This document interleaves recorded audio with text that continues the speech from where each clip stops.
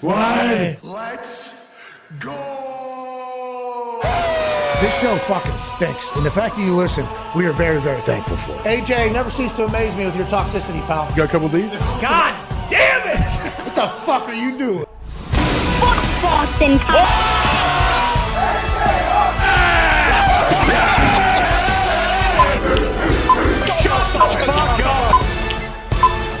Hello, beautiful people. Welcome to our humble abode, the Thunderdome.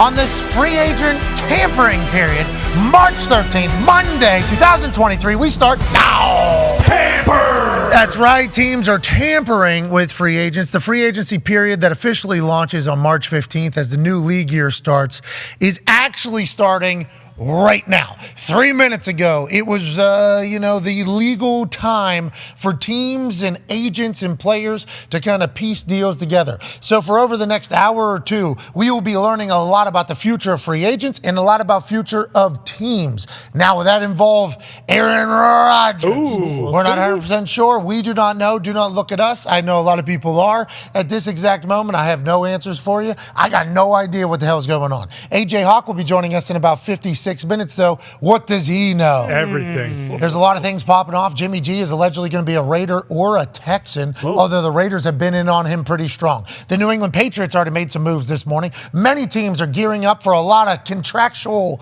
shifts because they have to be under the official salary cap by Wednesday. So free agents are going to get signed. People are going to get cut. There's about to be live action, boss, and we are very thankful to be here. The Talks Tables here at Boston Connor, at Ty Schmidt. How you doing, boys? Ty, how's life? Yeah, not bad. Usually free agency day or the opening of the window, the tampering period is exciting for a lot of people, a lot of teams. Packers are never in that situation. Well, this year, kind of. This year, but it's also, we're basically just playing the waiting game. We're waiting for Rodgers because there's a big chunk of the cap that's tied to him. So I don't expect the Packers to be making too many moves today. Maybe we'll hear something about Rodgers today, and we'll have a much clearer picture of where things are going moving forward. But nonetheless, seeing new guys join new teams, what a time! Jalen Ramsey joined the Dolphins over the weekend. Sweet. Congratulations to him. Who will be the next big star that lands in a new home?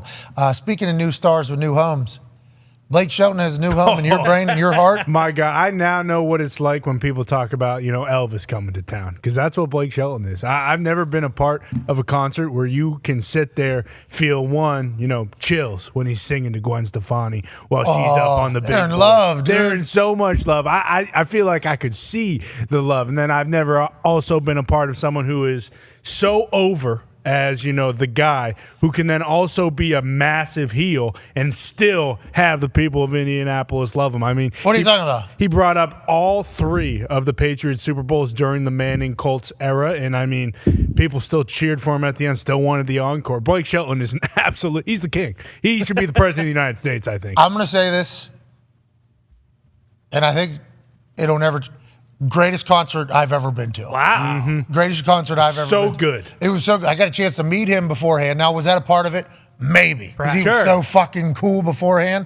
Obviously, the wife is a massive fan of both he and Gwen Stefani. My wife's a big NBC mark. Okay? Sure. Big NBC fan. So we've watched The Voice. I've gotten to see him operate on The Voice. He's been on there for like 20-some seasons, right? time. And then he's got Barmageddon now he's doing with Carson Daly. Hell yeah. And I just assume he might be a little bit too corporate, a little bit too stiff. Sure. I get down there and meet him. That is not the case at all. That guy's a fucking dog. I am a massive fan of his. My wife, the conversation we had with him, he had a couple different whiskeys there available. Grabbed some ice there, put a little splash of diet in there. Had my big fucking cowboy hat, just some light ranching in there. Hell right. This guy, absolute bangers, and he played for 2 hours.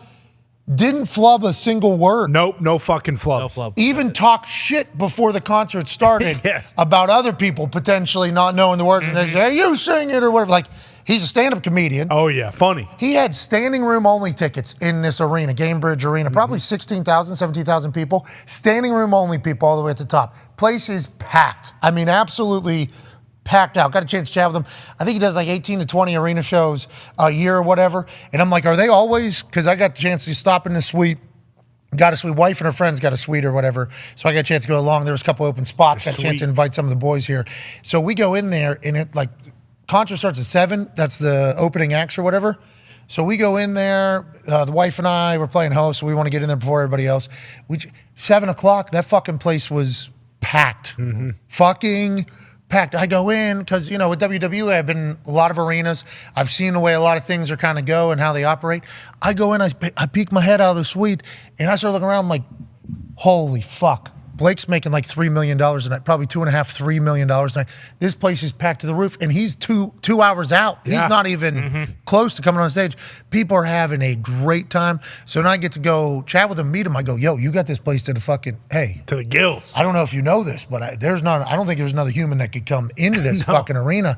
And I almost felt like I was disrespectful, but I'm like, is it like that everywhere? And he goes, well, like the voice is done pretty boosted. I'm like, Blake, you're fucking filling arenas like that and every good. Hey, Blake, there's a reason too. Yes, man. You go to one Blake Shelton concert though. Like next time he comes back, I'm there. No doubt about it. Dude's a fucking showman. We're talking about his stand-up, which we just chatted about in between his songs. Shoot funny, legit funny. And he's in front of 17,000, 16,000 people. Not like easy to get a joke and timed off with that whole thing. Great visuals. I mean, he brought up the Patriots Sports Illustrated. So awesome. Oh, again? What? They won again? Come on. Because he has songs out during all those things. He put on a fucking show. I mean, I've never seen somebody just command an entire arena the way he did. There was this one part where he walked out, some of his old songs, and he's sitting there just with a guitar and just a light, and he's just playing, and he looks to his right, and there's probably like 40 to 50 people with their cell phone lights out, kind of scattered through the whole room. He goes, oh, look at that. And then everybody has, so it's like this dude is just controlling an entire arena and just like crush. Every song sounded better than it sounds like on fucking Spotify. He didn't flub a word. Nope. And he was like a showman. That guy's got to figure it out. Hey, Blake, thank you for the hospitality. Thank you for the booze. And thank you for the fucking show. Yeah. It was awesome. So good. It was an incredible show. It was an incredible show. Yeah, and I'm a big, hey, come on. Sit up there, play your guitar, shut up, stop talking in between, and do the whole entire thing while we're here. Shoot funny. In the beginning, I was like, okay, we get it. And then as the night went on, the more, in between the songs of him, joking around, it was actually hysterical. Couple pops. Planned out. Yes. Timing perfect. Got some visual additives to it.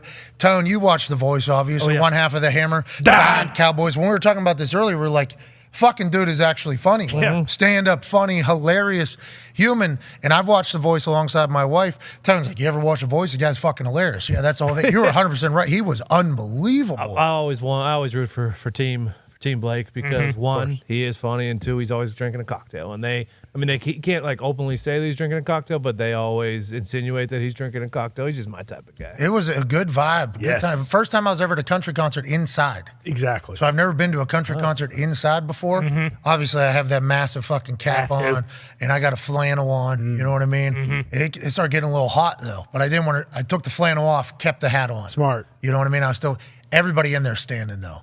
Whole place was standing the entire time, singing alongside of him. He did an entire opening bit about how, I haven't toured in 2 years. I was talking about maybe being a little bit nervous with my manager and forgetting words. And then we quickly remembered you could just be like, yeah, fuck it. You guys sing it. Yeah. Come on. That whole thing, and everybody else just sings it. And he said, then he did another joke. This is early, setting the tone. He was like, and I told him, that might not be easy for me because I've learned that people don't always sing along with all my songs, and obviously people in the crowd are like, boo, we do sing, but we do sing. We do sing. And he's like, well, that's because my lyrics are all so deep. I got real deep. We all got a hillbilly bone down deep inside. That's deep, So he took shots at himself, had a couple drinks. And then after calling out people not being able to remember their words, goes for 2 hours, doesn't fucking forget one word, doesn't flub anything. It was a remarkable, hey, BS, great show, buddy. Unbelievable, yeah. Took a shot at Luke Bryan, which obviously, they're friends. But I would assume they were still friends, hilarious. Yeah. Took a shot. He said, I could just do what Luke Bryan does. You sing it. Yeah. Whatever. It was a fantastic show. I mean, I would recommend that to any human on earth. Highly, whether you like country music or not. Nick didn't even know really any of his damn songs. Nope. And Nick's in there, hell yeah. Yeah, play Old Red. Yeah, which he did. And it was a banger. Which he did. Played Old Red. It was Fucking great. God's Country. Some beach. He played God's Country. You know, I've heard it on like Spotify or playlists and things like that. And obviously, you know, it's God's Country. Yeah. So like it would be like a real. As you're listening to him play it live, you think about him writing the song. It's like, well, after every single line, he had to be like, hell yeah. Got it. Hell yeah. Hell yeah. When I die, bury me in God's country. Hell yeah. Like, so as it was playing, it was a hell of a show. Made us feel good. Had a blast. That new arena, too, real nice. That nice. Suite was unbelievable that they just built. First time in the Pacers arena since they've redone it completely. It's called Gainbridge now? Yep. Yes. Gainbridge Arena.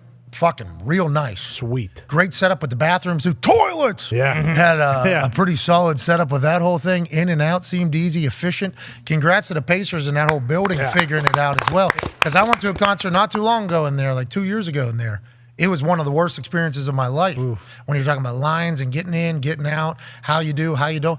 They've seemingly figured that out. That place is gorgeous. Yeah. It was a perfect Saturday night here in Indiana. Yeah, it was awesome. And I don't know if this was strictly for Gamebridge or if this is what Blake Shelton does at every single one of his concerts, but him having a bar around the stage, like there was just people, because it was kind of like shaped like a diamond, and it was just a bar where people getting served while just sitting there. Numerous bartenders, like definitely supplied good bartenders so that if you get probably so much money. Oh very good. Probably so much money, how much you're sitting there. But they were getting drinks like very quickly, rapidly. Getting a couple drunk women obviously throwing their hat onto the stage. One woman was standing on the bar, and they're like, lady, you're going to have to get down. Lady, you're going to have to get down.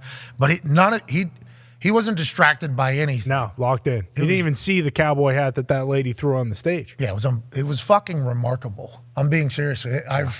I enjoy watching people. I'll go to like a Broadway show, even if I'm not into whatever it's going to be. I like watching humans have to perform in front of other humans. Like I want to see let's see how this person does in front of a bunch of other people. Like those Broadway folks, they're running, sprinting, dancing, singing, off, changing, back on, like very quickly. Like even if you're not that fascinated or interested in the show, which there's been a couple that I've been like, this is garbage. Just like the Oscars last night. Sure. Like this is not for me. I'm not supposed to be enjoying this at all. But you can't help but just be incredibly impressed with the performance, you know, like who's doing it. So any show I go to, even if I'm not that intrigued by whatever's happening, all right, well, let's just see how the fucking human does. Blake's a fucking rock star. Entertainer, yeah. He is a rock star. Couple spins while singing, like just having a drinking, it seemed like the whole time. Yeah. Set the tone. 2 years off, too. And that's how he is now. I can't imagine when he was just in his prime of touring. Hopefully, I think he's still in. Hopefully he continues to go. He's done with The Voice, I do believe. This is the last year of The Voice, right? Of him on The Voice. Season, yeah. Still got Barmageddon going, though. That's right, man. Great show. Hope we don't lose old Blake on TV. The world needs him, especially now. And we thank him for his hospitality. Joining us now, speaking of hospitality, how about us being hosts again? Hell yeah. Yeah. There's an opportunity to get a chance to chat with this guy all season long. We missed him there for a few weeks. Yeah. He's Weird. back. Surprise appearance yesterday at a little gathering that was held for me having a baby. Diaper party. Didn't know those existed until Tone had one. Had mine yesterday. This man showed up. Host of Everything DB and the Man to Man podcast, Darius J. Butler. Sound like I showed up a day too late. I missed a hell of a show, man. D-Butt, I'm telling you, this fucking guy, I was so impressed. I was so impressed by it. He's out of Oklahoma, and I didn't know if he was just like, he's been on TV a long time. Long time. Long time on TV. I think his first time having sushi was on like Jimmy Fallon. Like I feel like because my wife watches so much NBC, I've seen a lot of this man in the TV world. And I'm like, he's always on TV. Like it seems like he's just like become this TV guy. Then you meet him and watch him. It's like this guy somehow has maintained. He's an Oklahoma fuck still. The guy. He just loves music, I think, and doing his thing. He was fantastic, D-Butt. I think you would have had a great time. Sounds like I heard some of his music in here today. Sounded like some bangers. You guys seem a lot more excited than you were out in wherever we were when you went to that Posner concert. Bingo. Whoa, Bingo. whoa, That's what I'm talking about. Completely different vibes and energy right now. Could you fathom if fucking Blake Shelton played at that ESPN Super Bowl party? Place would have blown up. Those two names shouldn't be in the same sentence. No, exactly. I agree. He did that. No, I know. But now we know Foxy it. would put Posner. Posner would have been better at that concert Foxy. and I ESPN knew concert. you fucking No mark. offense to Blake. I knew that was Fucking Don't you mark. even? I don't even know what you're talking about. Can we drop the gimmick now? I mean, we were doing the Not a Posner gimmick. thing because me and Connor both said, "Hey, this guy sucks." I didn't go. I was a little tuned up, but I didn't go. And when I heard, "Oh, I missed Posner," great. Who cares? I don't give a shit. What is your problem? What's your Can deal? we drop the gimmick? No. Okay. What's wrong with You weren't there, Ty. Blake Shelton is a showman. Yes, he Okay? is. He's a maestro. He's a master of the craft. You're saying Posner's not a showman? Thank you, Nick. Hold on. After watching Posner, what Posner did have control over some of the audience. All of it. But what he was trying to do to the audience was like the complete opposite of what we're trying to do. We're trying to have a good time. He's like, get down!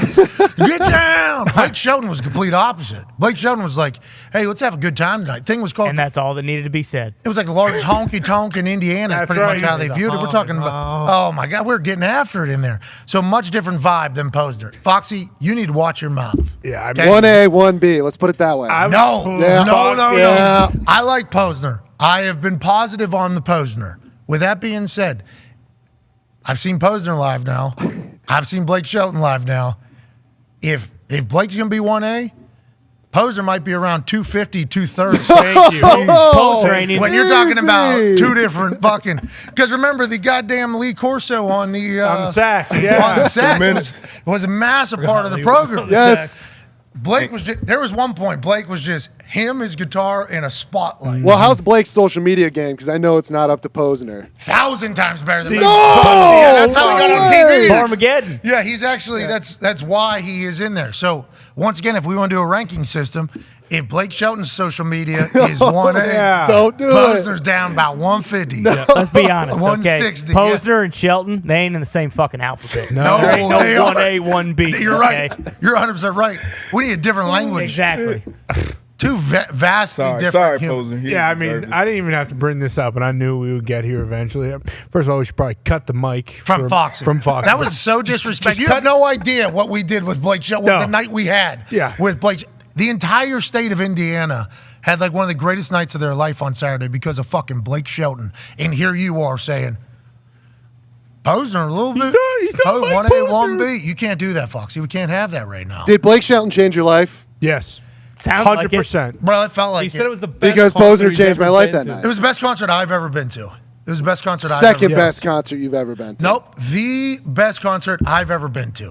Posner concert doesn't even register top 20. There you have it. Was Nothing there else needs was to be there said. confetti? Did confetti fall from the sky in the stadium? No, he had neon lights. Boom. Yeah. See, Oh, worst these neon concert. lights. There's not Boom. confetti because, Blake Shelton doesn't have to pump up his crowd. The crowd comes pumped up. Foxy, I can't explain to you right now how aggravated I am at you. I wish I could go back there and just squish your brain because you sound like such an idiot. Okay? Blake Shelton is, one, a showman, like we've said, and two, he changes people's lives. Okay? A lot of people probably went to that concert maybe a little down. Maybe they weren't having the best life's win. tough right now. Life's tough right Fucking, now.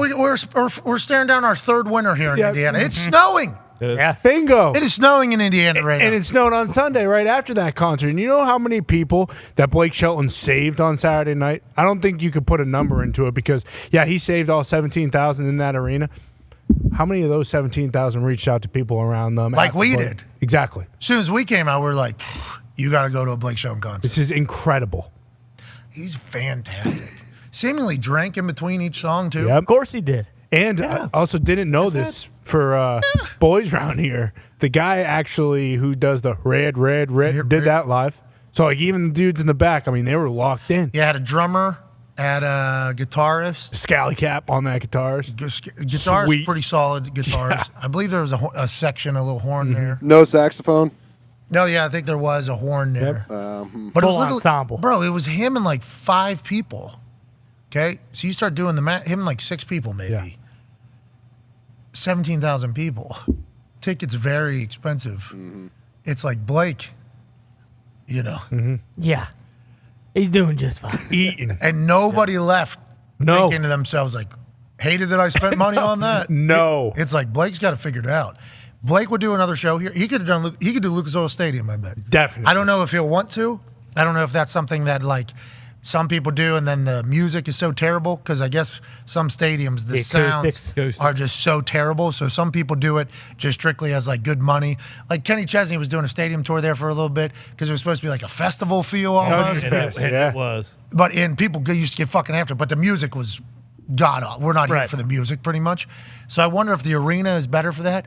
Blake Shelton could sell out this fucking stadium Lucas 2 times. Acoustics are great because they pump in all that noise during the games, right? Bingo. Well, that's the echoes, though. That's why they pump it in. Anyways, D-But, you did miss that. We wish you would have came to it. Do not listen to Foxy and make it, think that it's even close between those two. Because Posner, I think, he's still going. Remember, I can tell just by the vibes. Okay. You can sense it. Yeah. Also, a little Jack and Diet. What? That's not a bad. I think he had Makers, actually. He seems like he might be a Makers guy. Dude, it was all there, though. It's all there, Everyone. The whiskey and diet is a nice little. Oh, yeah. Yeah. Especially if you're going carb-free. Oh, yeah. It's like a good. It's legit. Welcome to the party, pal. It's not bad. Yeah. Can't have too many. Well. You kind of turn it on a You little can bit. have as many as you'd like, my friend. And I'm a big splash of whiskey guy as opposed to splash of diet. Sure. You give me a splash of diet. Splash of diet, yeah. Yeah, so you're getting like 3 shots with a splash of Diet Coke. Bingo. I'm asking for the opposite. Yeah, like a treat, more of a double treat. in a short glass. That's what you would like. Yeah, you guys are trying to just all right, as quickly as possible. I would like to get, at this stage of my life, I just want a little. Something to sip on. Just a little bit of a kick. Well, I don't want to fill up on aspartame. Well, that's a whole nother thing because these things have really infiltrated the office. Yes, they have, gentlemen. Hey, cheers to you guys. Cheers, boys. This is not a paid advertisement. Wait. Just wait till we get the diet dude. We are invested in that company, so it wouldn't be considered as that. You can enjoy that. But Cheers to you, D-Butt. Double them up here. Happy Monday, pal. Cheers, boys. Happy Monday. This is not we not get paid by this, but I guess this is going to kill me. So we can say this now. I guess this is going to kill me. Why is this going to kill me? it's got aspartame in it, just like Diet Coke does. So, if you're drinking diet, whatever. I mean, Hey, zero sugar, though. any pop's going to kill you. Yeah, what's aspartame? It's got no carbs, though. Exactly. So, And it's delicious. and it is delightful. Yeah. And then there's the Sprite one that has Sprite Zero as well. I'm a Sprite guy. Always have been a Sprite guy. Sprite Zero, pretty similar. Oh, yeah. No, there's other stuff that's good, too. This is a bad idea business-wise for what we're doing here. This shit's delicious. Oh, So good. if it's zero carbs, It's that so means good. basically water. Yeah. Yeah, I don't know So how I that don't works. need to drink water anymore. Correct. Zito, listen, Definitely still need water. we need you to get Hammer, hydrated. hammer the water. Yeah, Remember, double 'em hey, up. Zito's on that. He's on a meal plan too. That baby Zito. Oh, yeah. That baby Zito. Thank you, Factor Meals. That baby Zito. I don't know how you can drink something that has this much flavor though, and it's 0 calories. So I don't think I crazy. fully understand how that works. Science, I guess, has it all figured out. I don't know. All right, let's talk about a little bit of the NFL's tampering and free agency. Remember, the goal of today is to make your team as good as possible or make your team as close to the salary cap as possible, which has to be under 224 on Wednesday. Now, after Wednesday, they can make more moves and more changes, but every team needs to be under 224 by Wednesday at 4 p.m. Today, there are teams loading up and making plays. Obviously, the Atlanta Falcons trade for Jonnu Smith this morning out of the New England Patriots organization. The Patriots saved $4 million this year, $18 million in 2024, 2025 the next year. And the Atlanta Falcons take that on and send a 7th rounder up to New England. Yes. Bill Belichick said, I don't just get this guy the fuck out of my building about Jonnu Smith. Debo, you played against Jonnu whenever he was with the Titans, or Yeah. I think he was the second fiddle to Delaney Walker at the time, but then he came on the senior hard, and then his old play card was out there in Atlanta, right? Boom. Artie Smith is down there. They're back together. Yeah. He disappeared in New England. Why is that? What happened? Is that because Joe Judge and Matt Patricia were running the offense? I think, that's got a big thing to do with it. And then obviously the quarterback. Now who's going to play quarterback for Atlanta next year? That'll be a big thing. Kyle Pitts, Jonnu. Very interested to see how they play together in that 12 personnel. But I think it's a good move for him, man. He should be excited. Connor's fucking excited that for this $17 million they got off the books. But I think it's a good move for both parties. Yeah, I mean, definitely, like to D-But's point about the quarterback, Mac Jones was not good last year. And, for the first year with McDaniels, I'd love to say, like, hey, it was all Joe Judge and Patricia. I think that first year he might have had the adjustment that people struggle with learning the offense and how complicated it was. Obviously, Judge and Patricia come in, stink. He'll be unbelievable again with Arthur Smith, assuming, he just jumps right back into that offense. Then Patriots clear cap, I assume, today with all the moves the Dolphins have made, with all the moves the Jets and the Bills are making. Bill isn't just going to sit there and let that happen and just, okay, we'll just What do you think? nothing. You think D-Hop? I'm hoping D-Hop. I think if we were going to do like the 2020, when we backed up all that money, did the 150 in one day, if we're going to do something like that, it'd be Jesse Bates. Probably give him a lot of money to counteract how good these offenses are. What are you saying, Tone? Well, I just don't. The D-Hop thing, I feel like the offensive coordinator there and him, I don't know if they got along super well in Houston or not. I don't know if that's a thing that's going to happen there. Fourth rounder, right? Third rounder got traded away. Yeah, second and what? Second or fourth, and David Johnson. Dave Johnson. Pat's brought back Jonathan Jones on a 2-year deal. Maybe that's the big splash. What? Yeah. That's awesome. Let's go. When that happened? It's about 3 minutes ago. Oh. Hell yeah. We had a full. Didn't we have a full? You couldn't take it. Like I got to break this news. What you said? Didn't we have a full? I didn't think Jonathan Jones was a big enough name. I mean, something happened. It's a top 5 corner in the free agency. I mean, something class. Dave happened. Jones is a dog. He's a dog. Yeah. Ian Rappaport, the Patriots expect to re-sign standout cornerback Jonathan Jones. He gets a 2-year deal. Appreciate all this. That's why we can't do any pre-show planning because there's no reason to do it. I mean, that's a big deal. That's one of the. That's the first. That's the first big deal of the tampering period. John Jones back 2-year deal. I wonder what that'll be worth. But if you had to guess, what would you give an estimation for? It's hard to guess with Bill, but That's legit.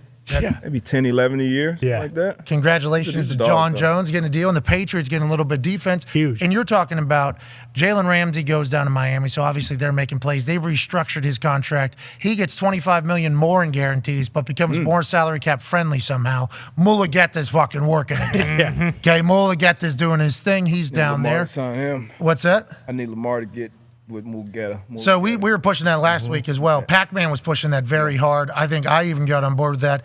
And I said clearly, like, I'm somebody who likes to do my own deals, but if you're going to get into a negotiation with a group of humans who have been doing business in one particular way for a very long time, not a bad idea to at least get an advisor or a friend of court or something that knows that world to kind of help you out. Seems like Lamar and his mom are not going to do that. Mulligeta's the guy. Yep. I potentially sent a message to Mulligeta saying, hey, why don't you Call Lamar. the good of the NFL, bro, for the good of a lot of people, we need you. And I don't know if he chatted about that. We just moved on to a different conversation, but that's a real thing. Yeah, I mean, I think it'll help the situation. I love Lamar. He's done everything right. I think he's done some things maybe too right or too much of the nice guy. But I hope he does make that move. But back to the Ramsey thing coming to Miami, that's huge. Obviously, he's got some more money. Still young, still in the prime of his career, I think. And the thing that stood out with Jalen, a lot of people say he had a down year last year. I would even say that according to his standards. But the way he finished the year, especially with how the Rams were as a team, for him to finish the way he did, I think that says a lot about his football character and how much of a pro he is. So I'm excited he's down there. Jordan, Vic Fangio, Xavier Howard, Chubb, Bud. Von Holland. What? Dog. He got some dogs down there. He wanted to be in Miami, allegedly. That is what was said. And Mulligeta obviously says, all right, yeah, sound good. I'll get you more money, too. I'll get you. You go from Cali to Florida. That guy, no tax, no state income taxes. different. I mean, everything seems to work for Jalen. What does that mean for the Rams? Let's not talk about that. Let's stay in the AFC East. So whenever you talk about everybody getting better almost in that particular division, you're obviously assuming that the Jets are getting better too. What do you think the Jets, what do you think's going on with the Jets, Boston Connor? Well, I think, the rumors, obviously, the Jets are the only team that has spoken to the Packers with Rodgers. So if he is playing, and I'm assuming he is, but I also don't know anything about that, if he is going to play, it's most likely going to be for... Bang! We got a bag alert around the NFL. That was what was supposed to happen whenever news was breaking. Source, the Bears are on board signing former Eagle star linebacker TJ Edwards to a 3-year deal. He's getting $19.5 million over 3 years, $12 million guaranteed. A big signing for Chicago and not the last. Obviously, the Bears are making plays. Congrats to TJ Edwards getting $12 million over the next 3 years, $4 million a year. Not too shabby for a linebacker. And I think, the tampering period has kind of started. We're in the thing. John Jones signs. The Chicago Bears get a sign. This Chicago Bears movement that has taken place with the trade with the Carolina Panthers to get a first round this year, first round next year, second round this year, and DJ Moore as a wide receiver. You get out of that 1, move down to 9. They're still going to be able to get a fucking incredible pick, I believe, at 9 with the way this whole thing has been laid out. Ryan Poles, though, is making some plays here. Yeah. Ryan Poles is making some moves. This seems like a good deal here for both parties. Not too much money. Guarantees there. TJ's happy. I'd assume the Bears are going to be happy. Good for the fucking Bears making some plays. This is a brand new Bears organization. Good player, good deal. Obviously, with the money they have, they could have overpaid, but I think it was a fair market deal. And, this is one of the best backers on that team that made a Super Bowl run. So he's a dog. Winners always get paid. It's always something to eat for winners. When you win, there's enough to go around. It just might not be here. Here's another case of that over from Philly to Chicago. Him being one of the best linebackers in this free agent class, is that bad for the rest of these free agents? Because there are so many middle linebackers who are free agents right now that will probably get paid. But if he's setting the standard there, is that kind of the expectation now? Yeah, I think, there's certainly precedent. We're looking at it all, and the NFL will utilize precedent if it helps them, but if it hurts them, they'll say, we can't do what Deshaun did. Yeah. You know what I mean? So that is always a game of negotiation. It's always also like who else was in this that needed him, that thought they were going to get him, doesn't get him. How much more desperate are they on the other side? Or do they just kick this can down to a draft necessity, which is what is kind of happening here. We have some targets in free agency if we're a team. This is what we're looking to fill, the position of need. If we can't get it here, still have the draft. If we miss on the draft, then we'll have to make some plays. So right now, you're kind of seeing what teams think is kind of a pro on their team and a con on their team. Obviously, getting DJ Moore, wide receiver, is a big fucking deal. Yeah. They also have Chase Claypool over there. Chase Claypool leaves the Pittsburgh Steelers. The Chicago Bears send back a second-round pick for Chase Claypool because the Dolphins lose their first-round pick this year because owner was asking Tom Brady to be a Dolphin owner. That's right. When he was playing for the Patriots. They lose their first-round pick. So the Steelers actually get the 32nd overall pick, which is normally a first-round pick. So the Steelers got a 1 for Chase Claypool, who went to Chicago and really didn't do much. But you add in a couple more weapons, maybe it opens the field up a little bit more for Chase. Maybe it helps Justin Fields out a little bit. I like what's going on right now in Chicago. If I was a Bears fan, I'd be pumped. But I must say, you guys had number 1 pick in the draft for a reason. Okay? That doesn't mean anything. Jacksonville Jaguars had number 1 pick twice. They end up going to the fucking playoffs, getting a massive win in the playoffs, keep it moving. The Bengals had 4 wins the year before they made a run all the way to the Super Bowl. Now, Joe Burrow got hurt that year. They didn't have Joe Burrow. So there is a way to go from fucking outhouse to penthouse quickly. Maybe the Bears are the team that are able to do it this season. I said some things about Chase Claypool, but when you bring in a number 1 wide receiver, so now Darnell Mooney could be number 2, and Claypool could be used as a 3. Like, that's a lot better than their wide receiver situation has been the last few years in Chicago. And you guys got a 1 for it. Yeah, that was pretty awesome. Unreal. Solid tight end out there, too. Fun fact, they didn't win a game since the trade happened. So Chase Claypool's never won with the Bears? No, not one time. New Year. And you guys got a 1? Yeah, pretty awesome. How will you guys use it? You guys going to trade that out? Who knows? I mean, with that front office, anything can happen. Probably a future Hall of Famer if I had to guess. Yeah, so you are so happy. I have to look forward to that because they're not going to do anything today or tomorrow. There's a couple teams that are never. You said the Packers are never really in. Steelers very rarely ever in. Does that mean a team stinks? Because the Patriots were all in a couple years ago. What do you think, Darius? I don't know. I think it's situations are always situational, but you do have the franchises that traditionally just don't do a bunch free agency. But when the guys are there that can really change your team, you got to go out there and get them. Got to pay. Yeah. For good players, and you have to pay with the CBA. I'm excited for the Bears, though. I am excited for the Bears, and it's always that one team who has that big turnaround year. You talked about the Jaguars, you talked about the Bengals. New coach, new GM, obviously. Got to shore up the O-line. And the thing about bringing these pass catchers over, every defense is going to focus on stopping Justin Fields in the run game first and foremost. So that means more people in the box, more eyes on that quarterback, more one-on-one matchups on the outside. And that's what Claypool should be good at, taking shots down the field. Mooney and then DJ Moore can do it all. So, You got some of the right weapons over there. Zito, how do you feel about what Poles is doing? He's making a lot of plays. It all starts off with the brand new president, Kevin Warren, coming in there, getting Ted Phillips out of there, actually making good decisions and bringing some good guys in. Not a baby, Zito. Bear down, Zito. Bear down. A lot of people saying Carolina got fleeced in that whole thing, but if Carolina finds their next franchise quarterback, they will feel very okay with giving up a wide receiver and a couple ones and move forward. Everybody is seeking a number one quarterback, a franchise quarterback, and we can go back. Look what Joey Burrow did for Cincinnati. Yeah. Like, obviously, there's other great players on that team, and there's a lot of things that happen. But if you get a great quarterback, somehow those other great players that maybe weren't seen before show up all of a sudden. They're popping up out of nowhere. Because oh, no! Not this week. Wow. Calais Campbell has been released by the Baltimore Ravens. The Baltimore Ravens are going to say Calais defines what it is to be a Raven. He personifies professionalism, and his contributions to our organization, both on and off the field, are immense. With his passion, leadership, and toughness, Calais has undoubtedly produced a Hall of Fame-worthy career.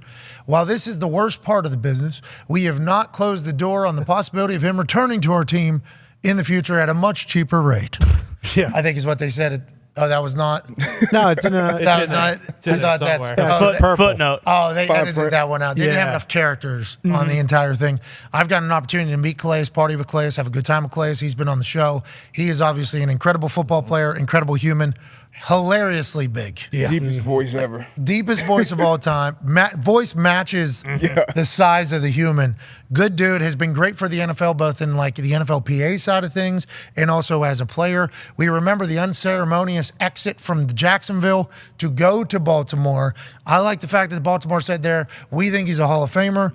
We just are going the different ways because it's a tough part of the business. That means Calais is probably going to go ring hunting, if I had to guess. Yep. Good. Back home, Calais, right where you played your college ball. You want him to go down to the Dolphins? Yeah, 3-4, got Vic Fangio down there, put him on that edge, 5 technique, let him do his thing, finish your career down there. And they're all hunting a Super Bowl down there. Oh, yeah. That's literally what everybody's doing down there is looking for a Super Bowl ring. I assume that's the next step for that massive man. Yeah, Miami's definitely become one of those spots, right? Like we're talking about places where guys will chase and maybe they haven't, reached the Kansas City level where you're going to be in the division or the AFC Championship, but if it's Miami. So if they go there and Tua is healthy, then it feels like there's a chance Miami can make that run as long as, they either keep Tua healthy, keep him upright, or sign a backup quarterback. That's the thing. Is like Miami is very desirable. Guys obviously want to go and live there and play there because Miami is awesome and they have a lot of good players. But what says like Tua is like the 10th best quarterback in the AFC? Whoa! I wouldn't go. Where would you put him? A lot of good quarterbacks. There's a lot of good quarterbacks in the AFC. The biggest issue there is health. He's arguably the worst quarterback in his division. Relax. We got Mac Jones in the division. Whoa, there's Zach Wilson. Who was Tua before Tyreek Hill? I'm assuming that Rodgers, that is under the assumption that Rodgers is going to the Jets. He might retire. We have no idea. He might. We have no clue. We do not know. No. I think Tua's pretty damn. But that's AJ joining us about 21 minutes. It's kind of the same thing with like Baltimore, like how much, like with all this uncertainty with Lamar, like, if Lamar's there and he's locked up, I feel like that is a free agent destination because guys would want to go and play for him. But like, are guys that excited about the prospect of going to Baltimore if you have no idea what's going on with Lamar? Like, isn't that going to hold up what they potentially do this week? Yeah, the Ravens are certainly in quite an interesting situation, as is Lamar, and we hope it all gets settled. Calais Campbell probably going to be heading directly to a championship caliber team to find a Super Bowl ring to go alongside of his Hall of Fame playing career. Big news out of the Philadelphia Eagles camp. Ooh. I believe he's currently a free agent, but Jason Kelce has announced that he will be back. Oh, shit. He says, I have put much thought into whether it makes sense to play another season. After talking it over with my wife and many other friends and family, I've decided to return for another year. Thank you to all my supporters and detractors for fueling me. I ain't fucking done yet. Hell yeah, Jason. Go. Hell right. Hell right. Jason Kelce is back. I think he's a free agent now then. So let's assume that the Philadelphia Eagles will bring him back because we had Sirianni on this particular program, and he said that however many kegs he needs to buy, whatever he needs to do to keep Jason Kelce a Philadelphia Eagle, he will do that because Jason Kelce personifies what a dog is, and Sirianni said he only wants dogs as Philadelphia Eagles. So what will the Jason Kelce courting process be? I'll tell you what, there's a team in the Midwest that potentially is about to trade their center and would love to to have Jason Kelce. I know there's teams all over the NFL that would love to have Jason Kelce's services. I'm happy he's back because that New Heights pod, plus the success they had, I hope that he had the most fun that he's had in a long time playing football last year, and I hope that continues because that fucking guy, not only is he great, but he's an incredible personality for the NFL to have. Unbelievable player, too. I mean, like last year, for him to play at that age, move like he did at his size, I mean, he was incredible. So I hope he continues to play. No chance, 0% chance he comes to Indy. Obviously, he's going to play for a contender. Whoa, we got it. He ain't going But anywhere. didn't Philly draft like his replacement last year? Yeah, Jason Kelce actually helped them find which particular guy could be his replacement. He said he was he liked what this guy did versus what maybe somebody else did. And back to your point about the way he played last year at the age, they're trying to ban a rule because of him. They're trying to ban a play because of him. The old tush push, that only happens because Jason Kelce has the ability to get lower than whoever is on the other side of him and to push. They use that as a weapon. We got Jason Kelce. You don't, pretty much. Ban it. Good for him coming back. I fucking love this guy. The entire internet's just reporting it as if he's coming back to the Eagles. I don't think there's going to be any courting. Sirianni obviously loves him. Yeah, he'll give him 50 kegs of beer, probably a couple $1,000,000, and then also. Well, they better count that towards the salary cap because that's right. cheating. That's a good point. Because we give him 60. We'll give him 60. 60 Well, kegs of beer. 60 kegs of beer. Why? Yeah, that is true. Probably, pay, an older player for a year's worth of service that would fall under the Indianapolis Colts guys. Jason Kelce would be great. Okay, we need Jason Kelce around. Jason Kelce is a Philadelphia Eagle, though. Yeah. So he might have that like withstanding Larry Fitzgerald deal. Ooh. You want to come Like he back? had at Arizona, yeah. Hey, you want to come back? We got $10 million for you guaranteed if you want it. Yeah. If you don't, all right, we understand completely. It's sitting here, though, forever and ever. Amen. I think that's kind of, maybe that's what the Philadelphia Eagles are doing with Jason Kelce, but congrats on both. Well, then are those center contracts going up? Because that guard contract down in Atlanta was $100 million. Is that just kind of the new standard for offensive linemen? Yeah, Falcons guard Chris Lindstrom out of Dudley, Massachusetts, and Boston College. He agreed to a 5-year, $105 million extension with the Atlanta Falcons. Congrats to him this morning getting that deal done. $105 million at guard is a massive ordeal. I believe he's playing center in this particular photo, so let's assume he does center and guard. Shout out to Mitt piecing that thing together, letting us know that he does more than just play guard, although that is his title. I like that offensive linemen are going to start benefiting from the bigger salary cap. Yeah. Because life is a lot better when you have a good offensive line versus when you have a bad offensive line. You can have every other piece put together, and if your offensive line sucks, it does not matter. Literally nothing matters. You can have a great quarterback, an incredible wide receiving core. If you have two weak links on the offensive line, whenever the games matter, the defenses that are sophisticated and talented are going to exploit that, and you're fucked. Like, you're not going to win. So the investment in the offensive line is smart. Atlanta's doing that. Also, former Ravens guard Ben Powers is planning to sign a 4-year deal with the Denver Broncos. Wow. So now you got Sean Payton, who I believe wasn't that impressed with the offensive line play of the Denver Broncos from last year. One of the first signings they make here, 4-year deal for Ravens left guard Ben Powers. He's from Wichita. He's a shocker. So close to home, and Sean Payton values guards in his offensive schemes, and I think everybody values guards in their schemes these days because it's been so in the zone read offense that we've had, and even in the pocket passer shit, I guess. Huge. With the development of rush edge and D ends and D linemen being able to be 6'2", 6'4", 240, run 4 threes. Okay? Wild. With the development of that style of human and player coming into the NFL, the offensive line is a little bit more of a fishbowl, a little bit more of a spotlight, and you got to get it right. You got to get it good. Obviously, Atlanta and Denver are heavily investing in it. I think it's a smart play. Yeah, it starts in the middle of that pocket. You can get that quarterback off that spot. It's huge for a defense. So you protect that middle of the pocket, and you can always, chip or leave a tight end or something on that edge. But you shore up that middle of that pocket, that's huge. Especially, and Sean Payton knows this, for a shorter quarterback like Russ, because he had Drew. You can't have that pressure in their face.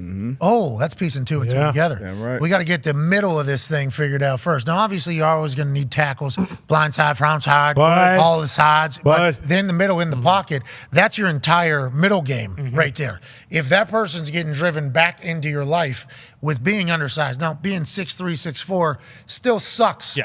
Human coming in your face, but you can kind of make do. Whenever you're a little bit smaller and it's tough. That's a tough thing to do. Shore up the middle. Hopefully it shores up your offense. I assume that's what Sean Payton's hoping. Well, and you've talked about how Houston tried to like counteract when they were just thinking, okay, how do we beat the Colts? This is probably what the Broncos thinking about the Chiefs. Like, how do we stop Chris Jones on the D-line? Because it kind of starts with them in Kansas City on the defense and then just go from there. I think so. Yeah.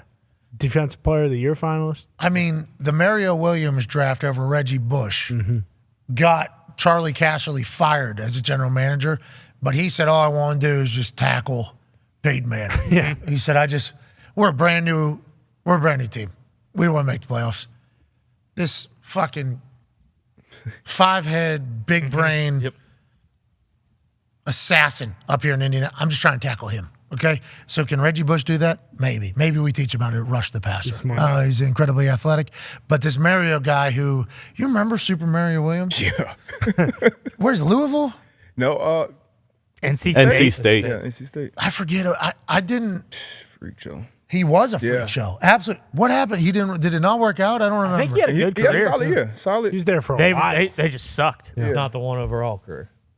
Yeah, well, is anybody going to have that? But he signed. I want to say he signed another $100 million with the deal. Bills, right? Yeah. Yeah, he played Buffalo for a couple years. Yeah, and during that time, that place was just a hole. What was he, 6 what? That was whenever you guys were doing your run. 6'7", 6'6", 300 pounds. What did he run? He ran some bananas, too. Yeah, 6'6", 300. That'd be cool. Yeah, I'd say. Yeah, he was 5 years in Houston, 5 years in Buffalo. 4'6". Kidding me? Congrats on a 10-year career, pal. Yeah, hell yeah.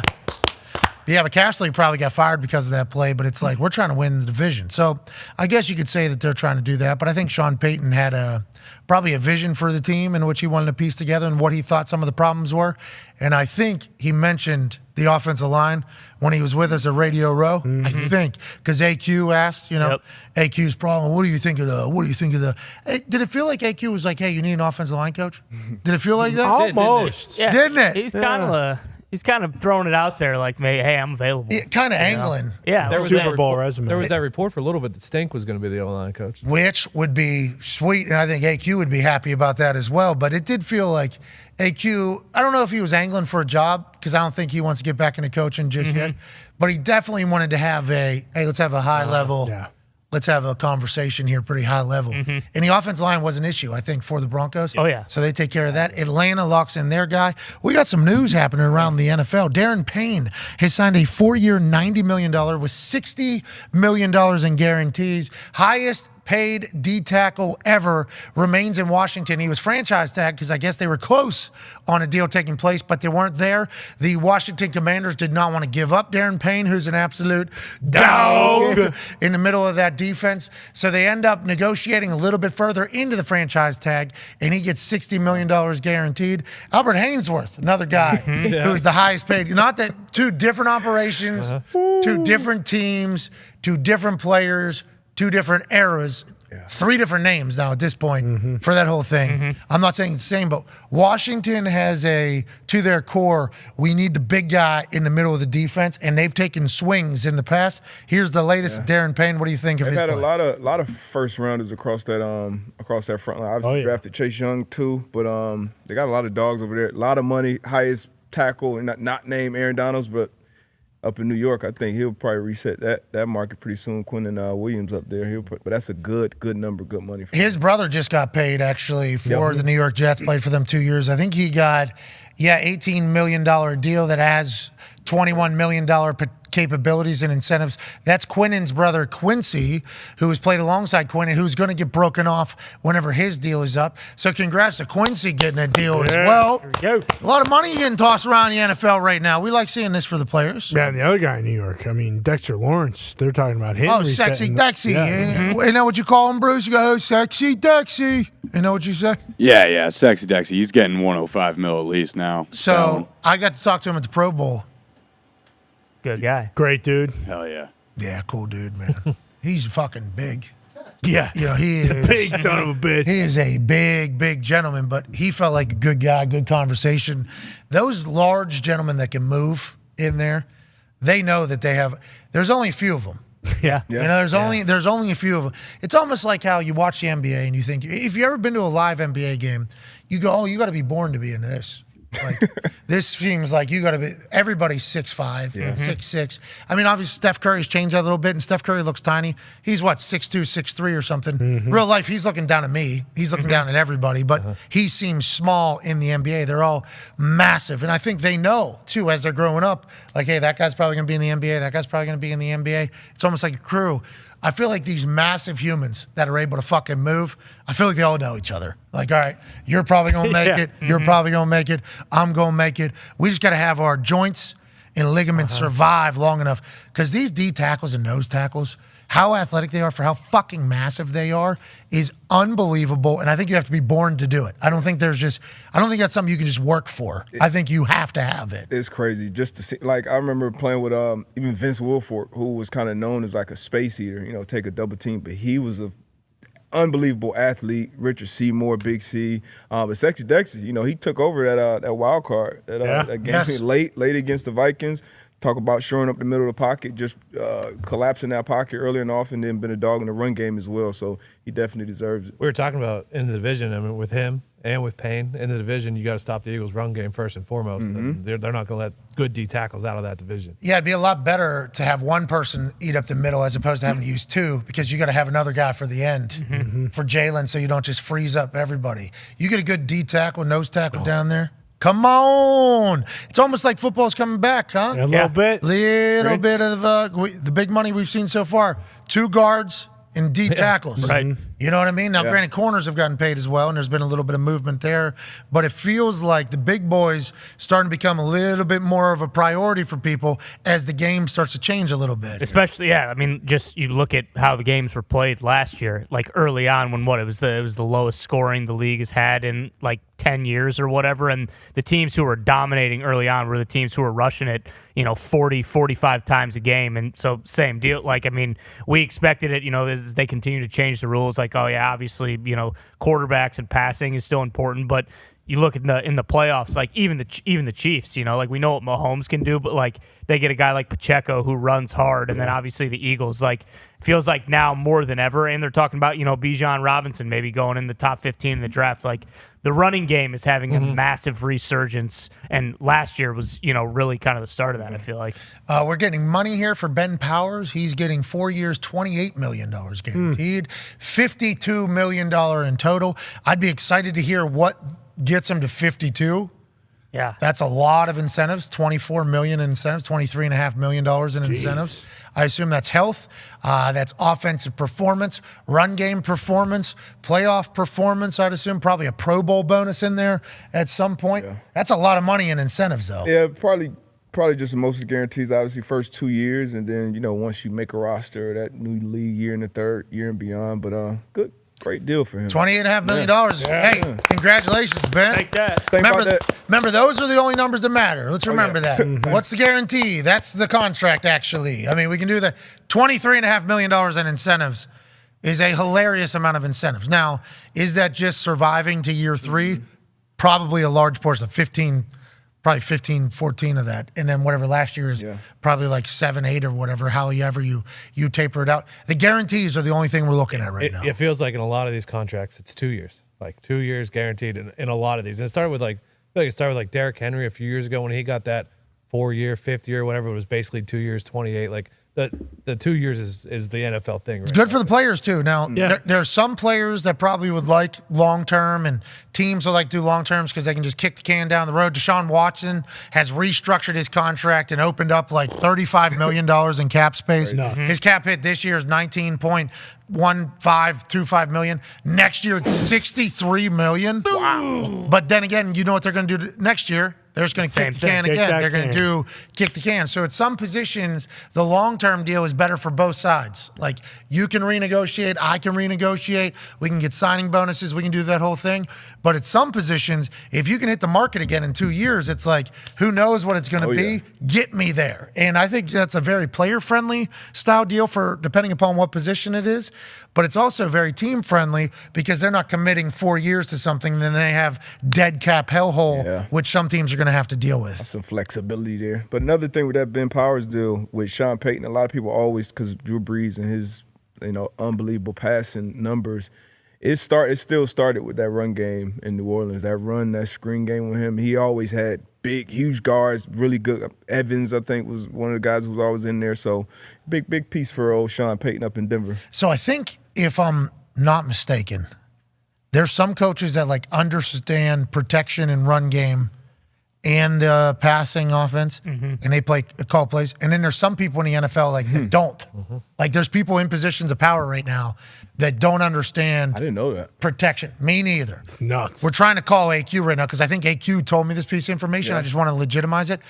Joining us now is our offensive line expert, AQ Shipley. Yeah. AQ. AQ, sorry for calling you out of nowhere. Beautiful backyard. I see the shipyard back there. Hey, getting better in there. Hell yeah. All right. He's in there training. There's my guy right there. Hainsey? There he is. Hainsey, let's go. Lift your legs. Hey, hey, let's go, Hainsey. Get that neck. Get that neck. Yeah. Hell yeah.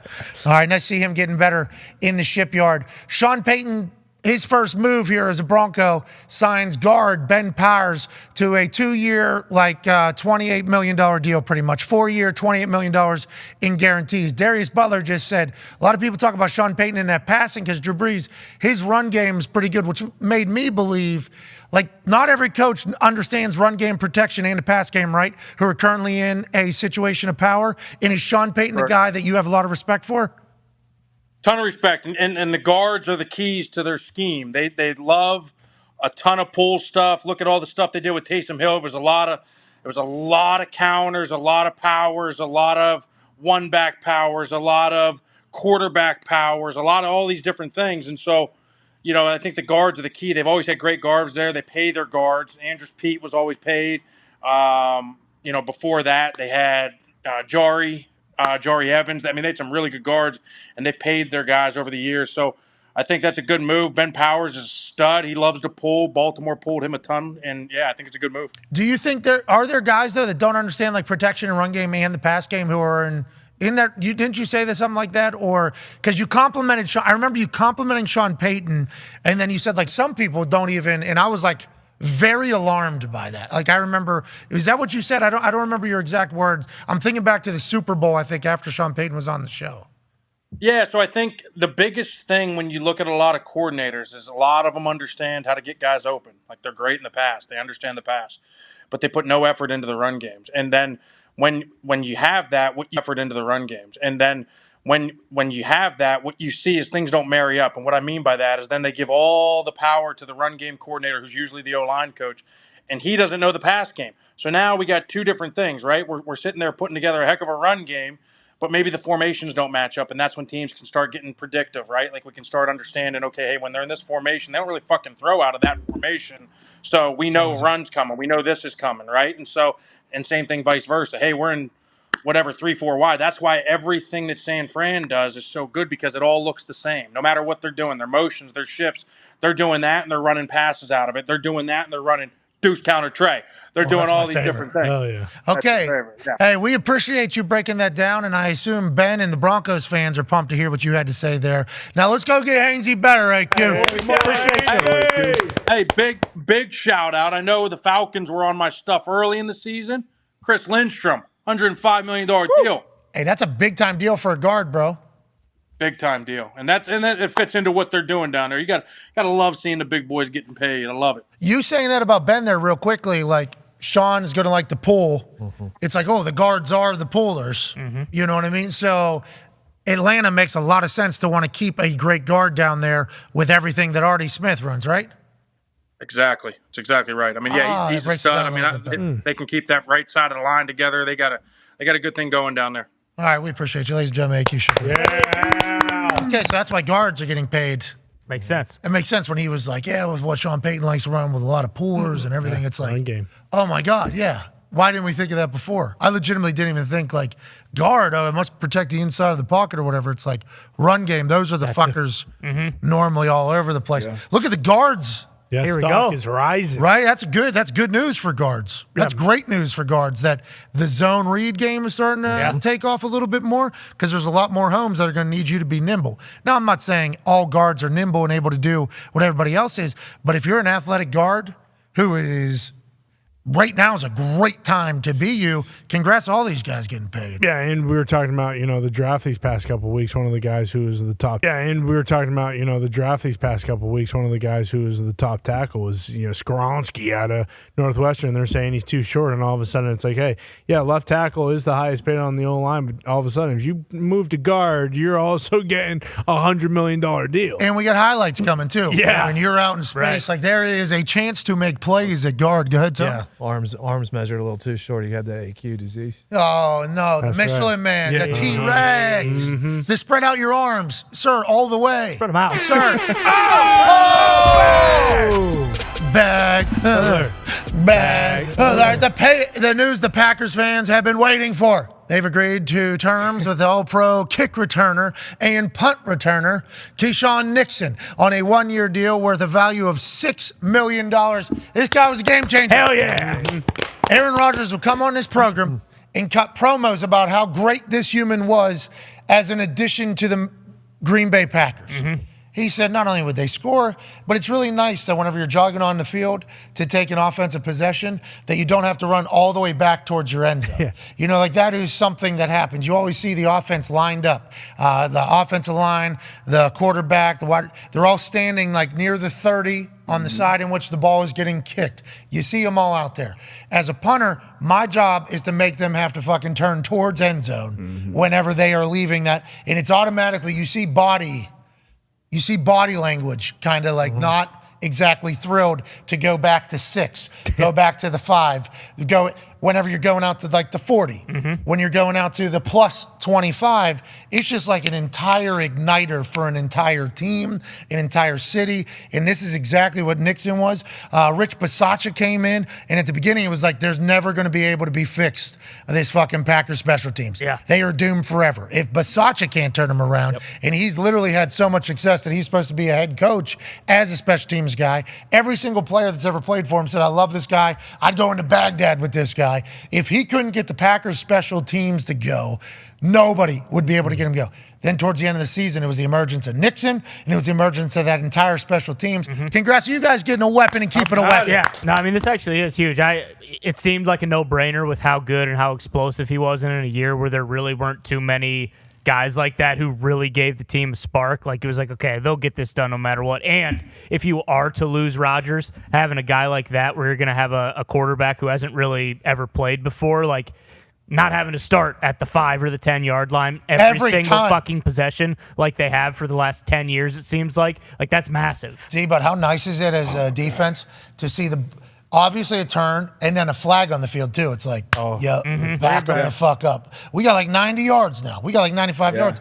Huge. Every time I pin somebody though, or we pin somebody, felt like this dude got a pick 6. Yeah, that's when the odds get big. You smell that end zone, and then you know the offense, their asshole is tight because they don't want to fuck up because how close they are. They're just trying to get a first down a lot of the times. This is huge, man. You probably know the numbers better than I do, but like field position-wise, where the offense starts, whether it's 15, 25, plus 35, like the numbers are percentages crazy. Are vastly different from starting at the 15 versus starting at the 32. Yeah, huge. Like two different. Now, although that doesn't seem like much, like still backed up. It's like no, I think like field goal percentage changes like by 40%. I think touchdown changes by like 60 or 70%. Like it's a big deal. So this Nixon guy seemed like every time he got the ball, he gained a first down or two, and it's like that is massive. Whenever you look at the grand scheme of stats, what does stats mean for this particular drive?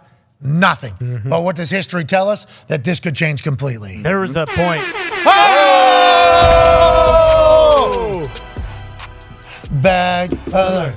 Bang alert. The Falcons have agreed to terms with D-tackle David Onyemata. Source says reunites with defensive coordinator Ryan Nielsen. Full numbers for D-tackle. The Atlanta Falcons, 3 years, $35 million with $24.5 million fully guaranteed over the first 2 years of the deal.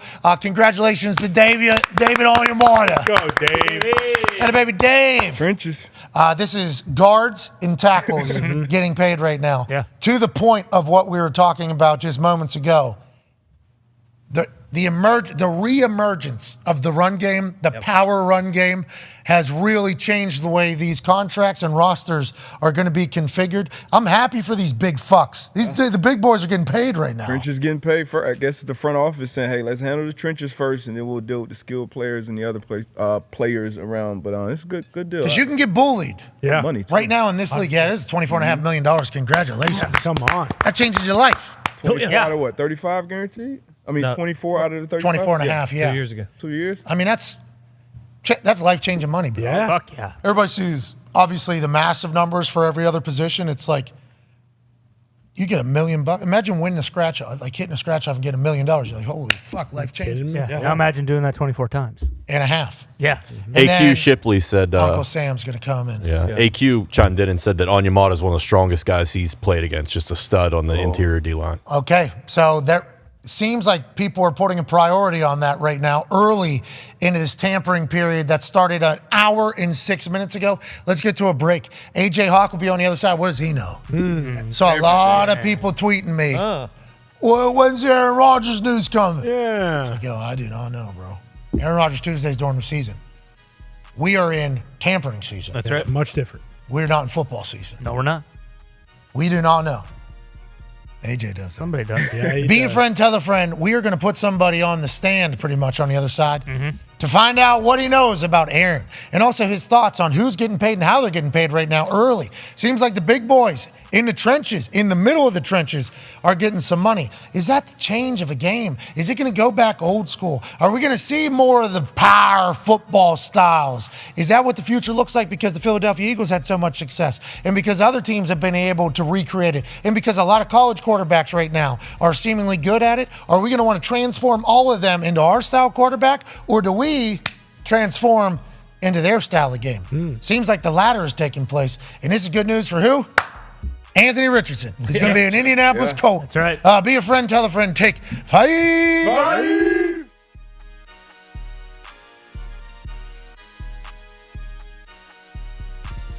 We now have a returner who they kick the ball away from. That's incredible. I mean, what Keyshawn has done in the short amount of time. But look at this guy. I mean, it's not like being on a kickoff team is tough. He just ran around like 4 guys there, starting the other side of the 50. It's pretty impressive. He had a bunch of great returns. I saw he's had 8 30-plus yard kickoff returns, and we only had 9 like in the last 3 years or something crazy like that. And he's only been doing it for, the last 8 or 9 weeks? You probably like that tackle there, didn't you? I like the old submarine dive in there by the kicker, but also, did you see, I was just pointing out Bisaccia. Bisaccia's running down the sideline with him. Can you circle it? Yeah. Oh, Right there there. he is. Right there. And he had been sprinting literally down the whole sideline, and then the pile gets over here, which it's a spark. You know, a big return is like an immediate juice. You guys have never had that. And at the beginning of the year, I don't think the Bisaccia effect had fully taken place. It feels like you're in a good spot now in a phase of the game that you haven't been for like decades almost. Well, I would say the last time you felt really, really good about a returner back there was probably young Randall Cobb. His first game ever, he returned it like 108 for a touchdown. Micah Hyde as well was a good returner for us. I think he returned a couple punts for a touchdown. But kickoff return, man, that's been a long time. It really has. It's been a lot of like, no. Oh. And now it's like, bring it out, Keith. Bring it out. Come on. Ladies and gentlemen, a man with the dog mentality, Paisano, Coach Sirianni. You're fucking awesome, dude. Did you ever feel any pressure that you were going to have to change and adapt to being a head coach and speaking in the same bullshit ways that every other head coach talks in? Some of the best advice I got was be yourself, because if you're not yourself, everyone's going to see through it. The messaging is the same. You're just doing it in your own way, and I think that's the most important part. And being authentic, you're 100% right. As you were saying, if I wasn't me, everybody would tell the fucking locker room immediately going to be like, well, this guy, he's a stooge. There's another coach that wants to talk to you.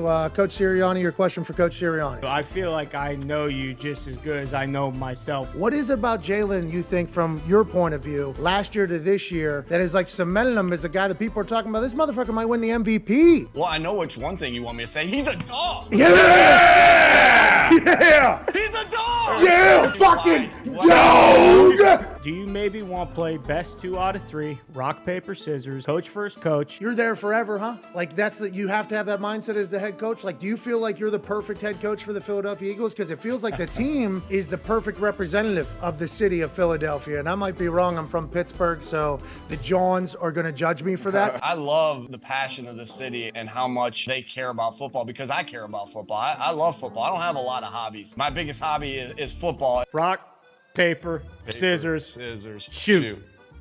Oh, what you got? Scissors. Yeah, the same person. Okay. We both threw scissors.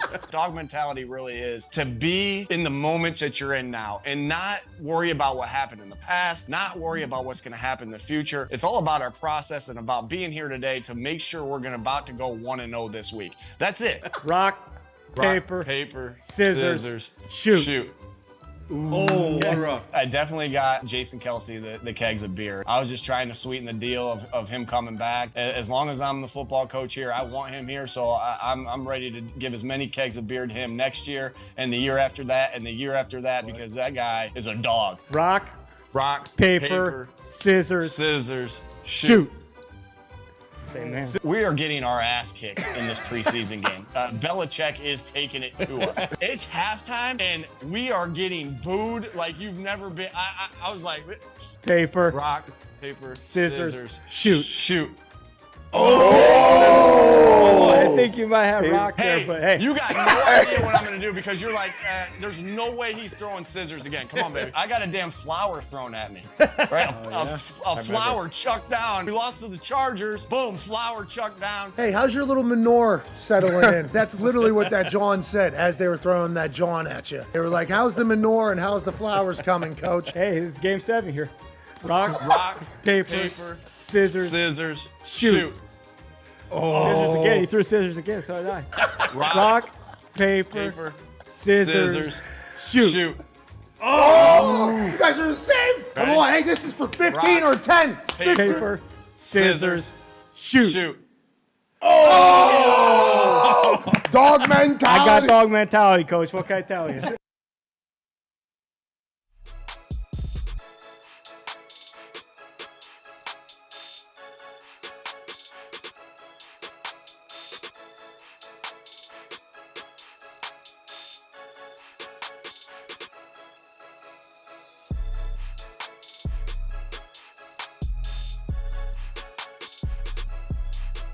Hey, What? let's go.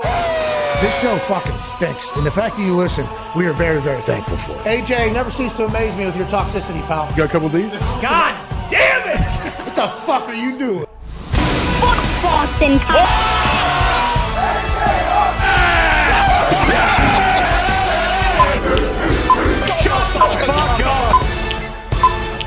Hello, beautiful people.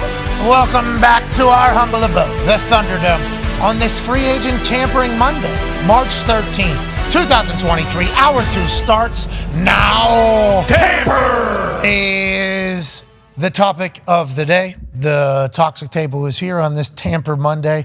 We're having a dapper time, aren't we, boys? At Boston Connor, at Ty Schmidt. Then there's obviously one half of the hammer. Dahn Cowboys Town Diggs is here looking great. And a man who made us smarter all season on the Man to Man podcast and everything DB. And also NFL matchups on ESPN, ESPN2, and ESPN Plus. Darius J. Butler's here. You look so cool. Hey, appreciate you. Hey, big chunk. Some weight to it. Yeah, chain's a real deal. It clear diamonds too. Yeah, they ain't cloudy diamonds. Yeah, no. They ain't cloudy diamonds. I mean, if you do blow on them, I think there is a little bit of something on there, but sure. Just don't do the cloudy test, and there's no cloudy. There's clear diamonds. Clear diamonds. That's right. They're heavy though. That thing's heavy, and it looks really cool. Yeah. I was able to wear it for like 30 minutes. My back started. It's like I got a good probably 5 more in me. that, baby. Yeah. Hey. Good service. Thank you for your service. Nice, bud. All right. Absolutely. Joining us now is a man who is a college football national champion, Super Bowl champion, Ryder Cup champion. He also is a father of 10. It's crazy. It's unbelievable. Seeds just kept growing. Yeah, That's right. That's right. He's a video game shit stirrer. You remember he said, "Hey, what's the deal with?" And then just started some shit. Yeah, yep. Pitted Ninja against somebody. He's Dahn. an NBA pundit. Opening night, Turner. Yep. Kicking off the NBA season. Whose face? What's that Draymond Green punch in the face deal? AJ Hawk's Yep, face. that's right. NBA pundit, this guy. AJ Hawk. How you doing, AJ? Is that what I said? The NBA, the TNT used that? What's that Draymond? What's his deal? Basically. Yeah, pretty much. I think it was something along those. I think you said like their relationship's going to be different now. Yeah, or something. I wouldn't want to be his teammate. Knocked out. They were like telling a story, it was like a WWE promo video that they were weaving in the storylines going into the night. And all of a sudden, I'm just watching it. I'm like, yeah, pretty good tale of the tale. Because I'm trying to learn what they're talking about, too, because the season's kicking off. I feel like if I know what they're talking about at the beginning, I at least got the first few weeks down. For sure. NBA, you know what I mean? So I don't really have to pay attention much. And then all of a sudden, fucking AJ's, boom, face pops up. I'm like, well, holy shit. My phone? This dude's an NBA pundit all of a sudden. There we go. That's a big deal. They win Emmys and shit on that show, AJ. That's you. You kicked off the season for them. You're all over the place. Now, tell us about the place that you're home. You know what I mean? Which is where your heart is, which is around your family and your friends. Your inner circle is really what it's all about to you. We know that. You like to keep a tight circle. A lot of kids, okay, big family. Yep. Of course. Tight circle. Very tight. Inner circle. Yes. Know stuff that other people don't. You're in another person's inner circle as well. That's like when two become one. Two inner circles kind of collide. His circle colliding with your circle, and now we're the circle, and we're talking about stuff in this circle that these bigger circles, they don't get to fucking hear about. Sounds like a little bit of an Illuminati type situation, but I know that's not the case, because if it was, you would have a great time explaining to the world what your life is. Tell me, though, what's going on with your guy, Aaron Rodgers, because they've shown his face on, we got the TV right here. ESPN has had Aaron waiting 4 or 5 different times in the last hour and a half. Oh, yeah. This is story of the day. There's been money handed out all over. Denver's paid a guard. Atlanta's paid a guard. That's right. Washington's paid a D tackle. I believe somebody just paid another D tackle. Atlanta paid another D tackle. There's all these storylines happening. Guess what? The fuck's Aaron Rodgers doing? AJ, now is the perfect time if there ever was. That's right. Yeah. Spill the beans. Go ahead, let everybody know about it. I like how you lay it all out and you do all this just for a big disappointment, because I do not know what's going to happen. Come on. And like I said before, if Aaron knows, don't you think he's going to tell us? He's going to tell everybody and let everyone know, right? For a good program, I think it starts with the inner circle. So what do you think he's going to do? I'm not in it. You see that? What do you think he's going to do? I laid out your circle, his circle. Did you listen to anything? You didn't. You were trying to figure out how you were going to. See, I kept going because I wanted to, I wanted to take every deflection you had out. Yeah. Well, the guy got paid, blah, blah, blah. Wanted to take it all. That Darren Payne guy, he's a monster. On Yamada, I agree with AQ. Like, if we took everything out of there, you know you see what Daron Payne got? That dude got paid, man. Yeah, exactly. See, I tried to take all that out of there. You're in the inner circle, bro. What do you think is going on? And do you find it hilarious that this is your like one of your best friend's lives? Like, this is literally his life is everything he thinks about, everything he does is speculated upon and hilariously ridiculed. Oh, yeah. I see a lot of it, because I'm tagged into it now. I've been in his world much shorter time than you have. What a fucking existence this dude is. Is this what it always is like? And is this like just something he's just used to? And how do you kind of view it all? Well, I don't think he honestly doesn't pay a whole lot of attention to it. He gets asked questions about what's going on out there in the media and everything. I think that's how he is kind of made aware of all of the stuff going on. He doesn't really probably know like the magnitude of it because he's been living it for so long. But hilarious. I don't know, man. I don't know. I was always hoping he was coming back to Green Bay. I don't know. Is that even a possibility anymore? Okay. Okay. Put it on the ticket. What? Yeah. That's the first time this year. No. That's the first time you've said that. You hear me? On Friday, I think I said that. I asked, do they even want him back in Green Bay? Yeah, but you didn't say, I want him. Yeah, different tone. I do. I've said from day one, I've always wanted him back in Green Bay. No. Day one last year. I want him to play. I don't want him to retire. I want him to play. I'd like to watch him play. And my choice would be if he does come back, I would love him to come play for the Packers. Okay, first time that has been said this cycle. Yep, you feel good. Okay, that does. Wow. That has to feel pretty good for a lot of people. Yeah. Put it on the ticker. We've been watching. Hey, AJ, I've been openly talking about us like, we've been listening to every word. I don't think you know this. We've been listening to every word that you say because we feel very wholeheartedly that you, I never lied. Yeah, right? exactly. You always want to be able to do that. I'm not lying. That's why I don't have. Bingo. I don't care to know because I don't have to lie when I don't know. Bingo. Well, exactly. But everything. Okay. Well, we don't know that. But So that might have been a lie, right? Yeah. That right. Thought we were lying. As well, too. So yeah. Yeah, but whenever we get around each other for a week, whenever those times happen, it's always amazing. Like just the way I never lied. What'd I say? Like the way you handle situations. Yeah. Like, okay. Yeah. I don't say anything often, Mike. It's the exact same when we're in person. You guys sit there and try to grill me like I know something. It's the exact same thing when we're hanging out wherever we may be at the Super Bowl, wherever we are. Yeah, but your big answer is that you never lie, and we got to listen to every word that you say. Schefter is reporting the former Eagles D tackle Javon Hargrave has reached an agreement on a 4-year, $80 million deal with $40 million in guaranteed signing with the 49ers, per sources. Deal negotiated and confirmed by Drew Rosenhaus and Ryan Matha. $40 million deal for Javon Hargrave with the Niners. The Niners know. Big hit. The Niners know what they need. The Niners know what it takes to win. And in the NFC right now, if you're looking at the Eagles and you're looking at the Niners, you're going to have to play some bully football in the NFC if you want to get going. You like this signing? I love it for the Niners. I love everything a great team does when they decide to get even better. I'm a big fan of that. Hargrave was unbelievable last year and throughout his career. A lot of money. Obviously, knowing you got to pay Nick Bosa as well, right around the corner. So, but I like it. Love the deal. On a lot of the free agent rankings, they had Hargrave as the number one free agent. And him going to one of the best defenses and getting paid still. AJ, what are your thoughts? I mean, I didn't think the Niners would be in play for this. They already have so many studs on that defense. I feel like you said, with Bosa scheduled to get a monster deal. Yeah, the rich get richer, don't they? Let's see what happens at the quarterback position, though. Anytime a great team decides I want to get better, I fucking love it. Yes. Because it just is, you would hope that that's how you would act. Like you would hope that that's, if we had a team, let's just say we fell into a team somehow, we would hope that, we would give out a lot of these to maintain greatness. Diana Rossini is reporting the right tackle, Mike McGlinchey, is expected to sign with the Denver Broncos.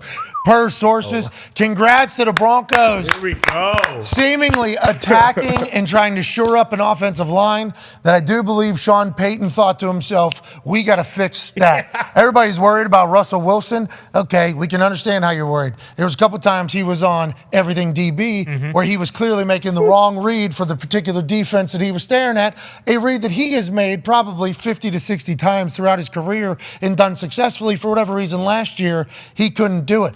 Is maybe the reason why in Sean Payton's mind is because he was either running for his life or he didn't feel comfortable or shit was not getting blocked up right. Feels like that's the case with what Sean Payton's focusing on here early in his run with the Denver Broncos. Give me 2 fucking offensive line. I need maybe more, actually. Right now. Here's the deal. We need to be negotiating with every offensive lineman that is available because whoever it is, it's better than what we got. Is that what's going on over there in Denver, AJ? It sure seems like it. We know what Sean Payton, he definitely values that O-line. And McGlinchey, I don't know if you ever seen him in person. I saw him in Tahoe a couple years ago. I believe he was caddying for Robbie Gould. And I was talking to him for like 10 minutes, and then I realized who he was. And I was like, geez, man, like he looks like a basketball player. He's so tall, and he's so lean, and he's so athletic. He's an absolute freak. So this is a good signing, I think. Hold on. There was somebody this year that I had that happen at Tahoe. I think it was a Buffalo Bill offensive lineman who was with Josh maybe? I don't know. It was definitely an offensive lineman that was caddying for somebody. Yeah. And it was just like, you're a Sasquatch, bro. You know what I mean? Like you are. Yeah, you shouldn't be able to move like you do. We were talking about this in the first hour whenever we saw Darren Payne get paid and also Onyemata and now Hargrave getting paid. Like, you got to be born to be in some of those positions. Like you watch NBA games and you see like, oh, that guy was 6'10", okay? He's either going to be bouncer at a bar or he's gonna learn basketball. He's gonna be a professional. He's gonna be a professional basketball player. Those big guy positions, like the tackles you're speaking of, these are fucking avatars, bro. Yeah. Like that dude, we saw at the Peach Bowl, the tackle for Old State, Dwayne Jones. Yeah, I think he's one of the top tackles in the draft this year, right? Huge. Oh, they are. Yeah, biggest wingspan, right? Didn't he have the biggest wingspan at the combine ever? Oh yeah, he had the fucking 83.5. Yeah, I remember what a. Could you imagine? Like 7'6". Like imagine taking pounds. a commercial flight if you're that guy. You can't. No Never. way, dude. Physically can't. No way. But I'm proud of these big guys getting paid right now, AJ. Do you think this is the cycle of football here? Do you think everything's cyclical? That's what they say. And the NFL in football is cyclical because we saw the wide open spread offense happen. Now, rest in peace to Mike Leach, but I believe he, in the air raid offense at college, really became a hit in a hot commodity. And then you see Sean McVay have success where he kind of matches NFL mindset and concepts with it, with also the air raid, and it changes offenses. Here we go. Fantasy football loves it. Gambling loves it. The fans love it because it's high pace, it's action. Let's change some rules. Let's get the tight end a little bit more involved. You know what they need? Another weapon. Let's go ahead and get that to happen. Then last year, it felt like there was a lot bigger focus on pounding the football, running the football. Defenses were playing a little bit stronger and more sturdy football against that spread out. It's almost like they caught on, not necessarily how to defend it, but the strategy against it is let them get their yards, then we'll get them down in the red zone, and we'll kind of tighten everything up. Do you think football's coming back around here? You think your style of Rydell right on the fucking, sorry, no head involved now. No. But do you think that style of football is coming all the way back? I think there's kind of indicators here that it is in a big way. I think it's definitely possible. It's slowly it's not going to go back to old school where like your inside backers are lined up 2.5 yards off the line of scrimmage. I don't think that's going to happen. It's not a whole lot of fun for most people to watch. But yeah, especially with these sometimes smaller quarterbacks, shorter quarterbacks in the pocket, you want to make sure you shore up inside. The guys on the edge are the ones usually who get paid the gigantic contracts. They're getting the stats, but those guys in the middle are the ones kind of doing the dirty work. And I think D-Butt said earlier, you got to get them off the spot. You can't let a quarterback just sit there and observe the field and feel comfortable. And those guys interior, not only are they great run stoppers, but they're also like great pass rushers now. A lot of times run guys were like, hey, this is our run guy. You're a space eater. You take up space. We want you to take two. Now it's like, yeah, you have to take up two, but if they throw, you got to transition into a nice pass rusher. Hey, and some of those tackles have, like, obviously Aaron Donald gets a spotlight on them, and Darren Payne and Dexter Lawrence, but some of them have, like, rush move, like DN moves. Oh, yeah. Like, all of them. You have to. You can't be like one-dimensional now. Bro, they're fucking like doing like rush moves, pass moves on the inside to double teams. It's like, it's really transformed in there with the athleticism being raised, tenfold probably. I don't even want to be that disrespectful, but it is. It feels like there's a little bit more space. Feels like for whenever they spread out, the offense spreads out, defense has to spread out a little bit too. So there's a little bit more room for work. It used to be just fucking don't take a knee. Do not go to your knee. Well, what am I doing on this play? You're going to be in a three-point, and then you're going to stand up, and you're just going to, this is what you're going to do. Literally, and if you take a knee, you're losing all leverage, and you look soft on film. Like, people used to get buried whenever they were down on a knee, and I'm like, what's that, 650 pounds? They just got to hold that? Crazy. That used to be the job. Now it's like, have to be able to do that, have to have grown man strength, but also we need to see a fucking spin, something like that. Don't just give up on the play now. It's like whole different expectation level in this modern football. It's fucking awesome. Yeah, someone probably got a little more freedom too to get a little wiggle, do a little more pass rush, but I don't, as far as the cycle's going, I don't think it'll go all the way back just because of all the, the rule changes to protect quarterbacks and these freak athletes that you still do have on the outside. I think you'll probably see less guys get these big deals as receivers because so many guys come in pro ready, hit the ground running on the outside, on the edge. But be interesting to see how it continues to evolve. I concur. I think the run game is going to become a more and more and more and more valued asset for every single team, if you got it or if you don't. And I think you can win games without it in the regular season.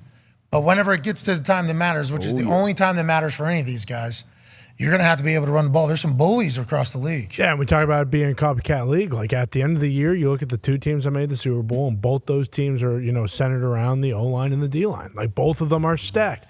The Chiefs used their first-round pick last year on Karlaftis from Purdue, D lineman, and then, they went out and got Orlando Brown. They made Joe Tooney, the highest paid guard at the time 2 years ago. They drafted Creed and Trey Smith at guard in center. So, like, both those teams, if you're a team evaluating how do we get to the Super Bowl and you're looking just at the Chiefs and the Eagles, yeah, you say O-line and D-line. And then what did Mahomes have? Less than 200 yards, but Pacheco had 80 yards. Like, yeah, like that run game is all the way back. We're getting McGlinchey's numbers. He's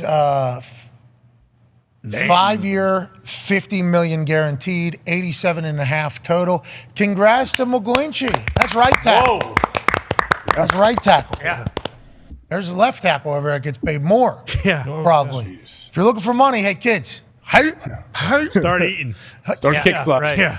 Drink milk. Also, check your family tree, though. Yeah, True. Too. Okay? True. Check the family tree, see how tall that thing stands. Make sure. You're 5'9", you're not going to be a right tackle in the NFL. Yeah, something to think about. You might be wasting your time with that hand in the dirt. You know, they might be able to teach you later in life, actually. In terms of like the running the ball and running backs in general too, like guys obviously aren't getting paid like they used to, and there aren't really any like. There's maybe a handful of actual 3-down backs now, but like look at the Eagles. They had 3 different guys that they were comfortable giving 10 carries a game to. So like while we're not seeing as many, there's Derrick Henry and guys like that still who are going to get 25, 30 carries a game. Like now teams are more susceptible to be like, hey, we need to be 3 to 4 deep at running back because we're gonna run it 40 times a game, and these guys each need to be okay with getting 12 carries a game. Yeah, you got to have big boy ball. Speaking of Derrick Henry, he did get a lion's share of that. He was that offense whenever he was on the field. Oh, yeah. And they just kept giving it to him. Brand new GM, and, they've cut and released the most amount of people, I think, in Massacre Week. And on their graphic, they have an entire column just of, hey, we're moving on from these old contracts from the previous GM. We are going to shape the team a little bit differently. How do you think those convos have gone with Vrabel? Honestly, you know Vrabel a lot better than anybody. Do you think they're like reimagining what the team will look like? Do you think they're trying to figure out how to best win with this particular? Because they cut a lot of people. And then we heard Derek was available. Yep. And then it was reported that he wasn't available. Mm-hmm. And then everybody was like, he's getting paid a lot of money. They're in the middle of a turnover. He is certainly available in reality. They might not say he's available, but teams will certainly think that they could call and get Derrick Henry right now around the GM was kind of what was being alluded to, right? Yeah. Oh, yeah. Like not the Titans never said that, but it felt like that was what was being alluded to by everybody due to the contract that he is owed and the period in which they are in. How do you think that goes with Vrabel? You think how's that whole convo go with the new GM? I mean, so Vrabel's obviously played for Bill Belichick for a long time, so I think he was around an organization that he saw. The Patriots are known to. They moved on from Vrabel. He got traded on draft day to the Chiefs when he was on the Patriots. So he's used to he understands the game and how it works. And I think he's even told me like how he talks to his players. Like, hey, your job, if you're drafted here, you need to make the team, do whatever it takes, try to earn that another big contract. But guess what? There's guys coming behind you that want that contract too. So you got to do whatever it takes to continue to stay on that cycle. And I think Braves played 14, 15 years doing that. I think he explains it to him, and I think he also knows like, hey, yeah, even though it's not it's not supposed to feel personal. Yeah, it is, but he separates the business and like the personal feelings. I think he does a good job of that, but it would be tough to try to adjust to a new GM and what their vision might be. How do you mesh your visions together? Yeah, because I was thinking of the new GM. What's his name? Rand Carthon. I was thinking of him, former player, like sitting down whenever he lays out all the people he's going to let go to Vrabes. And Vrabes being like, "Well, come on now." Yeah, like that is literally like it's like jury selection. When they argue over trying to cut jurors when the prosecution and defense. Like, is it like that? Vrabes like, "Hey, these two got to stay no matter what. You can't be touching these guys." That's what I'm saying. Like, I wonder how that goes because by all accounts, right? Everybody says Vrabes is like a football savant. Like, you would obviously would like to hear his input. I would assume if you're the new GM, Rand, former player as well, I assume you'd be like, "How do we get to that?" And before he was probably hired, that was probably a conversation that already took place, you think? You would think, right? He'd be more involved. How long he's been there, yeah. Yeah. You would hope. Especially after what happened. Bag alert. The Lions are signing Cam Sutton to a 3-year deal worth $33 million, and 22.5 of it is guaranteed. Congratulations to Cam Sutton. Here we go. Hi, baby Cam. Brand new Lions. Still Brand new grinding. Lions. Shoring up that secondary. D-but I'm assuming this guy's good because we were in the Jalen Ramsey mix, and now we need more secondary help, which was a massive problem. Massive. No, but it kind of turned around at the end of the season. No, not fucking Sorry, right. Tony. What's going on, Tone? What's wrong? Tone wanted this guy. Steelers' best The Earth goddamn Tone. corner. You, Who's going to play corner? You knew it was going. Who's gonna play corner? He tweeted out. Junior. He tweeted out he wanted to go somewhere where he felt wanted. And, He's wanted. and Whoa. respected. So he No, said, you guys didn't want him enough. No, I promise you he's wanted. No, you guys didn't want him enough. You didn't want him that much. The brand new Lions. Very but good. Brand new Lions won him. Here we Very go. good, very smart. He can play he can play inside. He can play outside. He's great. He's Yeah. great. He was on everything DB a couple times. Yeah. I like this deal. Good deal, too. 11 a year and what, 22 and a half? 2.5 guaranteed. Yeah, 2-year deal. Good deal. Another 2 years. Another 2-year deal, pretty much. Sorry, JPZ Jr. I mean, just opens up a roster spot. Yeah, that's right. I mean, you're gonna have to draft him and everything. A lot of things are gonna have to fall in place, but it'll all work He's not out. making the 32. No, he makes 17 though. Oh. He's already have it all. He has it all figured out. Tony's done 8 different drafts. Well, listen, all the mock drafts were right for the Steelers. What, 2 times in a row? Yeah. Weren't they? Yeah. Najee and Kenny. Yeah, pretty much. Yeah. I mean, it's been the Very predictable organization. The Pittsburgh Steelers mock draft, as of late, has been pretty Got Pickens in the second round. spot on. Yeah, what a draft! Everyone had. I feel like Tony was pounding the Pickens drum from day one, and then they got him in the second round. Listen, if they take a wideout, you guarantee that he's going to be good. That's all Well, that matters. in this draft day, right? Yeah. He's doing that? yeah. With the mask on. Not that mask. Love that. Well, happy to see everything's going good with Desmond Howard this weekend. Yeah. Teammate of mine on College Game Day. I missed that. What happened? No. He Did the Oscars? So he did not go to the Oscars. I don't think. Maybe he might have been heading to the Oscars. I missed those, but yeah. Brendan Fraser won. I heard. That's all I really. Hell yeah, he did. Well, the makeup crew for them did too, or something like that. Obviously, rightfully so. The- They did. I heard about that movie first here. The whale? Yeah, it came from Toxic. Anyone see it?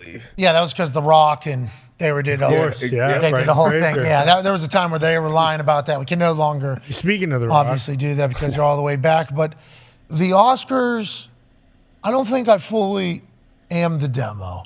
You know, I am worried. Who is the demo? Who is the demo? Other My actors, wife, maybe. I mean, my wife loved it. She was on a group text predicting who's going to win. Oh, okay. She was like, Has she seen the movies? Have she seen a lot of the movies? I don't think so. I mean, I have not there's some heard. good ones though. Always somewhere, sometimes somewhere. Bingo, Yeah, that one's best, crushed. best picture winner, yeah. And then the one in the West, disrespectful. the one in the West, That one's Yeah, actually. All Quiet on the Western Front. that one did a bunch of stuff. actually And Everything, everywhere, all at What once. did I Maverick believe. do? Top Gun made all the money. Avatar made all the money. They only win a couple each. What are we doing? What I don't. Is there an award for making fucking money? Does that not matter? Is that not what the business show business? It doesn't matter. What are we even doing? That's It doesn't matter. We were talking about this. They handpick all the movies that everyone saw and everyone loved, and they said, fuck the general public. The Oscars are not for them. Okay, this is for us. This is for the Hollywood elites. So let's go through and let's give all these Oscars out to the movies that no one saw so we can pat ourselves on the back and say, you fucking uncultured swine wouldn't understand. I don't know. good That's art. that's what it felt like last night. Yeah. That's I basically think what it's the pretty Oscars accurate, is Ty. now. Yeah. That's what I felt like. I'm like, come on, man, what are we doing? And then I put out that tweet about Top Gun.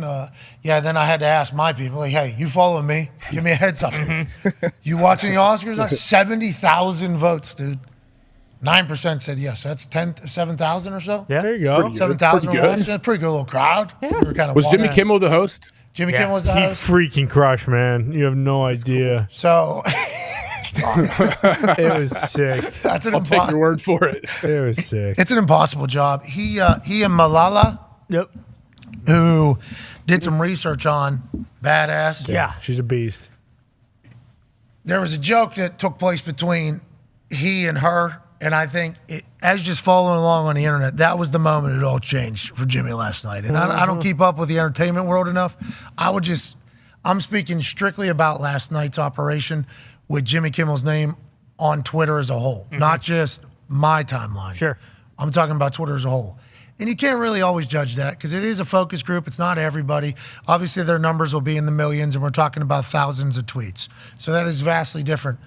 But whenever it's a 90-10 situation, 95-5 situation, That's when you know, like the focus group is feeling one particular way. It does. Oh, feel yeah. like. Yeah. You know what I Wait, mean? you mean negative 95.5 negative to positive? Yeah, or anything, anyway, at any time. What if it's 95 positive though? Then you're like, oh, he's doing great. Exactly. Yeah, exactly. That's what I'm saying. Like if it's 95.5, I think you just got to view Twitter as like a focus group. Like that's how. Why are people upset at Jimmy? You said it's an impossible job. Well, you may just joke with Malala. You do not make a joke at Malala's expense. Ever. And she We crushed. all know that. Yeah, we all know that. Who's Malala? Yeah, exactly. Okay, so she's like AJ. the Mother AJ. Teresa, I believe, right now. She is the all good. Like we are. This is like what the best human on earth is. She's an actress? She's an advocate for peace. Yeah. Oh, cool. Okay. She got shot. You got a problem with I that? believe she got shot by the Taliban. No problem. Oh, yeah. Yeah. Love that. I think she gave. I think He she. made Severely a injured. crude joke to her. It was just like did Harry Styles. He big long lead up, pivot. You know, boom. You know, on the other side. gotcha. Did Harry Styles spit on Chris Pine or whatever? And like pretty good pop out of the theater. There was a little bit of a couple hundred people. I would say probably popped there. He big smile, meaning lighthearted. And she said, "I only want to talk about peace" or something like that. And he was like, "Of course, that was the right answer." And then everybody, It was that point though on the internet. I was like, all right, I'm excited to see how this one goes. Yes. Because I had to look up how Malala, who Malala was as well. And then I looked it up and I'm like, oh, Malala supporters. ain't playing games. They're not happy that she was chosen for that. I don't know. And he made a joke walking out too, from Malala to Jessica Chastain, or to Colin Farrell. Actually, was the next guy. I didn't even see it, but I'm just talking strictly from the internet. And then they had the cocaine bear fake mauling Malala. What? That was at the end after the Jessica Chastain question. serious? Yeah, it was very, very bad, that part. Aside from that, Kimmel. Whose idea was this? Dang, I didn't even see Cocaine Bear. Who are the mauling. writers? Who's writing for the Oscars these days? Probably Jimmy. Stephen King. What channel We was got a team. It was We on got a ABC. team of writers. The people who write his late night show, I mean, you were potentially the ones who wrote it, probably, if he was hosting. How does that all go? Like, the presenters, who writes their stuff? Yeah, there are usually like one or two people that will write the entire People are show. hired to write. Yeah, people are hired to write all the jokes for the Oscars. And the presenters are allowed to say nah, or they what? How's that go? Yeah, I They think so. should. But I think it's pretty much, hey, get up here. We're on a tight time crunch. The show's 9 hours. We don't need it to be 15 hours. Read what's on the fucking cue cards in the prompter, and then get off the fucking stage. Yeah, that's it. Pretty much it. That's a pretty good speech. I saw Dwayne though. I saw The Rock for a little bit. He killed it. He was wearing a salmon jacket. He is so shredded. He is. So much mana. So jock, dude. So jock. Yeah. I can't even fathom being that jocked every single day. Well, I mean, that's because we don't have unlimited mana. Well, he might actually become the richest human on earth. Oh, yeah, That's he's certainly going possible. to. Everything he does is successful. I wouldn't be surprised if that French toast that he was selling. You remember that, Zito? He had that boxed French toast. I love that French toast. Did we ever buy it? I don't even think. I don't even know you could buy it. Yeah, he, he was thinking about selling it though. He's like obviously teasing that this was going to become a business. I couldn't wait to fucking buy it. cornered the market. Everyone wanted it, but he held back. Well, then the Zoa came, Obviously. Genius. broke Steel every crushing. record. Terramana came, Yeah. And broke that's every worth record. $8 billion now. He was asked about Black Adam last night. And Yes, what he was. critics had to say. It was a great answer. Great answer. The tweet that I saw, the caption leading into it, like, let's set the environment here for what you're about to watch with The Rock, was like, Rock should have slapped this guy. Oh, yeah. Is basically what the tweet said. So I went in there and I'm like, all right, there must be some give or take or whatever. That seemed to be diffused very quickly. Oh, yeah. The Rock just diffused that Yeah. thing. Does that lady Too much hate The money. Rock? Who? His co-host from Jungle Cruise? Emily Blunt? Yeah. No, they She love was a big part of his Instagram there for a bit. Oh, I don't yeah. know who that is, but whenever A lot of tension when they talk to each other. Jim Halpert's Anthony's wife. wife. Yep. Who's? Yeah, Jim Halpert's wife from The Office. She also made an incredible film with TC. So yeah. Edge of Tomorrow. Yeah. And actually, there's a story about TC. I thought the making guy her- from The Office married the secretary from The Office. in A the lot show. of people think that. In the show, he does. In real life, not so They much. are- Oh, Emily see, for Blunt. me, I thought kayfabe Yeah. reality. That's not the case. That is not true. No. Oh, so you're telling me dude that always did the Yeah. face Yeah. is married to The Rock's co-star in the Jungle Cruise. Yes. Correct. Okay. And Emily Blunt is a savage. Tom Cruise, there's a story about them being on the set of Edge of Tomorrow, and she wasn't really buying in. And Tom Cruise said, "Stop being such a pussy." And then she said, "It made me a better actor." Oh, she didn't say anything back. No, she was like, "Fuck yeah, When okay." TC gives you some advice, you listen. And then what happens? It's a fucking box office. That was smash. awesome. Great What was the movie? Every time. Edge of Tomorrow. Great movie. About aliens. What a film. How Tom Cruise wasn't even there last night? No, neither. James Cameron not even there last night. Well, they what know. do we do? The two biggest movies of all time. The guy who was being honored for a lot of it, Spielberg. Yeah. Steve. The guy that Steve Spielberg. Steve Spielberg. Pat. Yeah. Scott. He goes by Scott. Maybe sometimes. Scott. One of the greatest directors of all time. I agree, dude. He fucking makes bangers, bro. does. I just don't know enough Scott about him. Spielberg. Fableman's right. That Yeah. thing he was a part of last night. Right. Didn't he tell Tom Cruise, "Hey, you saved all of our asses"? He did. And then he doesn't win any awards. TC and Cameron were actually just put all their money from those films and put into a pool, and they were just swimming around last night instead of watching or being at the Oscars. Yeah, John Morant times 50. That's what they were doing. Oh boy. That was a fascinating thing. It was. Kind of hit the internet there. It was. I would like to echo the sentiments a lot of people said. I'm not sure a lot of people are going to be signing up to go to that place. No. Going forward. That business. I feel like that was. That place is done. But were they forced to do it because of the investigation? Probably not. Probably just got a nice little You think? bag of cash from TMZ or whoever got If it. they did not get a bag of cash, they should be coming out and saying that immediately. And I assume they know that. John Morant.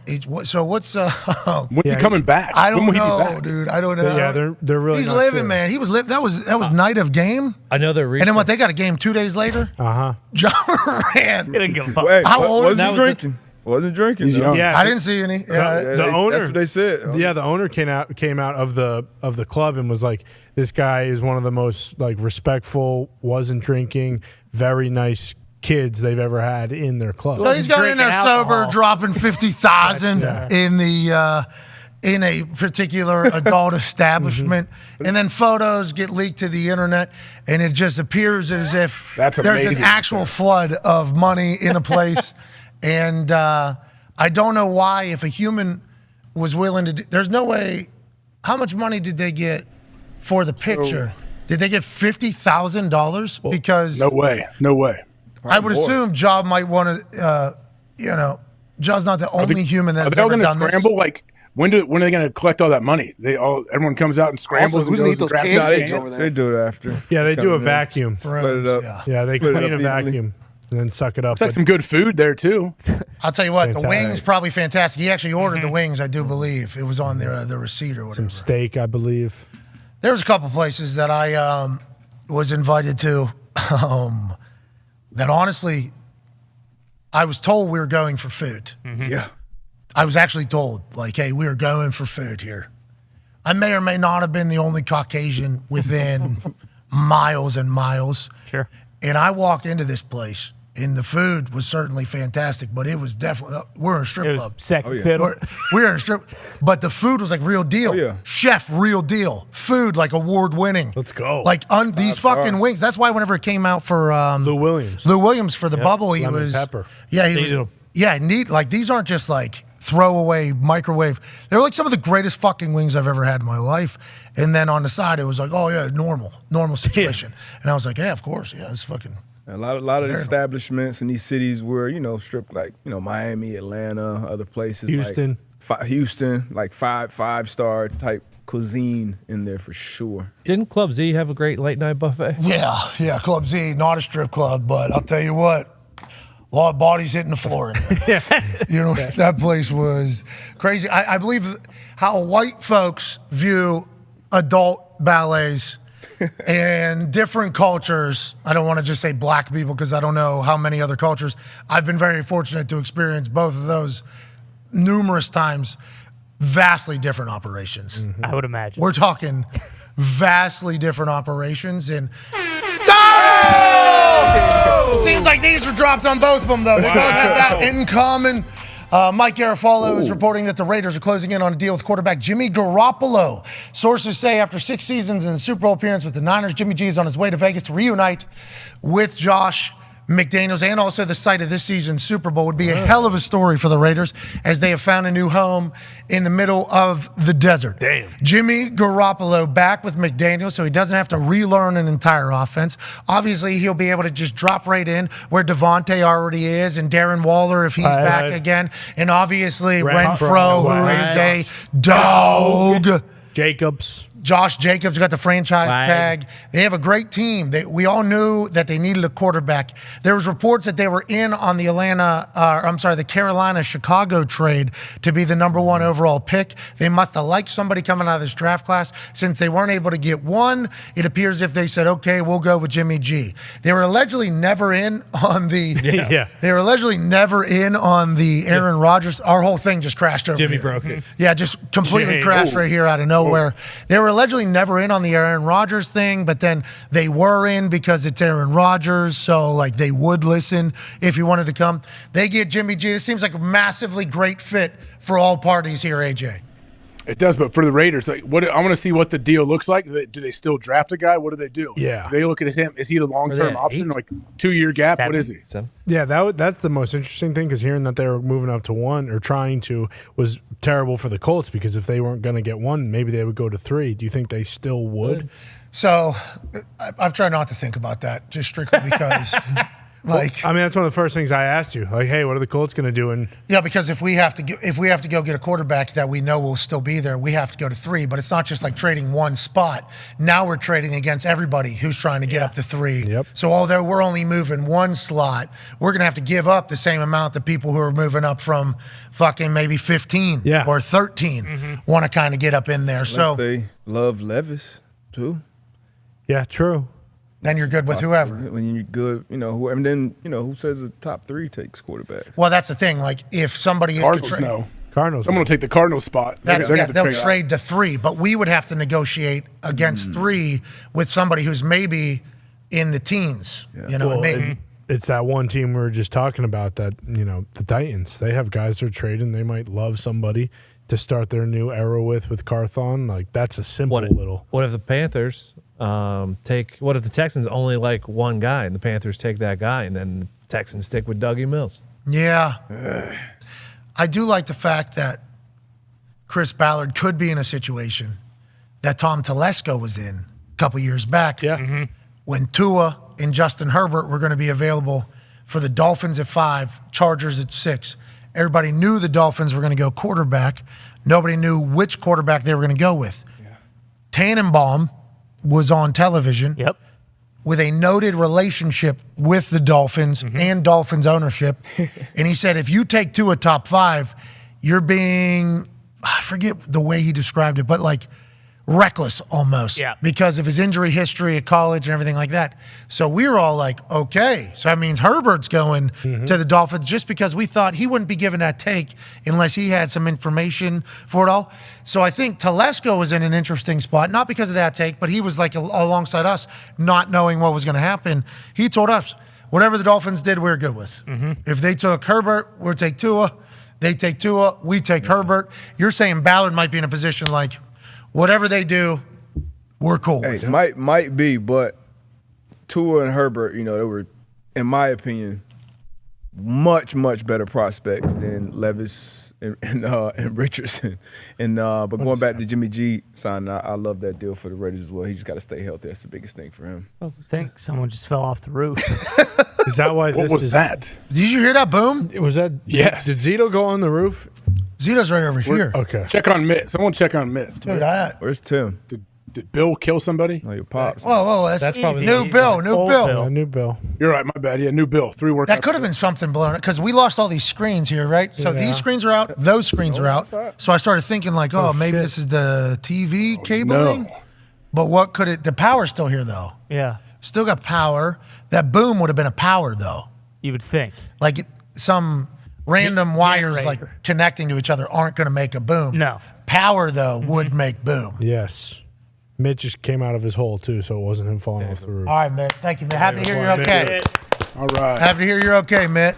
Speaking of Mitt, if you want to call us, who knows if that works right now, you can call the 5 Hour Energy phone line.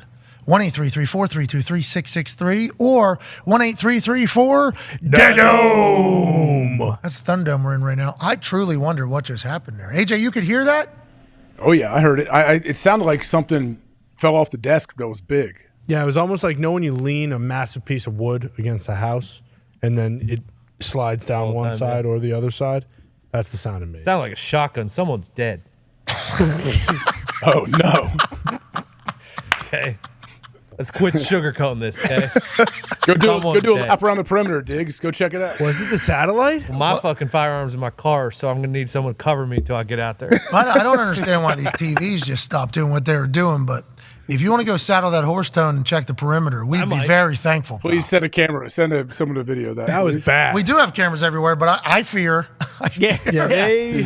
I fear with what I'm seeing here. It's snowing again. It is. Oh, yeah. Is this thing soft? There'll be some sort of interference with DirecTV because, if someone sneezes within 10 miles of those, the fucking dishes go out for, 15 minutes. I don't think we have that, do we? Wait, is Jimmy the oldest quarterback? So I count out So UFOs. who are the Colts going to get if the oldest quarterback available is gone? I think Irsay might suit up. I think he's been thinking about giving it a chance. Maybe kick the tires on Phil Rivers again. Maybe. Yeah, maybe just run it back with Matt Ryan. Give him $40 million and just let the guy sling it. Nick just told me to look at my phone. There ain't nothing on the phone. What Jimmy G, terms. Yeah, dude, we got no power. Somebody just died. What are we even? I thought the show's still going on. Literally, he was over. He was in the back going like this, and I'm like, okay, got to be an answer for whatever the fuck just happened. We're back. Hey. All right, we got comp update for Jimmy G being a brand new Raider. The Raiders are giving former 49ers quarterback Jimmy Garoppolo a 3-year, $67.5 million deal, including $34 million guaranteed per source. Congratulations, Jimmy G, getting another $34 million. They win, which is what Jimmy G does. That goes up to $67.5 million. That's a lot of money to Jimmy G. Congratulations to him. Remember, he was obviously with the Patriots, backed up to Tom Brady. Then he gets traded to the Niners, and as soon as he gets there, they win. That's all they do. They were a bad football team. Jimmy G gets there middle of the season, late end of the season. They just win, just all the way out. Then the next year, they win, go to the Super Bowl. Misses one throw. Emmanuel Sanders. One throw. Then it leads to speculation. Is this the quarterback of the future, this guy? Maybe that's why he was the backup. That literally starts happening, even though all he did was win whenever he was playing quarterback for the San Francisco 49ers. He gets hurt a couple different times. They stink whenever he's hurt. The Niners decide to seemingly move on and trade all the way up to get Trey Lance. Trey Lance situation becomes what it is, where he gets hurt. They bring Jimmy G back now. He's back home with McDaniels, getting potentially $67.5 million if they win probably 5 straight Super Bowls or 3 straight Super Bowls or whatever, but I'm happy for Jimmy G. This is a good ending for him, and I hate the fact that you have a conversation with a team that maybe needed a quarterback like a week ago. You go, Jimmy G could be great. Jimmy G, what? They think he stinks. And I guess, if you look at his numbers, there's a valid argument for that whenever you compare it to everybody else. What is it about him that just makes him win all the time? I like winners, and that's what he does. Why is he good, and what do you think this is for him and the Raiders long term? I mean, it feels a little bit like Brock Purdy. What does Brock Purdy do? Whatever that it factor these guys have, their stats, you can try to compare them to other people, but they win, and they make everybody around them better players, and that's something you can't really measure. You can't put a stat to it, but it's a real thing. And I think when the quarterback is that guy and everyone feels that, you're going to win more games. And I think Jimmy G's that guy. And if he has 34 guaranteed. Somebody else is getting paid. Former Chiefs right tackle Andrew Wiley plans to sign a 3-year, $24 million deal with the Washington Commanders, reuniting him with Eric Bieniemy. Wiley started 59 games in 5 years for Kansas City and had the game of his life in the Super Bowl against Philadelphia. Now he gets a $24 million payday. I assume we don't know the guarantees. That is the guarantee. We don't know how Ari Mirov reports these. Yeah, not sure. We don't know because different reporters report things differently. Yeah. We don't know what the $24 million is, if it's guaranteed or if they're going to cut into that. But congrats to Mr. Wiley. Yeah. Wiley. Go, Andy. D-But another offensive lineman getting money here on the first day of tampering period. Yeah, more trenches. I would expect it got to be more than 324. We'll see when the real numbers come out. But obviously, get another guy in the trenches paid. But going back to Jimmy G, kind of what AJ said. I feel like he is a good teammate. You've always heard that. And I feel like he's a good player, especially in that short intermediate window, pretty accurate. The biggest thing with him, just like Tua right now, is health. Can you keep him upright? Can he stay healthy for a full season? I'm sure a lot of his those incentives have a bunch of per game bonuses tied in there. But he's going into a system, like you said, he doesn't have to relearn. He got great weapons around him. Can the O-line protect him? And then you have a run game to lean on. What a benefit that is not to have to relearn all that shit. Just think in your life right now, having to stare something down and be like, all right, I got to digest all this. Even if you forget it for a time period, you're not around it for a while, at least the baseline's there, the foundations. I remember, and then you go into that. That's a daunting task. I think that is something that people sign up for whenever they sign up for these contracts and don't really think about while you're signing the contract. And then you got to do it, and it's like, damn, I forgot what learning is it's a commitment type thing. Like, you got to be all in. Jimmy G walks into a spot he already knows, AJ. We take it for granted, I think. The fact that, these guys are all elite performers, they're high performers, they're just going to digest this in one day and figure it out. Like, no, there's a lot that goes into it. And when you can step in and learn a new playbook, it just, how many hundreds of hours of preparation do you have to be able to take that first snap, the first game, when you do have a new scheme like that? Any scheme, really, but the quarterback, too. Like, you can't just learn your job. You have to know what all the 10 other guys are doing at the same time on every single play, too. That's what makes that position a lot different. Yeah, people in their first year, even Aaron in LaFleur's first year, right? Your natural instinct is to do something different because in a previous scheme, whenever this happens, you do this. And if with this new one, you've been doing with your old scheme, how long was he with McCarthy? 12 years? I don't know what it was. Like, you've been doing that with this guy in your headset for that long, and then all of a sudden everything's different. He always describes it as like the West Coast offense versus, like, he said it's like a painting, like things are happening for a reason. When you do this is happening. And it's like, it's a little bit more. He said his new offense, like, you do this. That guy's going to motion everywhere. Remember, he said, I asked Matt, can we just run one play without pre-snap motion, please? That's funny to think about because he's like old school almost, it sounds like, when it comes to an offense. With Hackett being over there, we just assume that if he was to go to the Jets, which, is he? Any update? I don't know. Nothing's come across the wire. Rappaport doesn't have it. What about your wire? They better hope. They better hope because they wanted a veteran quarterback, and guess what? They're all gone now if Aaron doesn't go. Derek Carr, New Orleans Saints.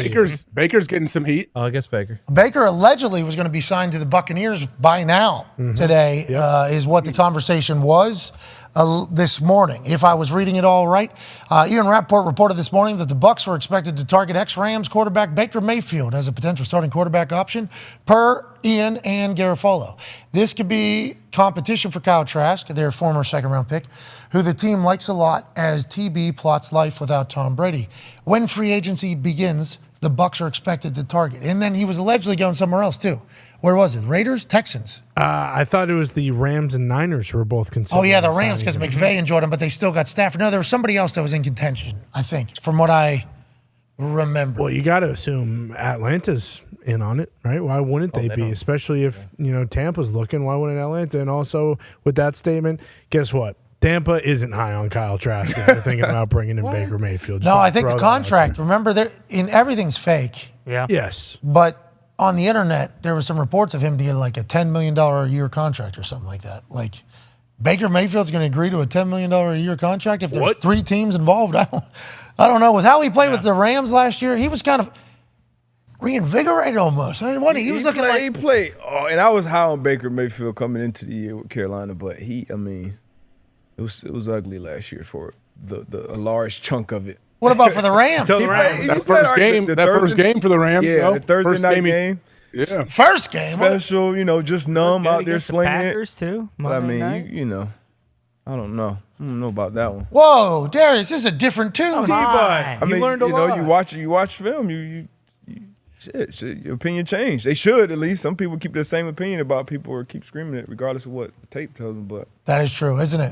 Hey, that happens. Sometimes it changes. Who are you talking about? We don't like that happens. You don't have to call anybody by name. No, I'm not thinking. Well, AJ certainly wanted to hear it. Did you hear him? I did, too. Darius, thank you for having some couth. Darius said, I'm not saying AJ, so who? Let me hear it. Oh! Bag alert. The Bills have agreed to terms with guard. Another one, Connor McGovern, on a 3-year, $23 million deal, source says. Former third-round pick of the Cowboys is heading to Buffalo. This means 50% of the Connor McGoverns available in free agency have agreed. Okay. That was good on Garoppolo. There's two of them? Yeah. I do believe there is, certainly. Wow. Yeah. If we start putting the math together. This is another interior offensive lineman getting paid. This is, I think, a sign of the times. Congratulations to Connor McGovern. Yeah. AJ Hall. Deals. You know what's weird, though? Because this is the legal tampering period, none of these guys can sign until Wednesday at what time? 4. Yeah, 4:01. So technically, some of these could fall out, right? This is just a we agree to terms. Do I remember? Has that happened? Does it ever happen? Yeah, does it happen? Because another team could come in and try to swipe. I remember something. Was it DeMarcus Lawrence last year had to deal with? No, it was Randy Gregory. Yeah, he had to deal with. It was on like a Monday, right? Deal. Yeah. Cowboys and then went to Denver. And went to Denver, yeah. Oh, so this is almost like an open recruiting phase. Yeah, what if someone sees it? Like, what if a team sees a deal out there and you're like, hey, we don't mind paying the dude that much. We'll give him $10 more. A little bit more, a little bit of a. How about that? Bang. Then the agent, that's bad look on the agent, right? Yeah. Bad look on him. Yeah. Unless you got a better deal. Team, too, would be in an interesting spot. But we know that owners have said, so what? Yeah, we don't care. You know what I mean? That is literally what owners have said. Are you guys not going to do business with us anymore? Oh, okay. All right. That's what I thought. Let's move on. See you. Yeah, I fucked you. Yeah. Business, kid. What do you want? Sorry. You try being me real quick. We stink. Like, that kind of happens in the NFL. You know, people lie all the time. Yeah. That's why the Lamar Jackson deal that is imminent is exciting to think about, because there's going to be somebody that goes, so what? Yeah, I did. Or Haslam's allowed to do it. I'm not allowed to do it. I got to play him. I got to play this guy potentially if we got to do it. I think some team's going to pay Lamar. I honestly believe that. And I do like the thought of teams hearing what's agreed to and being like, we can double that, bro. Easy. Get out of that deal. I need you to not sign to the school. Need you to give a verbal commitment. Let's public that thing, and then let's start negotiating a little bit. That would be a fascinating business play. That would make these 3 days a lot more exciting, a lot more entertaining. All of a sudden, the Arizona Cardinals have said, that's a terrible deal, and have offered them double what the other. That would be like auctioneer. Now we got the money. Right. Hey, that would be a fantastic. Like the Colts. Bag alert. Wow. Miami is giving former quarterback for the Jets, Mike White, a 2-year deal worth up to $16 million per source. Mike White had that incredible run for the New York Jets. Mike fucking White was the shirt that some players were wearing. Mike White was the chant that was going on in the locker room while Zach Wilson was supposed to be the face of the franchise. He brought them plenty of joy. Jets fans loved Mike White. We thought we were potentially in the Mike White era a couple different times for the Jets. Now, the Miami Dolphins say, we fucking need you, bud. Right now. And the Jets say, get the fuck out. I guess. Interesting. Wow. Love this move, though. A little tour insurance, you know, coming back home. And obviously Mike White has shown he's not, scared to step up and play in a big moment. So I like this move from Miami. What you say, AJ? I think it's a good move, too. Mike White, for him, he knows, hey, we know Tua's missed some games in the past, so if I do get thrust into the lineup, I have a great team around me, too, and a coach that is good for quarterbacks. So I think it's a good move for Mike White. So this is like when Hasselbeck came to the Colts. Okay, we had Andrew Luck, obviously, and a veteran quarterback was like the perfect situation. If Andrew gets hurt, which Andrew was so freaking tough, He got hit so much. But if he gets hurt, because the style in which he plays and we play, we need a good backup, was the decision that they made. They bring in Matt Hasselbeck. That was the first time he was a backup quarterback. So he had to come to grips with being a backup quarterback. He told us one time coming on the show, was like, I got to the stage of my career where I was like, all right, it's my time. I am now a backup quarterback. I'm going to help the next generation. Mike White, already been a backup. Doesn't have to make the switch to be. And he's proven that he can play great football, just like Hasselbeck proved that he can play some great football. Feels like a great signing. If you're the that feels like an incredible piece of insurance that can get you through a third or fourth quarter of a very important game if something pops off late. He's proven that he's got the moxie to step in there. He already has the mentality of coming off the bench. He knows what it's like to be there, to have to cater to other people. It's a decent money too. Yeah. Oh yeah. It said 2 years up to 16 mil. So that who knows Starts what the guaranteed is. Obviously, if he does play and he makes plays, he'll get more money. He can earn 16, but they're not on the hook for 16. It's a great signing. I like this. Yeah, we just saw Stidham get 2 years 10, so it's probably 2 years 10 up to 16. But yeah, as a Patriots fan, now you're scared of the Dolphins because Tua, the whole entire thing, even with Ramsey yesterday, it was like, okay, yeah, they have Tua though, so who knows if Tua plays 2 games or 16 games. Now that they have Mike White, look out. I would. He can make the throws. Oh yeah, he can. and like you said, it's Mike fucking White. He rallies the troops. Yeah, he's also a tough son of a bitch. You don't have to worry about that guy missing games. I mean, last year he got fucking sawed in half. Yeah. He went to 12 doctors to get cleared. Yeah, exactly. Yeah, it was out of a movie. Matt Milano. It was a tough guy movie. Chopped him down. Mike White was living. The thought of the Dolphins having a guy, though, that just pops in on a track championship, just like, yeah, I'm racing, I decided, and then wins by 30 yards on a 60-yard dash. Yeah. I mean, that's something you should be scared of. Mm-hmm. Just need a quarterback that can get the ball to this fucking guy on the far left lane. I mean, how the fuck is this the Nationals? It's not. It's not. They can say that. Who's on the inside? Who's on the inside? It's lane two, AJ. Let's watch that from the beginning. These guys got dogged by an NFL guy. Okay, so we are proud. We are very proud of the NFL having guys like this that can just drop in Louisville. We are this. All right, listen. I'm not a track expert. Okay, I've never done the track, okay? So it's not like I'm a track expert or anything like that. Mm-hmm. But I've seen some fast motherfuckers run. A lot. Yep. For a lot of money in a lot of different situations. If this is what we're relying upon to fill our Olympic roster, I hope not. we are fucked, okay? It's not. And this guy, Ray, go back. This guy's in the finals. This guy. How? Look at this guy. How old are these guys? He goes sideways. Go back. Go back. This can't happen. Not in the championship. He goes sideways. No way. What's this guy? No offense. What are we doing? This guy's got a good effort. Kidding me? No. Dude, this is a 60-yard dash. They're not in the screen. That's not real. They would have caught him. They'd have kept. If it was 80 yards, they would have caught him for sure. Yeah, dude. 70% of the combine would have won this race. Yes. Bro, we're no experts, but we've watched the 40s. Yeah. I don't know how this guy even makes. Somebody should have told him to quit. Lanes 1 and 2 are running like they shit their pants right out of the blocks. Yeah. They need to do cross country. 2 needs 2 and 1. Run the 1500. Yeah, what are we doing? Jeez Louise, dude. That's a bad look for. I mean, I understand how fast Tyreek is. That's a fucking terrible look. For track. Terrible. You know who else? You know who else is a bad look for? And I don't want to pile on to the Olympic sports because we fucking love the Olympics. Yeah. Love them. We love the Olympics so much that we actually have these opinions because we watch the Olympics. Yeah. Pump for pairs. We said if we had a 4x1 team I think we would do pretty good in the Olympics. We've said that. We have said that live.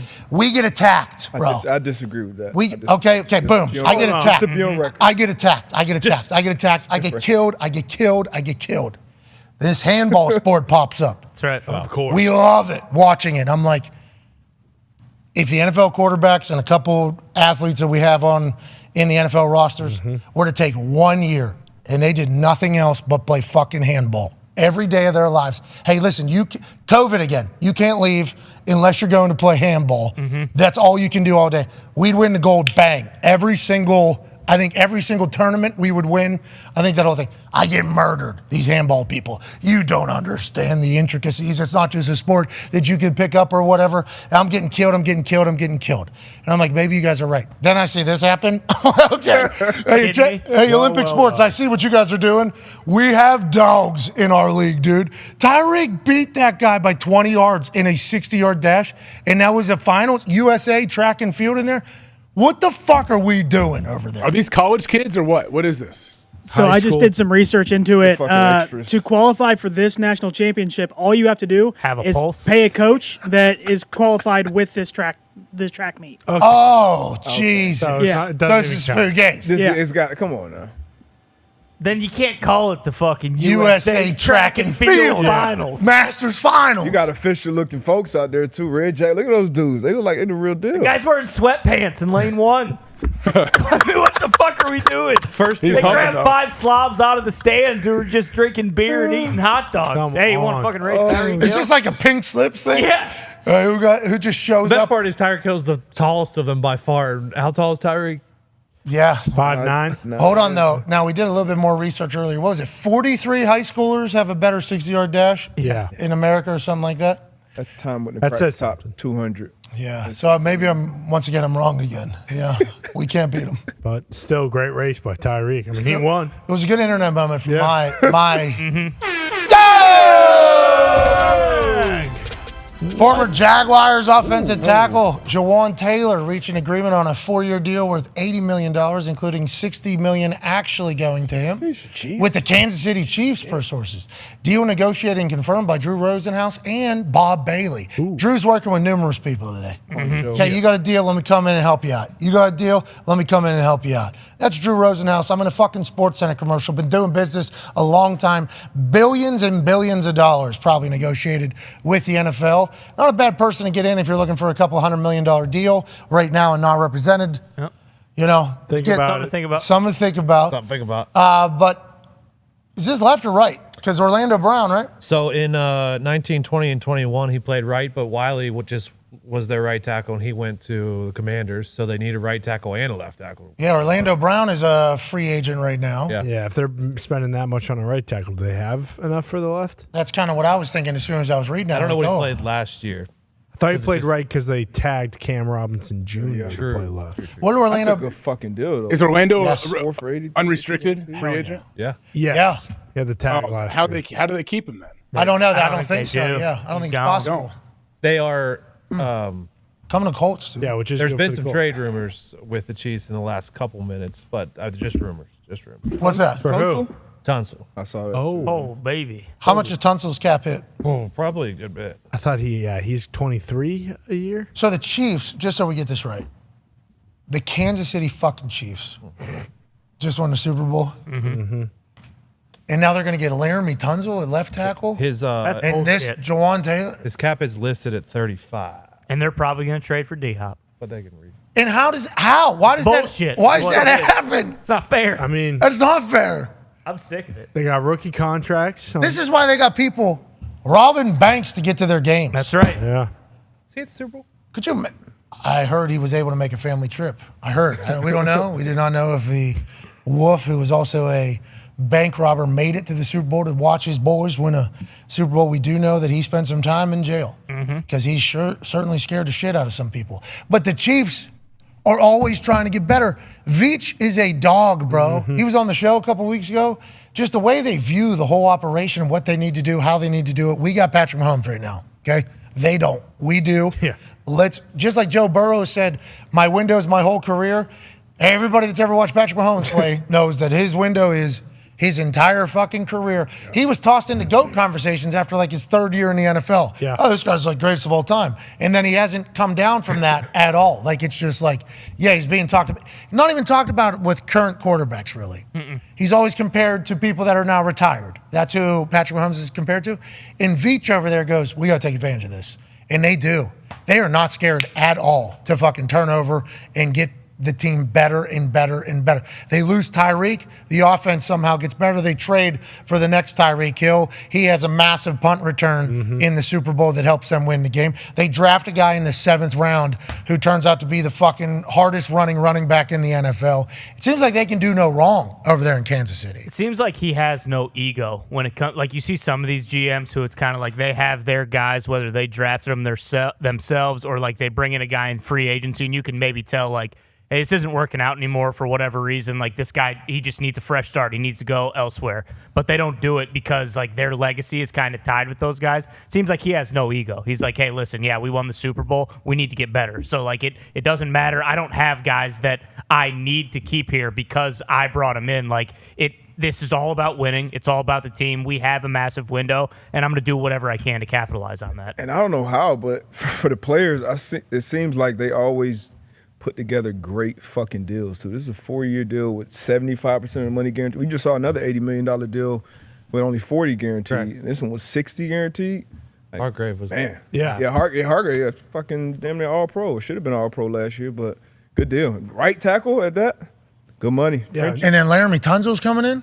It might be. Yeah. Allegedly? When Rap Sheet tweeted the news of Jawan Taylor, he quote tweeted it and said the Chiefs are moving on from Orlando Brown. I don't know if that's pundit rap or if that's... No, that would be because of that deal. Yeah. But then Laramie Tunzel's able to come in, so they got to have some money somewhere. Or is he going to left? You're going to left and you bring in a right, someone else to play right. Yeah, because they just lost Wiley. Well, like the reason they can do this is what they had 5 guys in the secondary who were rookies who were starting, and then their center, their guard, running backs a starter. Like they don't have many huge deals on the roster aside from Chris Jones, Kelce, and Mahomes. And Kelce and Mahomes have already showed, hey, we'll restructure our deal every damn year if we have to. Wow, Chiefs! Congratulations! It has to be so much fun to be a fan of. Unreal. Laramie Tunzel put out a tweet that said LMAO man. Yeah. When there was just a bunch of like speculation that he was going to get traded today, I think is why he said that. He's very good at the football, right? Yeah, why would he? I feel as though he'd be pumped because every good team is going to want him, and he's not on the worst team in the league. He could probably renegotiate the deal as soon as he gets to wherever he gets to. Gets money right up front, too. Signing bonus, here you go. Yep. Kick the can down the road. If you're an NFL team, don't let the fucking Chiefs get this guy. Please. This is like when the Patriots were doing their thing. Yeah. Please. When somebody would end up at the Patriots, it's like, who? Randy Moss? Is where? For a 4th-round pick? Come on, dude. What are we doing? How's he good enough to be for fucking Patriots, but he's not good enough to be on our team? What the fuck? What are we even? Oh, he only caught 20 touchdowns the next year. Okay. No, he's washed. He's washed. Oh, Darrelle Revis? Oh. Like, we can't. He's commanding too much money. Then he goes up to New England, and Bill's like, "You got 25 fucking million, dude. Wherever you want. Yeah. Fuck it. You more? Are you surprised in Jalen's deal? In Jalen getting and they didn't like what they had to trade to get Jalen. Jalen, third rounder. Jalen Ramsey. Sorry, like a 3rd round pick. What was it? A tight end, I think. Yeah, a player and a 3rd rounder, but they're also picking up his contract, which was like 20. Took all of it. 25 or something like that. That was 100% a contract from the Rams side. The fact that they got anything, I think they were probably happy about just because they needed to move on from the contract because they obviously went all in and then it did not work. No. They get a Super Bowl. Yes. And it's not sustained at all. Same players playing, though. Right. Which was kind of a surprise to all of us. Mm-hmm. I was let down by that Rams team. A little bit. I was. Right off the bat, week one. They sold their soul for that bowl. Now they got to just. Stafford was hurt. He just didn't stay healthy. Stafford was hurt. Yeah, but Aaron even Donald was hurt. Aaron Donald banged. Cooper Kupp was hurt. Offensive Player of the Year. Yeah, but remember, beginning of the It can year. happen quick, man. It can happen quick. Killed. Beginning of the year, they had a lot of people healthy. And They did kind of look like shit from the jump. 31 to 10. Terrible. The line was bad. Oh, yeah. Big wit. I was disappointed. I lost a lot of money early on that Rams team. A lot. Because I like, hey, you're great.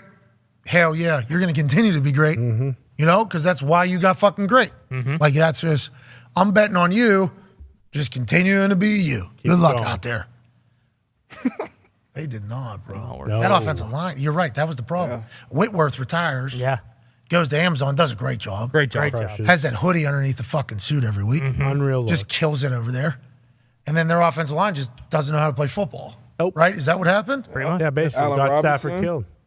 Yeah, Allen Robinson stunk. Targets. It was a Cam Akers. Stunk. I don't even think he got a ball thrown to him. But in the offseason, What are they going to look like this year? Oh, they're going to be bad. Yeah. No, Stafford's still playing. Is he? Got a fucking paperclip holding his neck together. Jesus. It does seem like he's in an interesting spot. Very much so. Especially when you hear AQ talk about it. The paperclip is a little thin, isn't it? That's why it's a real problem. Doesn't feel safe. A little thin. Well, when are they picking in the first round? Who? They're not. Oh, they're not. 2027? Yeah, exactly. And the only reason why they're doing that is because you weren't allowed to give any more first in the future away. Their Lions got their pick at like number 5, whatever the fuck you're at. Hey, And they have 6. They won a Super Bowl. yeah, they got Won a the Super Bowl. Lombard. They won a Super Bowl. That was a hell of a year. Yeah, most dead cap by like $20 million in the league this year. So that's the thing about the cheating on the salary cap. Yep. Is if your guys that you still have on the team don't play good, you're fucked. You are screwed. If everybody plays good that you give and stays healthy. That's the biggest thing too. Yes, plays and plays good. Sorry, I got to say that. Plays and plays good. You're in a good spot. But if gets hurt or doesn't play for whatever reason as good as normal because everybody else around them potentially stinks, then you're fucked. Yeah. Then you're completely fucked. Yeah, kind of like the Colts. Yeah, boom. There it is. We're fucked, bro. Yep. No, we're good. We're good. I got faith. Who's going to be the quarterback?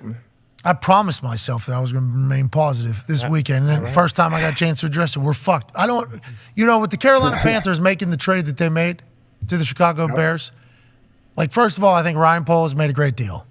He gets another wide receiver. You got Chase Claypool over there. You got Darnell Mooney. Mooney is a dog. Cole Kmet. Yeah, and Justin Fields is a legit threat on the ground. Even in losing efforts, he would have 80, 90 yards on the ground. And we've seen a lot of success in that style of offense as of late. So good pickup there. A first this year, first next year, pick number 61. It's just like, I think it was also a good move for Carolina. As somebody who's sitting in a fan base that doesn't have a quarterback, Carolina getting to one, having whatever they want to do, all available, that has to be a much better feeling than we have sitting at 4 with no quarterback and a lot of money everywhere else on the roster. So like, I don't know. I might feel a little better. If Carolina gets their guy that they think is going to be a fucking, does the trade even matter? Does the trade even matter? If not a great supporting cast either.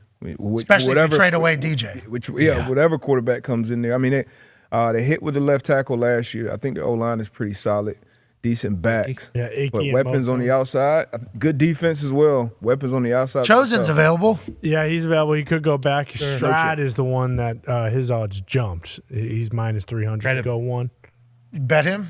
No. So right after the combine, Bryce Young was minus 2 something to go number 1 overall.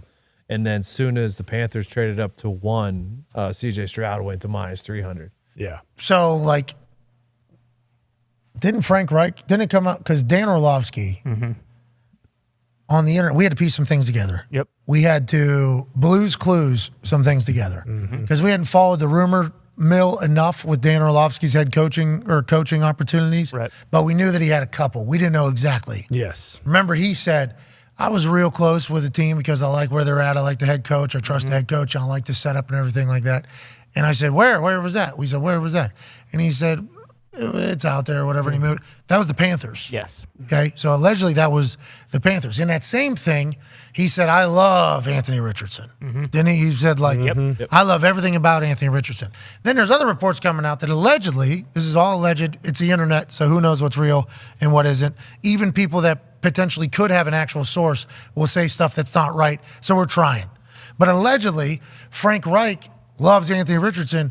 Tepper loves Bryce Young. Yeah. So this is maybe a Chris Ballard, Jim Irsay, Jim Irsay at the press conference. That guy in Alabama looks real good, brother. And Chris Ballard's like, well, he might trade back too, man. You know what I mean? And yeah, maybe. I don't know. Like, that's what Jim Irsay's saying. I wonder if that's true. Like how enamored the actual owners are with Bryce Young, or everybody's still working at this particular point, and maybe they're leaking that information on purpose because then it was being talked about like the Panthers could trade out of one if somebody makes them a better offer. Like there's so much bullshit out there right now. I would assume they know who they want. Is that not an accurate thought there? To jump up and take the number 1 pick, I would assume, they're leaning heavy somewhere, but they're still going to go to the pro days and figure it all out over the next month. Because if you didn't, like, I guess you could just fall to, why would you give up at, I mean, they were at 9, so unless they're really playing chess and like, all right, we're going to trade up to 1, and then we're going to trade back to 2, 3, 4, whatever, because we like multiple quarterbacks and we go recoup some of that draft capital, then it'll make sense. But jumping up to 1, giving all that up and not knowing for sure, like, hey, we're going to take a shot on Anthony Richardson. Let's this Carolina, let's Cam 2.0 or fucking Jalen Hurts, what he just did in Philly. Let's try to recreate that here. Or I personally don't see Bryce Young going 1. I think it's going to be either CJ or Richardson, in my opinion. Yeah, like CJ's a guy, bro. Watching him live down there, he was fantastic to watch in person, AJ. And I think, obviously, at the semifinals in the national championship, which Ohio State was not a part, so close, though. That field goal. Marvin Harrison stays healthy. That would have been an impossible if Jackson Smith and Jigba stays healthy too. Yeah. I mean, did you see him catching balls? He was healthy. Yeah, if it was unbelievable. But a lot of people were. D-Butt. Yep. I'm sorry to cut you off, Pat. Is this the dumbest thing when we just show him run, throw this go route right there? Like, what do you mean? I mean, Pat and you can't go. really tell anything. You can't really tell that he's doing pat and go. That's what you do to warm up. Like, it's not really a thing. No. He can do it good though. You know, he can warm up good. Now, throwing these now, I think you can get something out that one. Yeah, right these there. routes, Yeah, you throwing receivers you aren't used to, practicing with. It's not like the pro day where it's all scripted. See, that guy cut his route very sharp. Yeah. Yeah, but you're still putting it there. Still Yeah. fast. Ball. Nice beautiful ball. Yeah. Daniel Jeremiah. That ball. I like CJ, man. And then I remember AJ was talking about it a lot during the Peach Bowl about him not using his legs a ton during the season. But you saw in this kind of playoff time, you saw that on display, escaping the pocket, making throws, running. I personally love CJ. Wish we can get him at the Colts, but it doesn't look like that's going to I don't think we have a shot at 4. Yeah. Is that why the Panthers jump moved up to 1? Because they like 2 guys, and it was like, hey, we can try to go the Panthers with the Cardinals at 3, or we could just trade up to 1 and know that we're going to get one of the 2 2 guys. is probably going to be tough to get. Yeah. For a quarterback needy team, if I had to guess negotiation wise. The Bears having Justin Fields is an incredible play for the rest of the NFL. Poles was sitting in a great spot there. yeah. He took advantage of it. You saw who they were giving credit to over the weekend, Colts though, right? got to move up. To 3, right? Yeah, have to. But if we're going up to 3, we have to negotiate against anybody else that's trying to get to 3. True. So it's not just like we're moving up 1 spot. It's like we have to be able to present compensation that's the same as whoever else is trying to get to 3. But like you were saying, like with where they're at, like, are you thinking that, hey, we might be in this same spot next year? Like, it doesn't matter. You have to find your quarterback. You have to find that guy, because if you do, then it doesn't fucking matter what you give up, because then you have your guy for the next 10 to 15 years, hopefully. Like, you can't assume, especially Ballard. It's like, hey, guess what? If the Colts are drafted in the top 5 again next year, he's going to get fired. Yeah, and Ballard has earned a lot of money. Does he potentially... He's been through a lot here. Oh, yeah. He's been through a lot here in Indy. I don't want to say, like, he will certainly care if he gets fired. Okay, that is not a good thing. But I'm sure there's been multiple times now where Ballard thought he was getting fired. I might just fucking retire. No, not retire. I assume he maybe, but tough for GM. I assume he knew that he probably thought he was when Wright got a lame duck fired, a couple different times, through this entire tenure. So I'm sure he stared down that thought before. So I'm not 100% sure that's necessarily going to change how he views things. And Jim Irsay said he has all the faith in the world in Chris Ballard, but if this doesn't work, we all know how it's going to go. Remember last time it played out too. These quarterbacks was it 1, 2. What if he likes Will? You said right. What if he likes Will? And then what if those guys up there don't take quarterbacks? Will Anderson or one of these other guys go? Well, because Houston would have to do that, but then not Houston. Cardinals. Arizona would have to do that at 3. But we're assuming that there's a chance that somebody quarterback needy is going to get excited and be able to trade to 3. Have to. Like the Lions, for instance. You know what I mean? Like you just Falcons. Well, no. Tall. Yeah, remember everybody thought anybody like Lawrence, Wilson, Lance, that draft. Is Tannehill still on the roster? I don't know. You're saying these guys potentially stink? I mean, that's always a chance, but I mean, it's just not a lock that it goes 1, 2, 3, 4 quarterbacks off the board. I agree, but the fucking we're in a weird world right now. True. Now that we're in a whole different world right This now. will be a fun draft, honestly. I think so too. Draft spectacular, by the way. Let's go. Here we go. Hey, let's get excited, huh? Let's get excited for the draft spectacular. Okay. Hell yeah! Let's take a break because we're on the we're in the hole almost. We're on deck. Probably in the hole for March Madness. When's it start? Technically tomorrow. Oh, so we're on deck. 16 games are on Thursday. We got 2 play-in games tomorrow. One of which you can, it's the 16 seeds. We are on the eve of March Madness. Yeah. Okay. The Ides of March. Let's go. Are damn near upon us. That too. Brute. Yep, that too. Hey, okay. We're cultured. People don't know that. Reese Davis, the voice of College Game Day, both football and basketball, will join us on the other side to give us all the talking points about this March Madness that we definitely know about. Oh, sure. Yeah. Definitely know about. So Reese Davis will be on the other side with some March Madness, betting tips. We're having another bracket bonanza if you'd like to join us. Come on. We have not set it up yet. As soon as we will let you know. We know it should have been set up already. There's a lot to go into it. There's a lot that goes into it. Be all right. Like, what are we giving away? We gave away a Bitcoin a couple years ago. Well, sorry. Whoops. We almost hurt some. Hopefully it got out while it was high. Yeah, you don't. Hold it. D-Bud. Yeah, D-Bud is just still. Might as well hold it now. Hold it. Shit, what's the point of giving up now? Agreed. Now is not the time. Probably not going down to zero. What'd you say? Right? So you bank with Silicon Valley Bank, too. Well, I mean, actually. Hey, that's a real deal. It was a good. Huge. Bitcoin actually bounced a little bit since that whole fiasco because they showed their stability in the volatility in the crypto world as being the only true stable coin. But it's not like a whole bunch financial of advice. mumbo yeah. It's only all right. entertainment purposes. All right. All right, that is not advice. Buy the dip, buy the dip. No. Dude. If you got it, keep it. I'm not telling you to buy That it. SVP thing happened. Wow. Like in our world, it entered our world with somebody that we do business with on their side. They're in a bind. Yeah, they're so fucked. They are in quite a bind. It's interesting. It's in everybody's world. Right, buy gold, okay? Gold Not ain't my going world. nowhere. Oh, but that sounds like a very deep thought. Why is it in everybody's In world? everybody's world. I don't think it's in mine. Yeah. You talking recession in general, or are you just talking Bank. Whoa.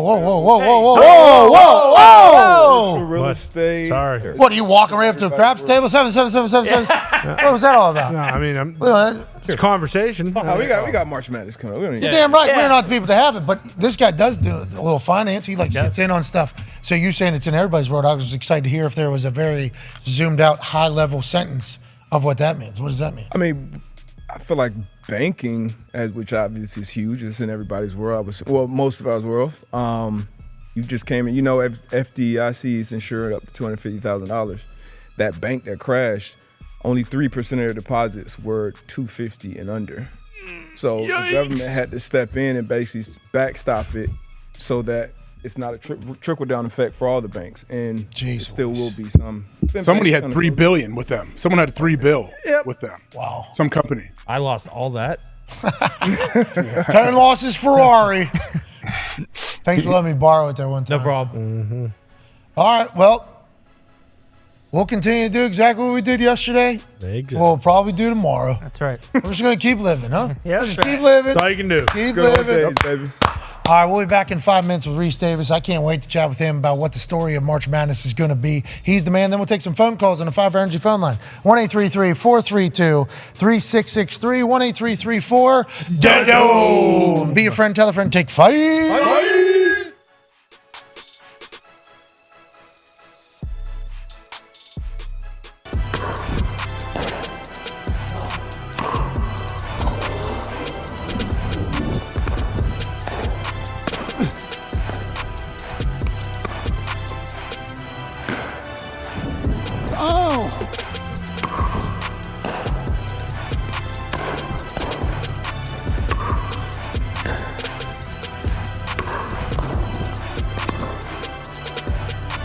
Yeah.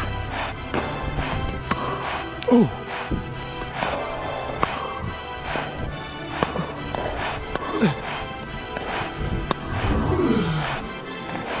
Oh!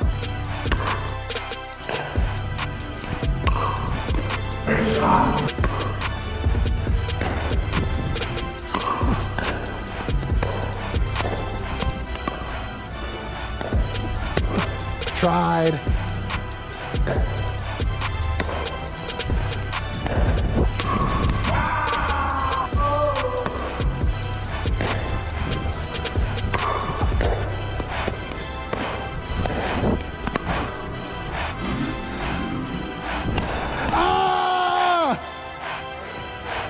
That's a good one to win on.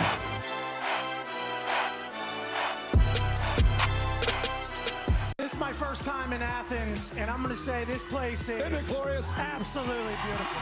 There it is. There it is.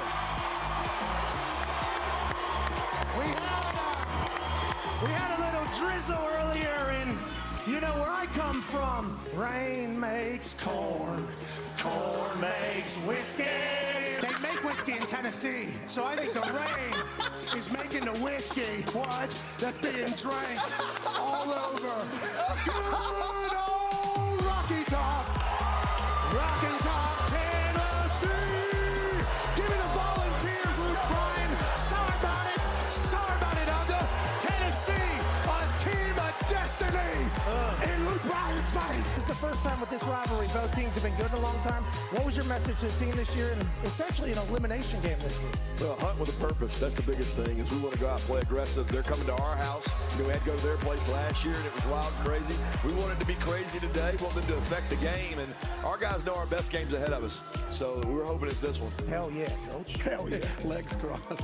Alan Ryan. Wait, what do we have here? Look at that. Go for it. Baloney from this man's grill. No. It's on his nose. They dropped on his nose. No, it's everywhere. Bombings on smoke. Oh, my God. Bad sandwiches going everywhere. Last week against NC State. Oh, no, Bear. Oh, no. No, Bear, a graphic just came up on the screen. I didn't know you had 0-3 last week. I'm terrible. What's your column record? That's all they need to know. 33 and 16. 33 and 16. And that's what I'm saying. All these Dominating. games early What's in the that? week that I'm That's his writing column about, I'm doing record. great. By the time I get to Saturday, I'm like talking myself off, picking terrible games. It's terrible. I'm doing a terrible Get out of your job. own head, Bear. I'm a good handicapper and a bad bettor. Not a lot of people see the column.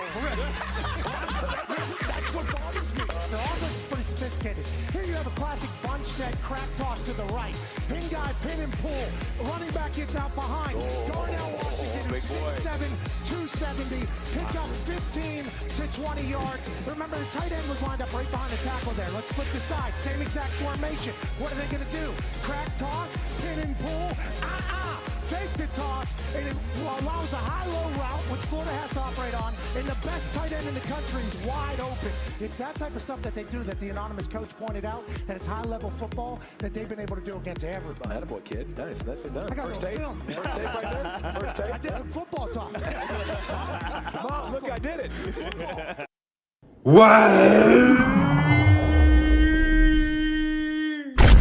Let me tell a tale about this little blue can. Inside there's a nectar love from here to Japan. It's a vibe, it's a time, ice cold over lime. So sublime. This shit is divine. It's the beer of choice when you wanna rejoice. Hey yo boys, what's the noise? Hey yo boys, what's the noise? Well, us and Bud Light have made it a fish. We bring the stoogery, they bring delish. Feels like a genie just granted us a wish. Cause for all of us, it was love at first sip. Now be a bud, tell a bud to grab some Bud Lights. Go and drizzle code is what? $5 off tonight. Go and drizzle code is what? $5 off tonight. Cause if you're living life right and you're drinking Bud Light and you wake up in the morning and you fight the good fight, then you're doing A-okay, doing A-okay. Matter of fact, you're doing great no matter what they say. Now, be a bud, tell a bud to grab some Bud Lights. Go and drizzle code is wide, $5 off tonight. $5 off tonight. Wide.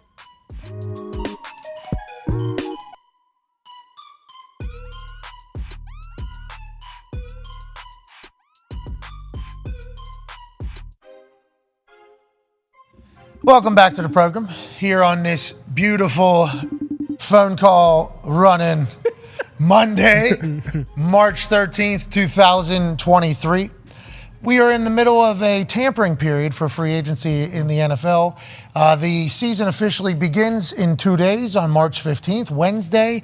That is when all these deals that we're hearing about today will become official. But there's a tampering period the last few years where you're allowed to get deals done, boys. Oh, yeah. You're allowed to get an early start on this thing, and we very much appreciate that because it gives us something to chat about. And joining us back is AJ Hawk. Had a big AJ. A couple punters got signed to some deals. Sam Martin signed back with the Buffalo Bills. Congrats to Sam Payne. And 10 years he's played.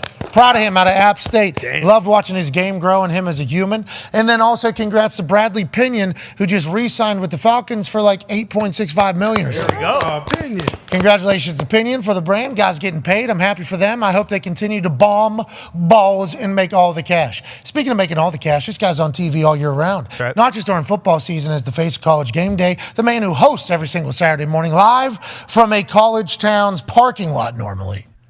In a beautiful fashion, looking wildly dapper. Yes. Best fits. Wildly fucking dapper. The custom suits that are pieced together are certifiably fine, for sure. Yeah. Hell yeah. He's a stud in basketball as well. His college game day for college basketball. Obviously, March Madness tips off tomorrow. We are on the eve of it. Ladies and gentlemen, the legend, Reese Davis. Yeah. What's up, pal? It is good to see you guys, man. You guys are killing it, as always. Pat, you've been traveling all over the place. AJ, I don't see where you go. Where have you been traveling to or not?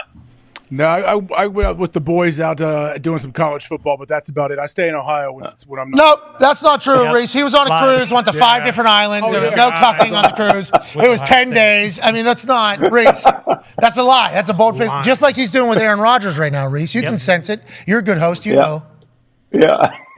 How are you? How are you doing? You're traveling more than anybody.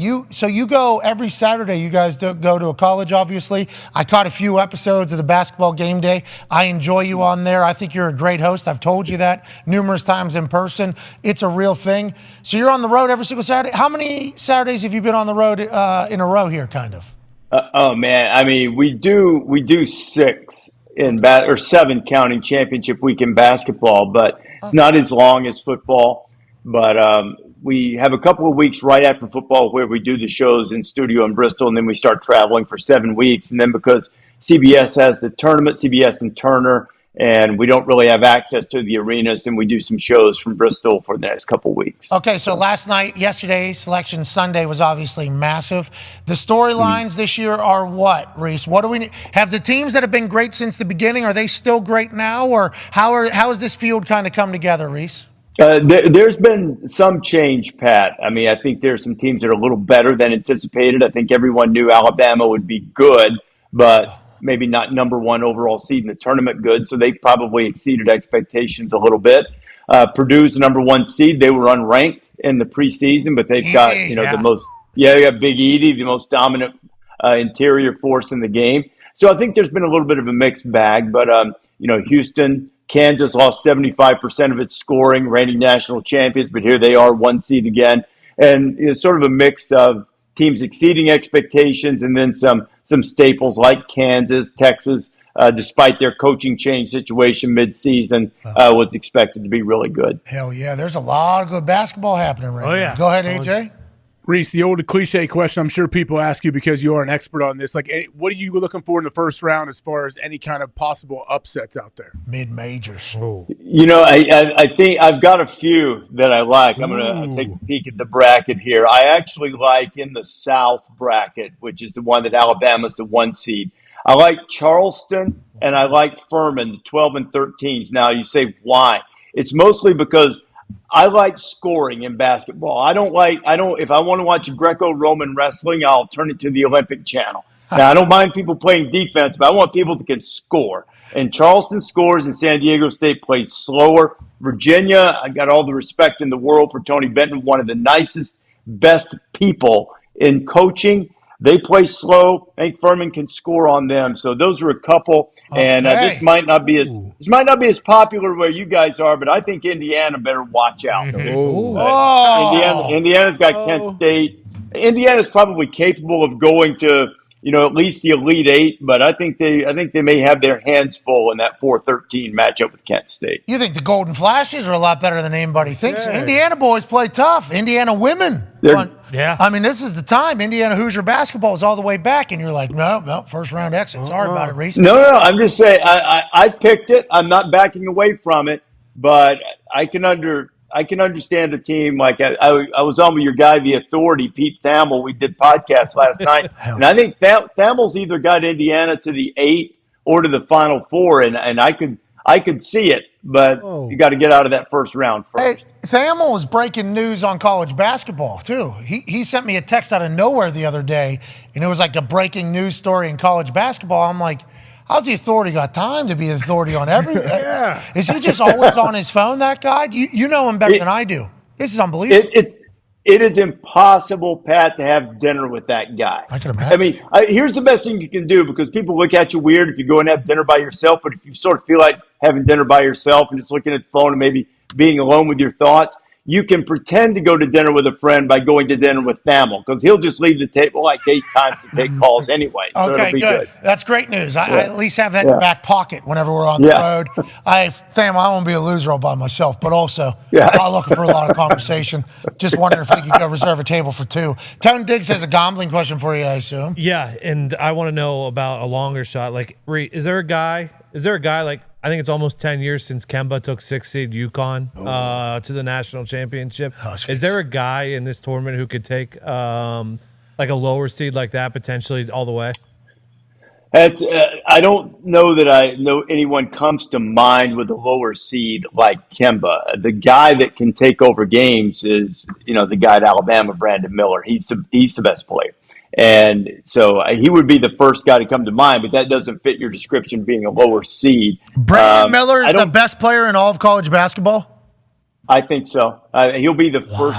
He'll be the first college player drafted in the NBA draft. There will be a couple of G League international guys that go before him, but he'll be the first college player taken. Wow. Yeah. The best in the entire country. Oh yeah. I think so. Yeah.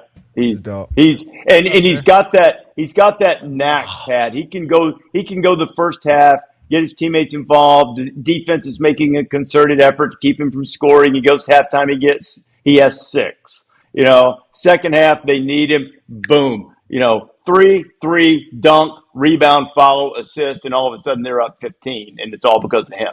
Now they've got a good team. They've got a deep team and a bunch of answers. They've got my buddy Seth Greenberg says they've got 2 of everything. They're the deepest team in the country, but they've also got the guy that's the ultimate difference maker. So he's the guy that can load them up if they're having a bad shooting night and say, just hop on my back, fellas. I'll carry you home here.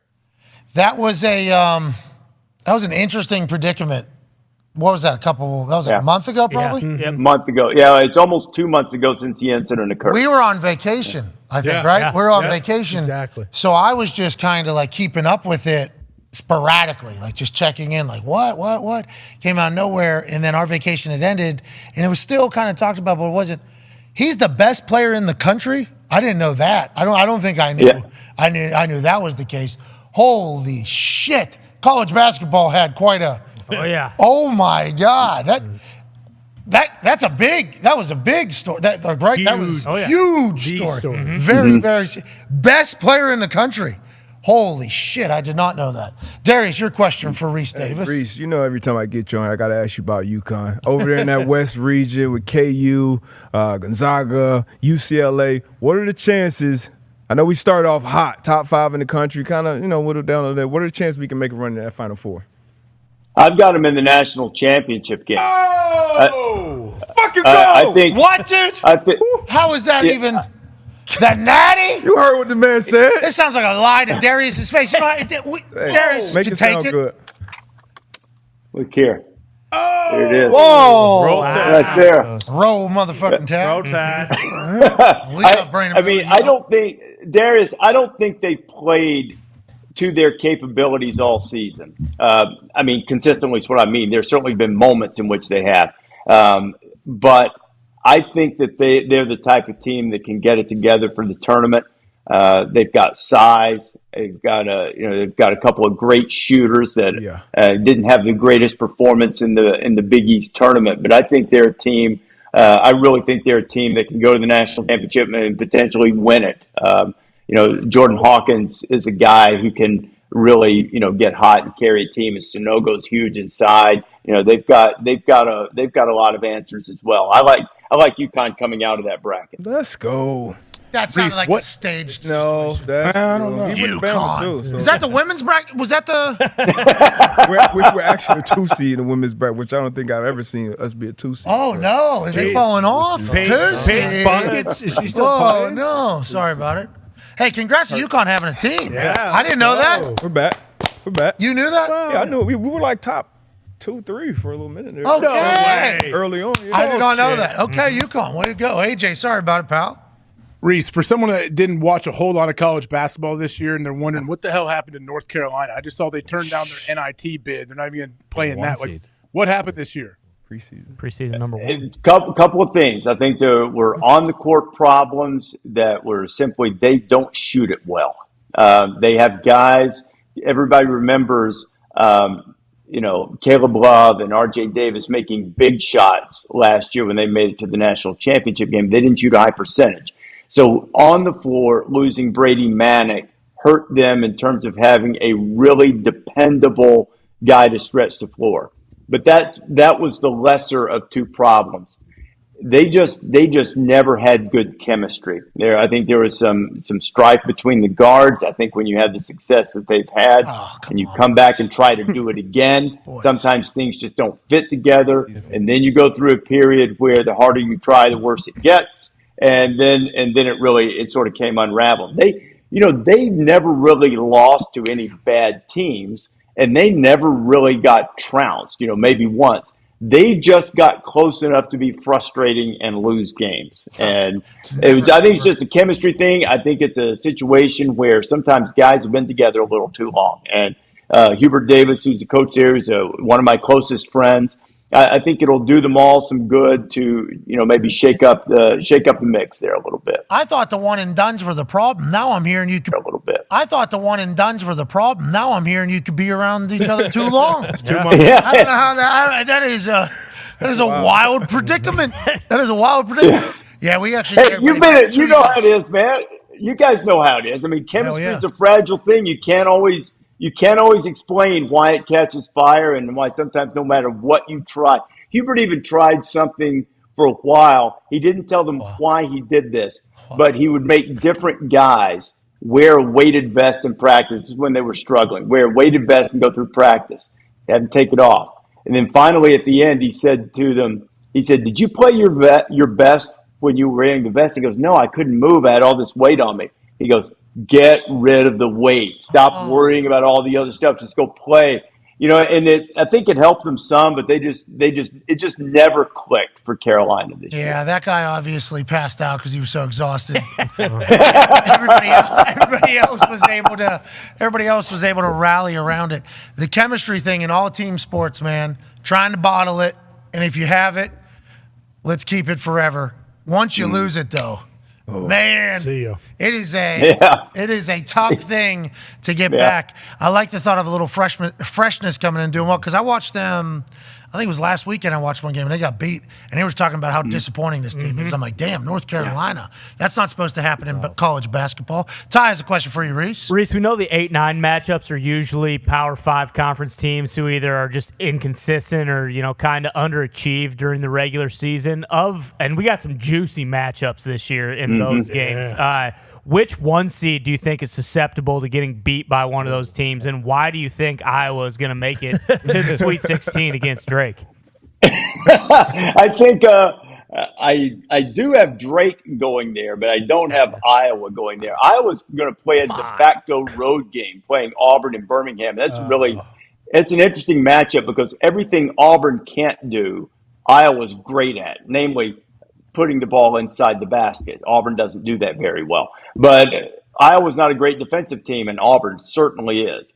And Auburn's going to have the home crowd there. That was the big screw up by the committee. That if Auburn were to win that game, they basically gave the number one seed in that region a road game, which is that should not happen. Someone should have. How's it happen, Reese? How's it happen? I don't know. Reese, come on. Type of investigation, But that assumes that Auburn gets past Iowa, and I'm not convinced that they can because Iowa scores it so well. That's right. So I think Iowa's got a shot at Houston, especially if Marcus Sasser from Houston's hurt, because they can do things that a lot of teams in college ball struggle with, namely score. But Iowa, if you're an Iowa fan, and I sort of deduce that you might be, you know that they've had some a checkered past when it comes to tournament success. So both football, be wary. Football, you win the bowl games that you go to. Now they might not be great bowl games, but basketball, Iowa does not play well on the road. they do not shoot well on the road, and they cannot defend anybody. So it's kind of hopes are high. Hopes are high. You're hoping that hopes are high. Auburn's got to shoot 20% from the field. Reese. Well, let me tell you, that's possible. Hell yeah. Ooh. Okay. Yeah, Sounds like you got a little but- optimism. Go. Yeah, but Iowa doesn't really help teams shoot 20% from the field. They How'd the usually- committee get it wrong? How'd they get it wrong? Do you get a chance to chat with them after they make their decisions like football? Yeah. I talked to Chris Reynolds, who's the chair of the selection committee, former Indiana basketball player, really smart guy. The biggest thing I thought that where the misseeding happened to me is I thought Duke was underseeded. I really thought that they would be probably the last 3 seed, potentially a 4. Instead, they're a 5. But the good news for them is that they got a path where they match up extraordinarily well with everyone they would face. There's really only one team with anything that approximates the size to deal with Zach Edey. It's Duke. And Duke would have, if they win and Purdue wins, they would get Purdue in the Sweet 16. Duke has enough length to handle him, or to at least, make it more difficult for him. Maybe it's a better way to put it, because I'm not sure anyone handles Zach Edey. So I think Duke's got a great path to the Final Four, but I also think that they were underseeded. I thought that was a mistake. You quibble at the end of the line. I would not have put Arizona State in the field. I would have put Clemson in. I thought Clemson, just from watching them play and some of the wins they had a terrible non-conference schedule, and they had a couple of really bad losses.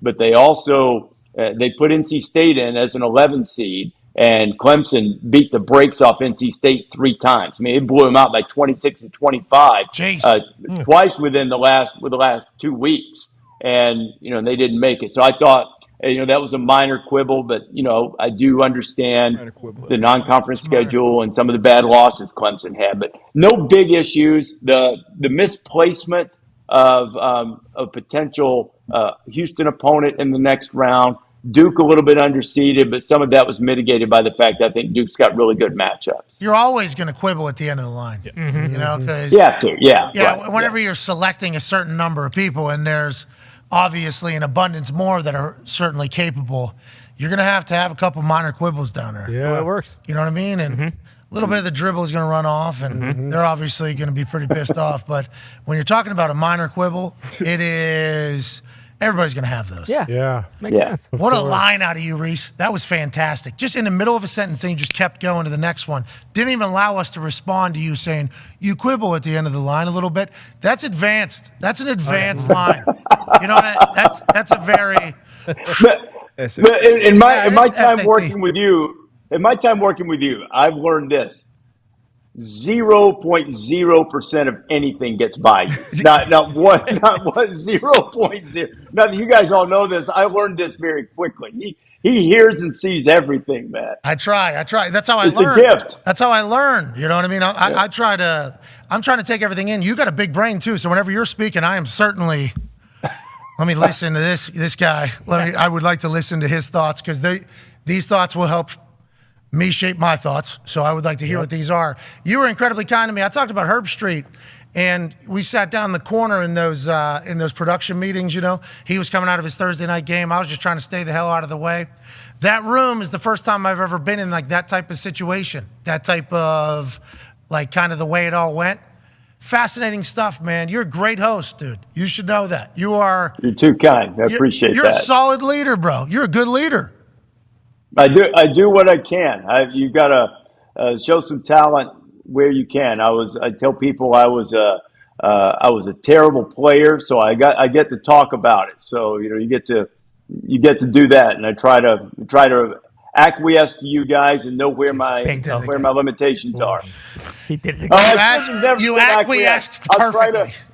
I try to yield. I try to yield to you guys where I should. There it is. All of it. Everything you're doing right now is scratching us right where we're itching, and I'm picking up everything you're putting down. Connor has a question for you, Reese. I appreciate you, though. Yeah, Reese started the question, but I figure I'll quibble a little myself, obviously, because I know what that means. Are you then going to acquiesce after you quibble? Sure. If I knew how to say that word, I'd throw a dart at the board, but I actually don't know how it ends, really. Is it acquiesce? With a C at the I think end? there's Q. Yeah, it's from Pirates of the Caribbean. No, that's parlay, Tony. No, you acquiesce their request.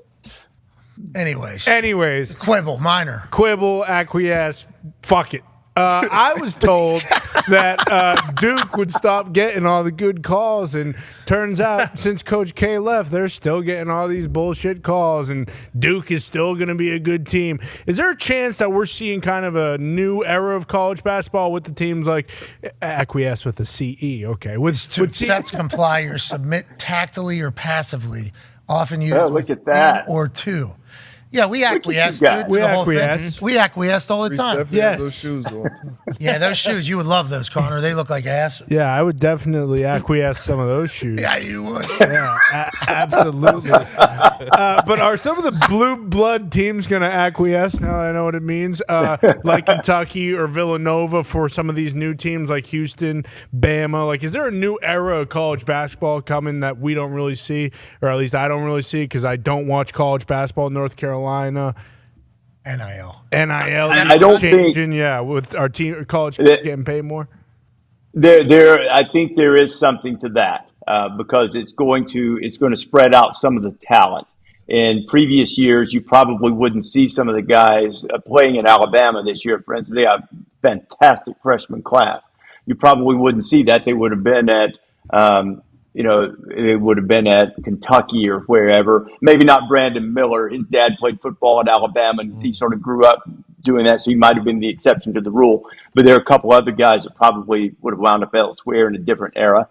So I think the NIL aspect for schools and programs that are committed to it will allow them to get more of the top flight players that some of them have. That said, Duke's not going anywhere. Carolina's not going anywhere. I think Villanova's going to be fine as well. All of these programs are still going to be great because they care. Kentucky, and they care more than anybody else because it's part of the DNA. So I understand what you're saying. You may see a little bit wider net. You may see teams step up every now and then to that level, but I don't think we're reaching an era where the Blue Bloods are going to take a major step back. One thing I know you guys will like, you mentioned about all the calls and all of that nonsense. Duke was the victim of the worst call of the season, one that the ACC admitted they blew at the end of the Virginia game in Charlottesville. And foul call went to the monitor. They screwed up the rule, put it to overtime, and Virginia won in overtime, and Duke should have been at the line shooting 2 in a tie game with a chance to walk off with a win. Wow. Since that point, the Blue Devils haven't lost. And if you like a good conspiracy theory, and I hate to bring this up, but I know you guys are going to find this entertaining. The first game after that is the only game all season that Mike Krzyzewski was in attendance in person. He came to see Mike Bray of Notre Dame in the final trip to Cameron Indoor. Sat down in the corner quietly, just watched the game with his wife. And since that moment, Duke hasn't lost. Coincidence? Probably, I think not. But maybe not. No, I think not, pal. Isn't it named after him, that place? Yeah, Coach K. The court. The court is, yeah. It's Coach K Court in Cameron Indoor. Yeah, so like him obviously saying, I'm not going back to that fucking place. I hate that place, and then deciding to finally come back, show his face to talk to the other coach. Yeah, obviously good vibes came in there. Well, congratulations to the Dukies. Nice. Did he smack the court? Sent his mana right to it. Much mana. Yeah, exactly. Much mana. Yep. Shout out to Will Sasso. All right, I'm happy we learned that. Thank you for all the information. Duke's winning. Yeah. Can't believe they were a 5 seed. That was disgusting. Yeah. That they had him as a 5 seed. I got to stop you there. He actually said UConn was winning. He did. No, that's on his thing, but that was for the women's. Bama. Bama. Fucking Tide. Yeah, come on. We don't have to redo this whole conversation. We don't. All right, I'm just trying to put a bow on it. Yeah, no point to quibble here, boys. All I know is Charleston and Furman, they put balls in the bucket. Yeah. Bingo. And in a sport that revolves around balls in buckets, they do it well. Look for them to potentially upset some people. Speaking of upset, what about the Golden Flashes over Indiana? Keep an eye on those boys out of Ohio in the MAC. We appreciate the hell out of you, Reese. You're the man. All right, Pat. Thanks for having me, guys. Good to see you all. Hey, just real quick, Reese. Real quick. Yeah. How many of those fucking trophies you got? Jeez. How many? I mean, they were over both shoulders at one point, weren't they? You had angels. I've only got 2 of them, but I'm grateful. I'm grateful because those are the team awards. I'm always among those also receiving votes when it comes to the individual. Got it. Always the bridesmaid. These are all team awards here. Okay, well, you deserve them all, pal. You're incredible at what you do. We appreciate you, ladies and gentlemen. Reese Davis. Guy knows everything about everything. Of course, I'm going to listen wherever he speaks. Huh? You get one of those for being on game day? I don't know. Have we won anything? I don't know, team. I'm pretty sure you would. Yeah, and then you can melt it Oh, down yeah, you and will. make it a Y'all chain. got to win on. When is the award show? I would assume they've won a bunch of Emmys, right? Game Day has. That's a great question. Yes, they've won like 27 or 30 or something like that in the last 20 years. I forget what it was. I was doing my research as the deal was coming together. Like, what am I joining here? How am I joining it? Yeah, you'll get one. Unfortunately, that WTA4 bottle might have to be replaced. No. What are you talking about? Never. Speaking of. What the hell is that? Oh, miss you, Yep. Joe. I have an idea what. Yep. What's this mean? What's he doing? You'll see. You'll see. Just be patient Just for shut one up, time Hawk. in your life. My bad. Everyone loves dead air. How about talking? Well, why don't you tell I us was where trying to ask a Rodgers is question. going then? Tell us the truth. Trying to ask a question. Well, around the internet, it's going around, huh? Oh, yeah. Hey.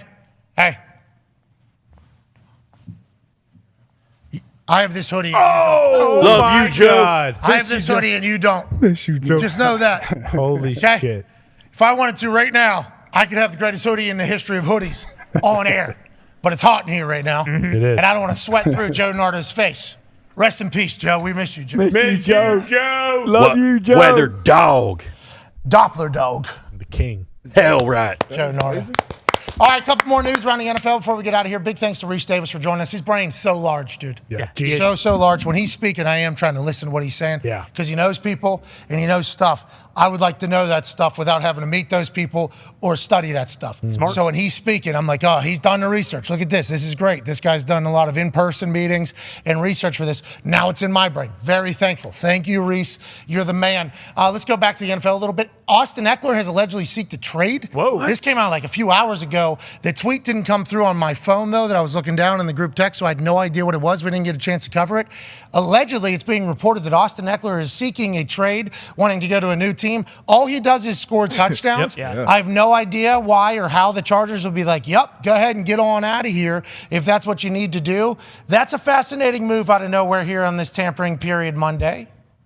How many touchdowns did he have this past season? All of them. Yeah, 19, I thought. I mean, come on. That's unbelievable. Yeah, I would imagine teams would be absolutely actively going after Austin Ekeler, right? I didn't get to read the whole thing. It kind of just showed up in my life here relatively. They're apparently that he was looking for an extension and hadn't got done yet, so he then requested a trade. So he's only due $6.25 million in 2023. Last year of his contract, he wanted an extension, which most people do going into the last year of their contract. That is a terrible deal to do business on if you're a player, especially one at a position that gets tackled and hit a lot. You would like to at least get another year of employment or salary before you potentially jeopardize everything going forward. Normally, a configuration or an extension of a contract can be done, especially with your leading scorer, a guy who always does stuff. Yeah. But apparently they weren't able to come to an agreement, and now he's looking to go to another team. Is this all posturing? This feels like this is posturing, maybe, but I don't know. Somebody also gotta pay. If I'm the Chargers, I Pay pay this dude. I mean, he's obviously a weapon in the pass game. There were certain games where I don't know why, but they would just go away from handling the ball in the run game.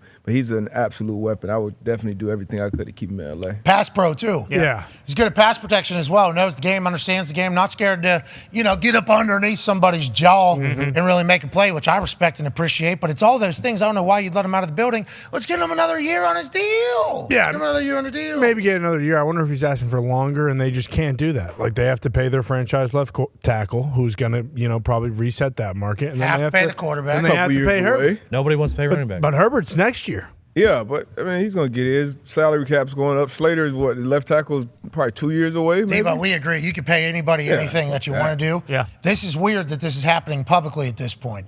I wonder, AJ, and you know what I'm going to bring up? You know what I'm going to bring up? What are you bringing up? Austin Ekeler was an injury expert. Boom. Exactly. That 1 week. No. That was a big deal. You remember that 1 week? That's right. And then it never happened again. I wonder if Who was he talking about again, too? I don't Keenan know. Allen. Keenan? Yeah. Yeah. Or him, Keenan? He was talking about Herbert's ribs as well. I don't remember. No, I'm not saying that. I'm saying I feel like there was probably a conversation that took place where Austin Ekeler was I'm sure there was something, but maybe not in this point. This is just theory. I'm conspirizing here why he'd be asking to be traded. That means that something isn't good, right? You would think. Probably just money. Yeah, contract. He wants an extension. I don't know if they said, hey, you're not a fucking injury expert ever again. Okay? Shut the fuck up, boy. They might have. Yeah, turn your Twitch off. Yeah, I've been said that. People told me that, it rubbed me the wrong way, and I retired relatively quickly. You know what I mean? So I'm not saying that happened, but when did this take place? Did we see this coming? No. No clue. I would like to know what happened, how this all came about. He probably felt like talks were going okay, and then all of a sudden they're not. And he's thinking, hey, these guys are not going to give me what I'm asking for, or maybe they're not even giving him remotely close to what he wants, so he's requesting a trade. What are you shaking your head for? This is all posturing, I you mean, think? it's tough, but like, if you're a running back, you're just not going to get paid. Yeah. I'm sorry, but look at all the guys who are available in free agency. Yeah, he does 19 touchdowns. Absolutely, he scores touchdowns. Like, what gets a deal done right here, you think? Like 2 years, 20 million, 18 million here? That'd be a much better deal for him than what he's currently staring down. Somebody could go get That'd him. be over 10 for him, I would think. Oh, But maybe not. Who's doing that? They definitely aren't. If there's a list of free agent running backs right now, pull it up because it's unbelievable. And look at all the running backs that would have been available. All of them got franchise tags. Yeah, just because they don't want to give him a long-term deal. Yeah, So, like, the franchise running tag. back position is the perfect position to give the franchise tag to because the salaries are not as high as other positions, as you probably have warranted because you are incredible. Best Saquon could have got paid. Josh Jacobs could have got paid. A lot of guys that are running backs could have got paid, got long-term deals. If they were at other positions and they had the year that they had, they probably would have got paid at least a 3-year deal with 2 years worth of cash. But the running back position, everybody's scared to death to give money to. And do they think that, like, okay, well, we can just go find a guy who has a similar skill set in the 4th round? Now, he's not going to be the same person, obviously, but, like, you know, guess what? Eckler's a dog, bro. He is. I think Eckler's one-on-one. Anytime TD, great. Every time. Yeah. Maybe anytime two. Yeah, he had 2 touchdowns in the first What'd you half. say? He played every game last 2 years. You know, as a running back, that's tough. He's going to be, 28 next season? So, not like... Dang, he's only 28. That's a big deal, too. He played every game the last 2 seasons. yeah. I think running back position being a very physical runner. He's thinking, I did what I want, right? I held up my end of the bargain here. I get it. I understand. I respect it too, but it's like, what will the market say? You know, whoever trades for him, they're going to have to pay him. So, like, I'm excited to see who it is. They paid a lot of people. They got Bosa, Mac, Derwin. What? They paid J.C. Jackson. What? Fucking center they just drafted. And paid Mike Williams, Keenan Allen both paid. Yeah, They paid a lot of people. A lot of money to pay in a lot of places. A guy who scores touchdowns in a sport that touchdowns are worth 6 points and other points are worth less. Yeah. Seems like a good signing. I hope it works out for Austin. And I hope maybe they're able to get a deal done. Maybe they're able to get a deal done. Figure it out. Kick the can down the road. We got information on the Lamar Jackson offer that came last year via Sarah Ellison's Twitter. Adam Schefter said it on his show, though, I do believe. Adam Schefter gives the most details yet on Ravens' offer to Lamar Jackson. Fully guaranteed at signing 133 million, injury guaranteed 175 million, total guaranteed 200 million. Those guarantees were way more than what Kyler Murray got in Arizona and way more than Russell Wilson. But obviously, the first one, fully guaranteed at signing, is $97 million less than what Deshaun Watson got in his own division, accomplishing less. Now, the injury guarantee, 175, and then total guaranteed being 200 million. I think that's an interesting. What does that mean? Is that the How does that work? I don't understand. Yeah. Would that be the year 2 thing, the year 3, where that second guarantee kicks in, like we saw with Derek Carr? So what was that? That was being described as like conceivably guaranteed, or like what was the word they were using? Danny Dimes. Apparently, virtually guaranteed. If he was to be on the roster the next year, the next league year starting, another bonus kicks in. A $67 million bonus, is that what it was, that kicks in the next year if he was still on the roster? Yeah, because Dimes was $12 million. 67 would be a lot more. How would that work? How's the total guarantees and the fully guaranteed at signing different? Yeah, and was this reported? Because the number we heard was the 133, Yeah. and we assumed it was coming from Baltimore. And if it was, why would you put 133 out there and not 200 if 200 is what the guarantee is? Yeah, that's PR-wise, it doesn't make any sense because as soon as we heard the 133, we're like, he can't sign it. They're like, well, him and his mom doing bad business. He needs a representation. It's like, well, if he gets an agent and the agent says, yeah, this is what we're going to take. Agents doing bad business too. There's a lot of people that make bad deals that are agents as well as players that potentially represent themselves. But 133 is vastly different than 200. Yeah. 200, I think you would have got a lot of us going like, It's not 230. Just take the dick. It's not 230. $200 million, though. That's kind of been a number most people have been kind of Yes. You threw it out there. I think 4 years, $200 million. Yep. And I mean, like you said, Baltimore put it out. Why wouldn't you put that number out? So if you look at like Spotrac, who does contracts, Kyler Murray was 103 million guaranteed at signing, 189 practical guaranteed. His practical guaranteed is potentially what? I don't know. 200, yeah. I'll tell you what, I'm signing a deal worth a couple $100 million. I want to know practical, conceivably. I would like to know what the fuck, what are these mock guarantees that are happening now? This is a very new, isn't it? What's a guarantee then? What does guarantee even mean then? I don't know. Yeah, like, this is different layers of like the blue check mark on Twitter. Like, boom, boom, boom, boom, boom. It's like, maybe we're dumb. We're dumb. But this sounds like a new way to say this also. You know what it sounds like? That's kind of, this is very new. I don't think this feels like over the last year or two. This has started coming in. We're also not talking about a couple $100,000 here. That's an $86 million difference. Like that's this is a $67 million swing. Yeah, it's a huge deal. That's a lot of money, bro. And then when that tweet, how it was worded, that last sentence with the quote, I forgot exactly what Schefter or Sarah said. Way more than Kyler and Russell Wilson. Like, yeah, they're they are shaping this. Like, look what we did. Look what we did. But if it's 189 for Kyler, I mean, it's not way more than what Kyler got. True. Yeah, it's 11. Yeah, more. Somebody's lying. What's real? What isn't? AJ. Ridiculous. That's what we're gonna have to continue to try to do. We'll be back tomorrow with a Big Time Tuesday. Hell yeah. There's rumors floating around the internet right now, AJ. Source off. People refuting those rumors, right?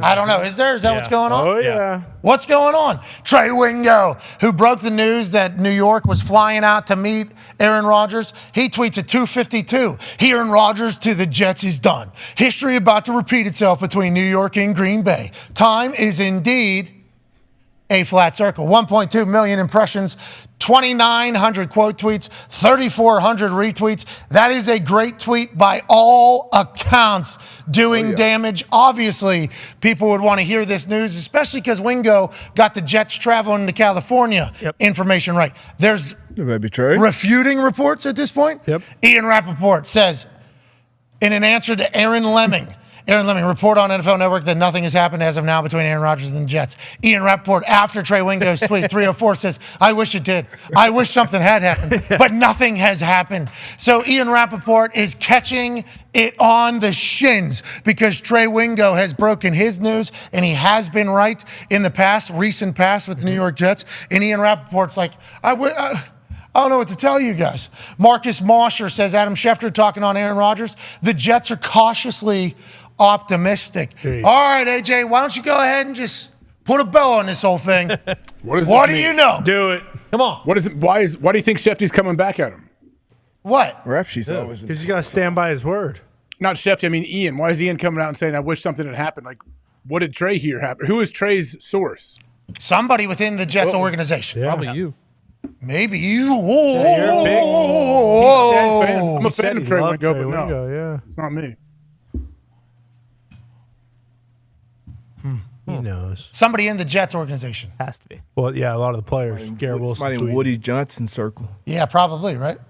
So, AJ, you're in the other team circle. Let's. Yeah, there it is. Wayne Corbett, maybe he's a great Jet. Wayne Corbett.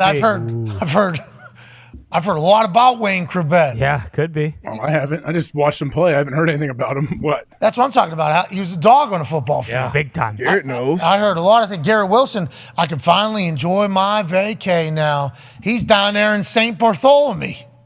Y'all should see this smile on me right now, he said. Could have took a picture. I mean, a lot of.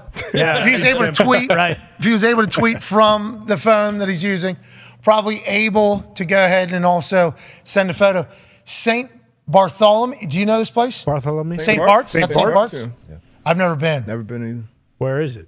AJ, I you assume been? it's St. Bart's. I don't know where. St. Bart's has got to be one of those islands. Virgin Island area? Is that where you hang out?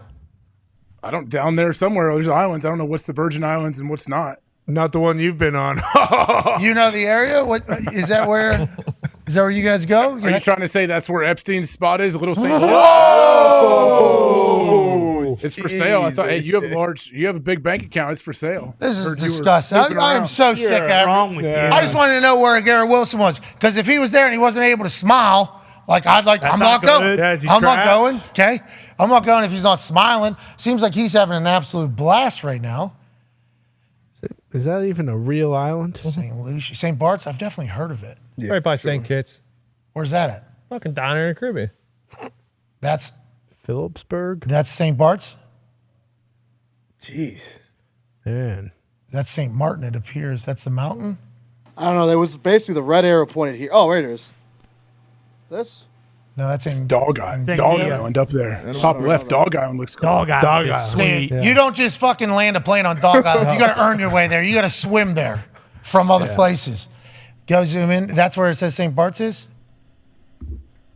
So the bottom, that's Netherlands there. That's Aruba. Oranjestad there. Zion Williamson's Hill. Dude, Is this a real place? Why you living on these? Zion playing or? No. What? Yeah. No. Zion's career is over. I wish. What? I wish it wasn't. Allegedly? Please. He's played like what? Guys 20% missed of his game? 185 games in the Triple last 2 double years. though every Lose time. 60 fucking pounds, Zion. What is your and then fault? come We're back. done. Do we gotta do the whole song and dance again? Let's get out of here. Take the weight off. Jesus. All right, that's disgusting. I'm so sick of the negativity towards Bring that the guy. Bumpus Hines back. He was walking his dogs at that dog store that had hopped up on that guy's shoulders. He's never played better. All right, we'll keep an eye to the ground here. Yep. About what's going on. All around, we're looking for scoops that are dropping. Because the only guy that we know that certainly has the answer refuses. Fucking prick. Hey, you know when you point one finger, there's 3 pointing back? AJ, we want to let you know. Look at this. Son of a bitch. It's fucking you, dude. I respect I'm not pointing any fingers. Loyalty. I respect it. He's talking about us, dickhead. There you go. We're not pointing any back because you know and we don't. Yeah, it is. It's not It really is. a point. It You're is not really admirable. pointing though when you're doing that. This It's not fucking exactly guy right here. You don't think this is a point? This fucking guy. You're getting close to something very bad. Yeah, I don't know, Tone. You might want to. Oh, Tony. AJ. Wow, Whoa! Tony, especially you. Come on, Tone. Come on. Relax. Everybody relax. Tone, you might want to step AJ, back. what do you know? wanna Don't that. be trying to go as toxic as possible with this whole thing. Jeez. What do you know? Please. Do you know anything? Nothing. No, I honestly don't. But I am getting texts from people asking me. Yeah. Oh, he is an insider. All right, I'm sick of it. Let's get the hell out of here on this. Let's get a winner. How long has Trey Wingo been an insider? Have you FaceTime Greeny yet? Trey Wingo's an insider. I think every media member is potentially an insider with the relationships that they have if news is needed.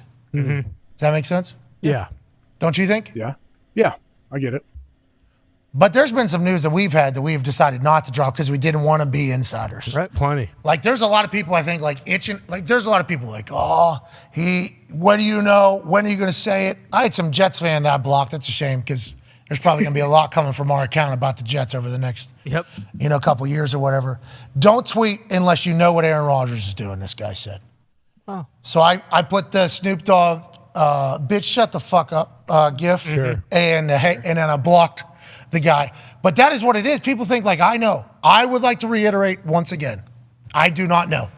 This guy is who you should be tweeting at. That man knows. This guy, official AJ Hawk, knows the answer. Always had. So this is where you need to point. I'll get back to you. Tweet at me. I'll get back to you. Loyal to the soil. I regret. I respect it. I have no desire to be an insider. I don't care to break anything first. Who cares who is first? It doesn't change my life. That's my world as well. I got everybody, oh, he's going to do it. I'm like, yo, I don't. Hey, when the news comes, we're going to have a great discussion about it. Yeah. Yep. Whatever the news is, excited to chat about it, but I'm not anywhere near the person that has that info. Anyone who's ever been on AJ Hawk's Twitter knows that if one man tweets at him and asks, then he will quote tweet it and respond, and that's Gary V. So if you really want answers, tweet at Gary V. Let him know, hey, you need to ask AJ. He's where Jets Aaron's owner, going. right? Partial. Future. Yeah, eventually. Soon enough. So you were retweeting him. That was just inspiration. That's more inspirational. Oh. What do you know? Huh? What do you know? What Gary is an inspiration master. That's all I'm doing. Exhibit A. Yeah. Boom. Boom. Bam. Prince. I love Fridays. This guy's the worst. Why didn't you He wish? is the fucking worst. Why don't you wish him a happy Friday back? Yeah. Because I think the prayer hands say enough. What is it? Is that high five in your eyes, or is it like amen? Is what No, you're I saying? do. I do scroll through a lot of the emojis, and that one seems to always be the one I choose. And why are you choosing it? Is it because amen, brother? Like that's what covers everything. Yeah, keep doing your thing, Gary. You got it. Oh, so it's like and I love it's it. like a It's kind of like a much mono. yeah, it is.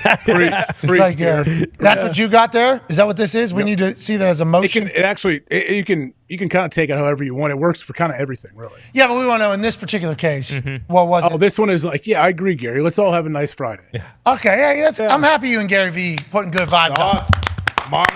Speaking of good vibes, Gary's all about positivity. Hell yeah, five time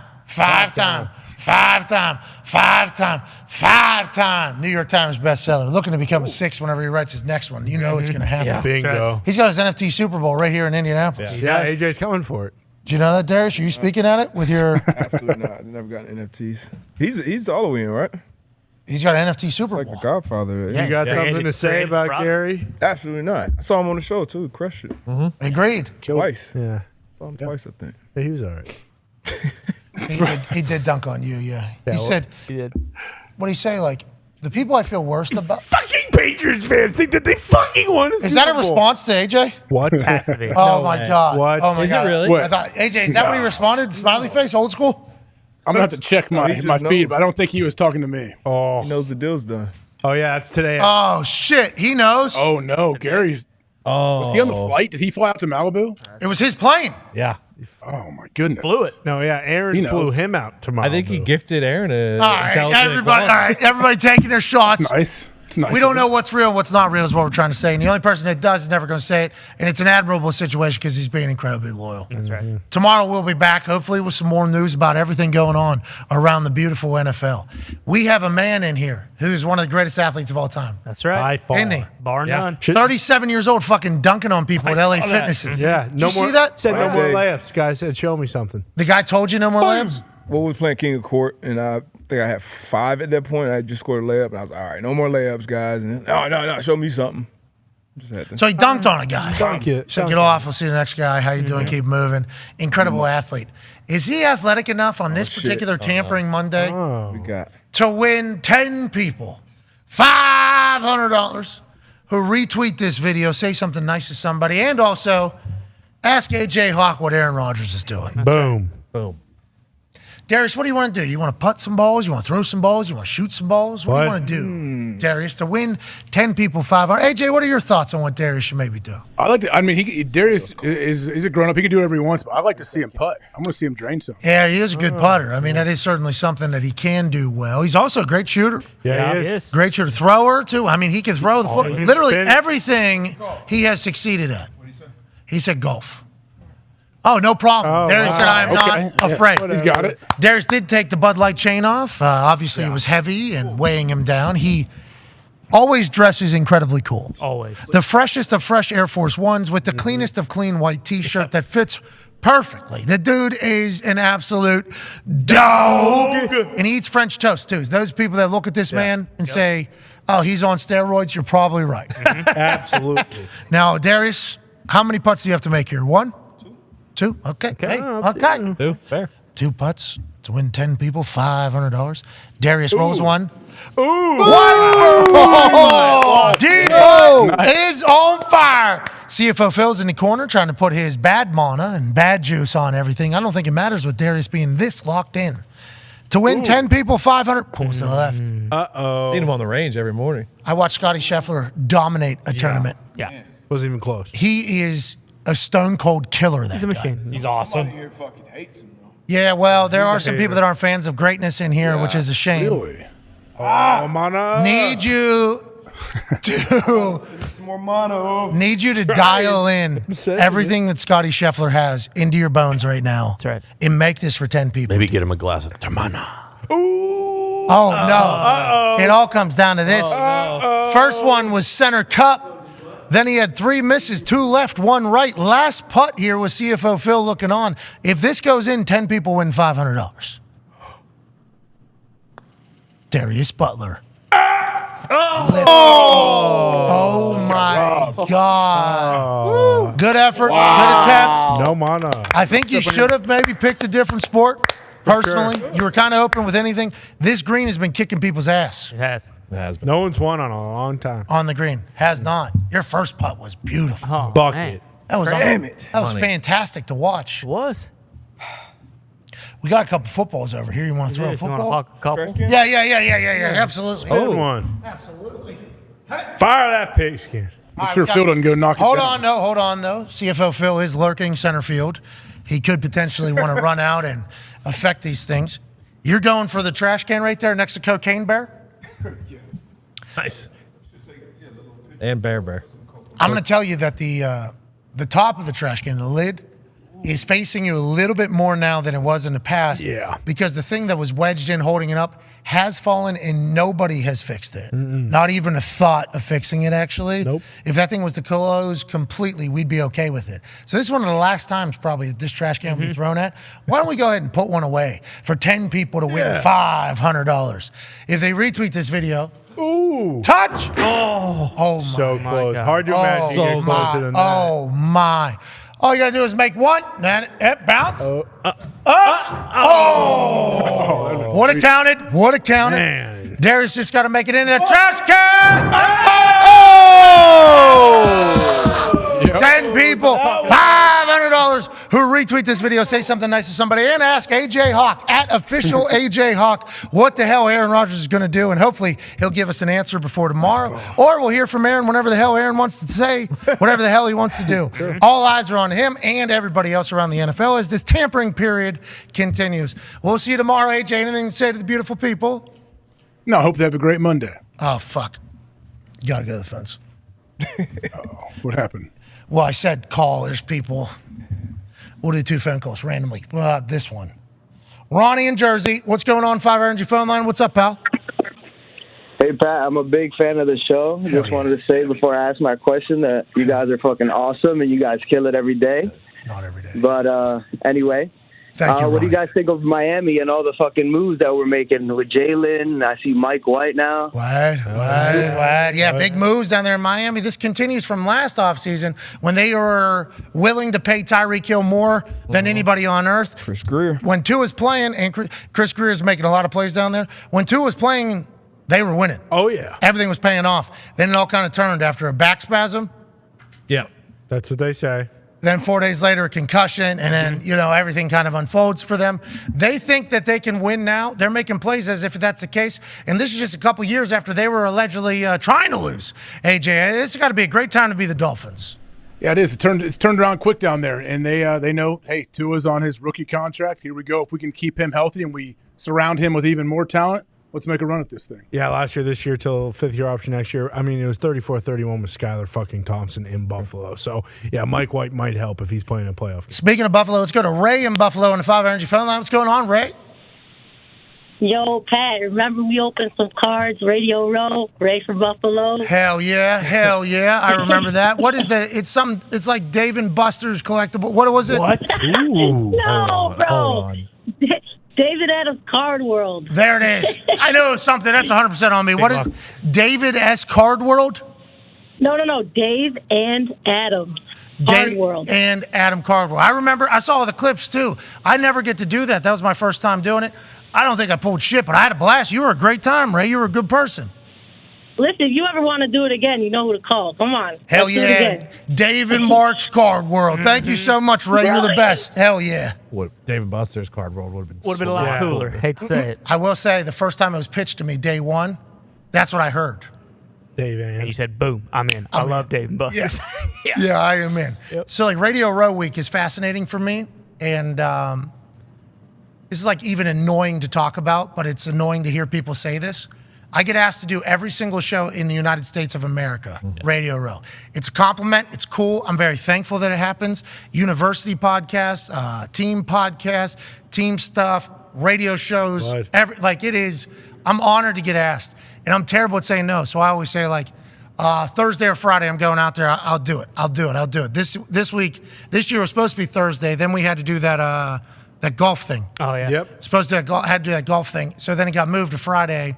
So the card thing was pitched Tuesday, I think, when we were down there. And I heard Dave and Buster's Card Collectibles. And I said, yeah, yes. 100%. And the energy that Ray had right there was in real life, too. The energy was great. I'm like, hell yeah. hell yeah, let's do this. It was the first thing I did on Friday. I found out quickly it was not that. And I opened like 10 cards, no good cards, but their vibes were immaculate, I will say, the entire time. That was when the Drew Brees situation popped off. Yeah, because there's a lot of, hey, you said you do our, hey, you said you do our, hey, you said you do our. So I'm just trying to like fucking literally make everybody happy. And then Drew Brees is standing there 2 feet away from me, and I don't even hear him. And I look like a terrible person. I felt terrible about that. Still do. Have not heard from Drew since. No, but I'm sure he'll reach out when he's ready. I hope so. I did not see him. I had some people coming after me for being like arrogant and overlooking Drew. It was like, no, like no offense. There was a lot of people saying my name at this particular time, and I'd promised everybody I would do everything. So it's like, got to do it at that case. You'll probably see him at the pickleball finals. I'm pretty sure he owns a team. He does.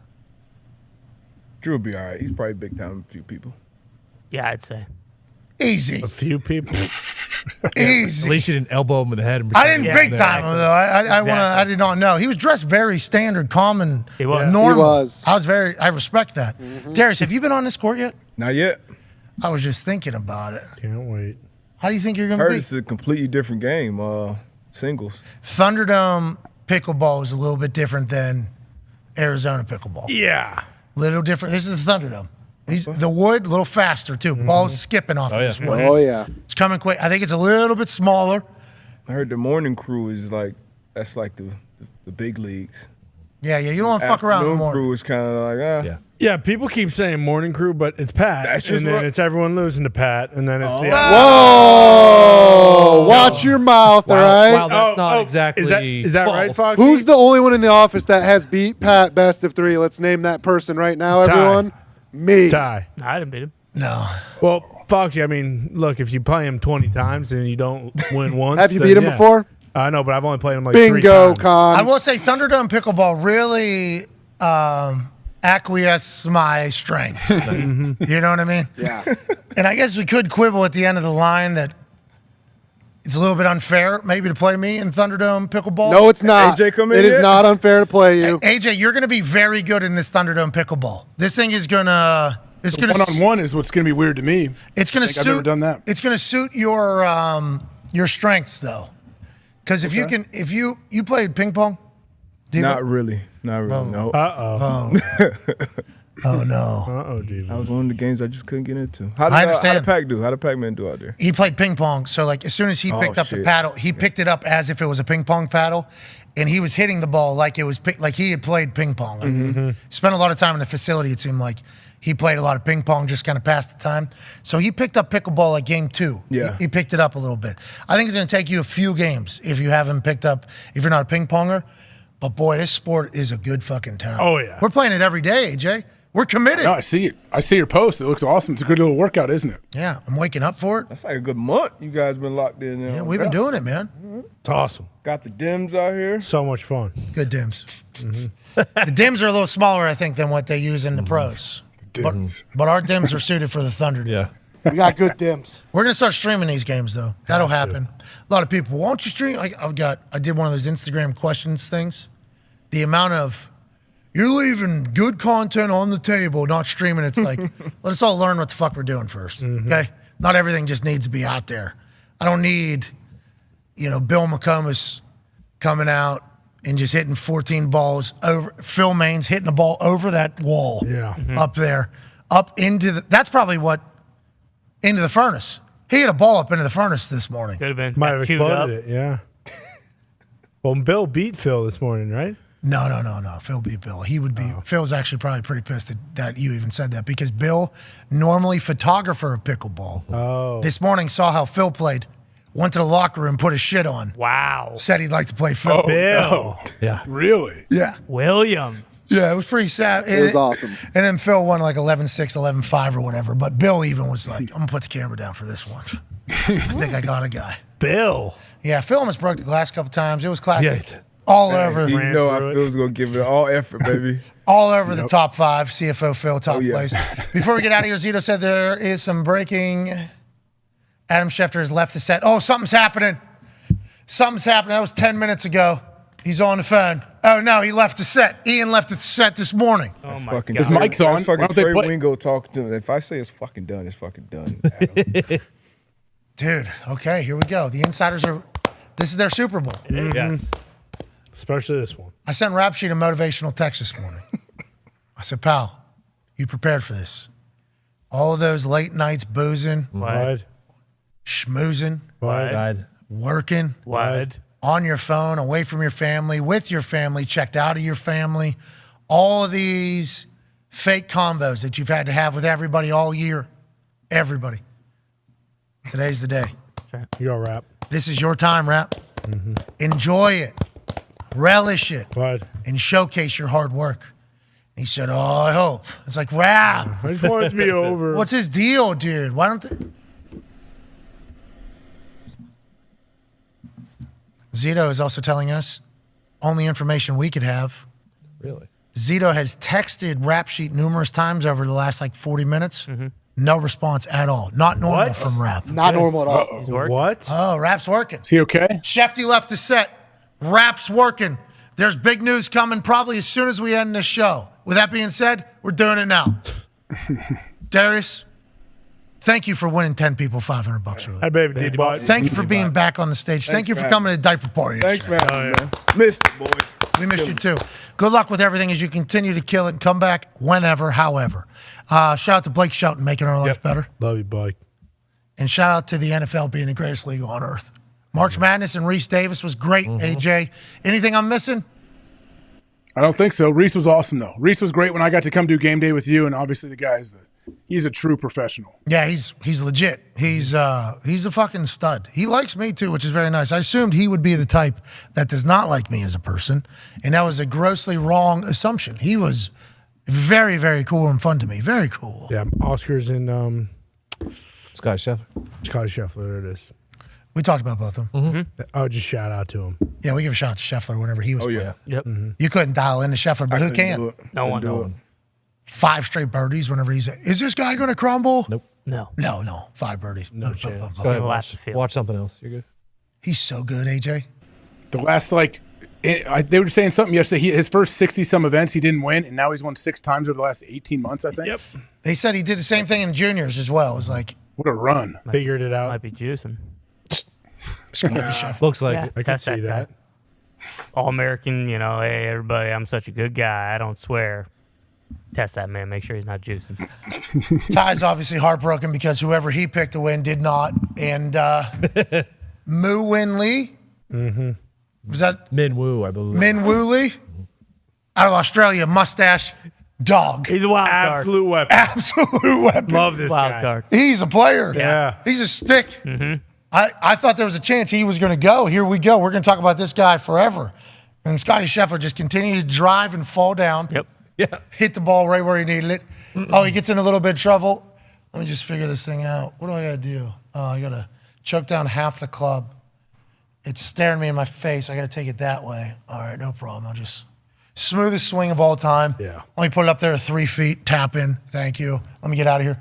He's unbelievable to watch. There's people that think he's not good for the sport. Foxy, go ahead and explain yourself. Well, I don't like Scotty Scheffler because A, he's too good, and B, he's too boring. So I don't think it's good for golf. He just wins. No one even wanted to watch that last 9 holes yesterday because he was up so much. He doesn't even fist pump, shows no emotion, no nothing, and just wins golf tournaments. That's not good for the sport, in my opinion. See, I think it's great for the sport. Because you got a great right now. You got an absolute dog. Who's going to go get him? I don't think anybody. I need a fist pump. I need something. I feel you. I mean, I like him. I like winning. I like greatness, but I feel you, Fox. It's already kind of a boring sport. Oh, so you're going with the guy who thinks Posner's better than Blake Shelton? Smart. I said I like Scotty because he's great. Smart. Good to see you, D-Boy. Good to see you. But you need a little bit. Saw a couple clips from that baseball shit. World Baseball. A lot of fucking the juice. Italian. If you had that juice in the MLB, I'd probably Yeah, the watch. Italians are crushing. Yeah. They Or in Venezuela. It was Venezuela. Hey, the Italians are doing this as celebrations with Nespresso in the dugout. Yeah, a lot of that. And Italian horns on their shoes. The Italian team is all in. That's going to be a tough team to beat. Yeah. I thought they were out already. No. They're not. They advanced, I believe. Oh. What are you talking about? A guy hit like a game-winning single or whatever and does this as he's... Yeah. That's fucking awesome. Sweet. Let's go, boys. Hey, Paisanos. Keep it going. Mike Piazza. We got our asses beat by Mexico last night, so I'm done. Who, United States? Yeah, I stayed up. Game started at fucking 10:30. Stayed up, watched it. Jeez. We got our asses beat. I'm done. Yeah, look at these guys. Hey. Where's Ireland at? They don't fucking team. What? Me? What? We don't play baseball. They don't have a team in any sport. No, yeah, that one. Lacrosse. No, Hurley. Curling. Hurley. Yeah, they do this thing, and they actually hit people with the sticks. It's awesome. Yeah, it's a badass sport. Yeah, so There ain't a lot of this going on because there's a lot of, like, they're actually playing baseball with each other's chests. Yeah, they're fighting. saw a paddleball highlight this weekend. That's too much. Too much running? It's too much. Too much. Pickleball's right in our breadbasket. Paddleball's too much. All right, we're back tomorrow, hopefully with more news. You all are the best. AJ, take care. We miss you, pal. Be a friend, tell a friend to say something nice to somebody. You know, the world has a bunch of shit going on. We got snow coming again here in Indiana. Something crashed in the middle of our show that could be literally anything. Yeah. Have no idea what took place. They're saying that there's some asteroid coming to Earth, Valentine's Day 2046. Yep. Oh, yeah, just heads up, February 14th, 2046 or something like that. Yep.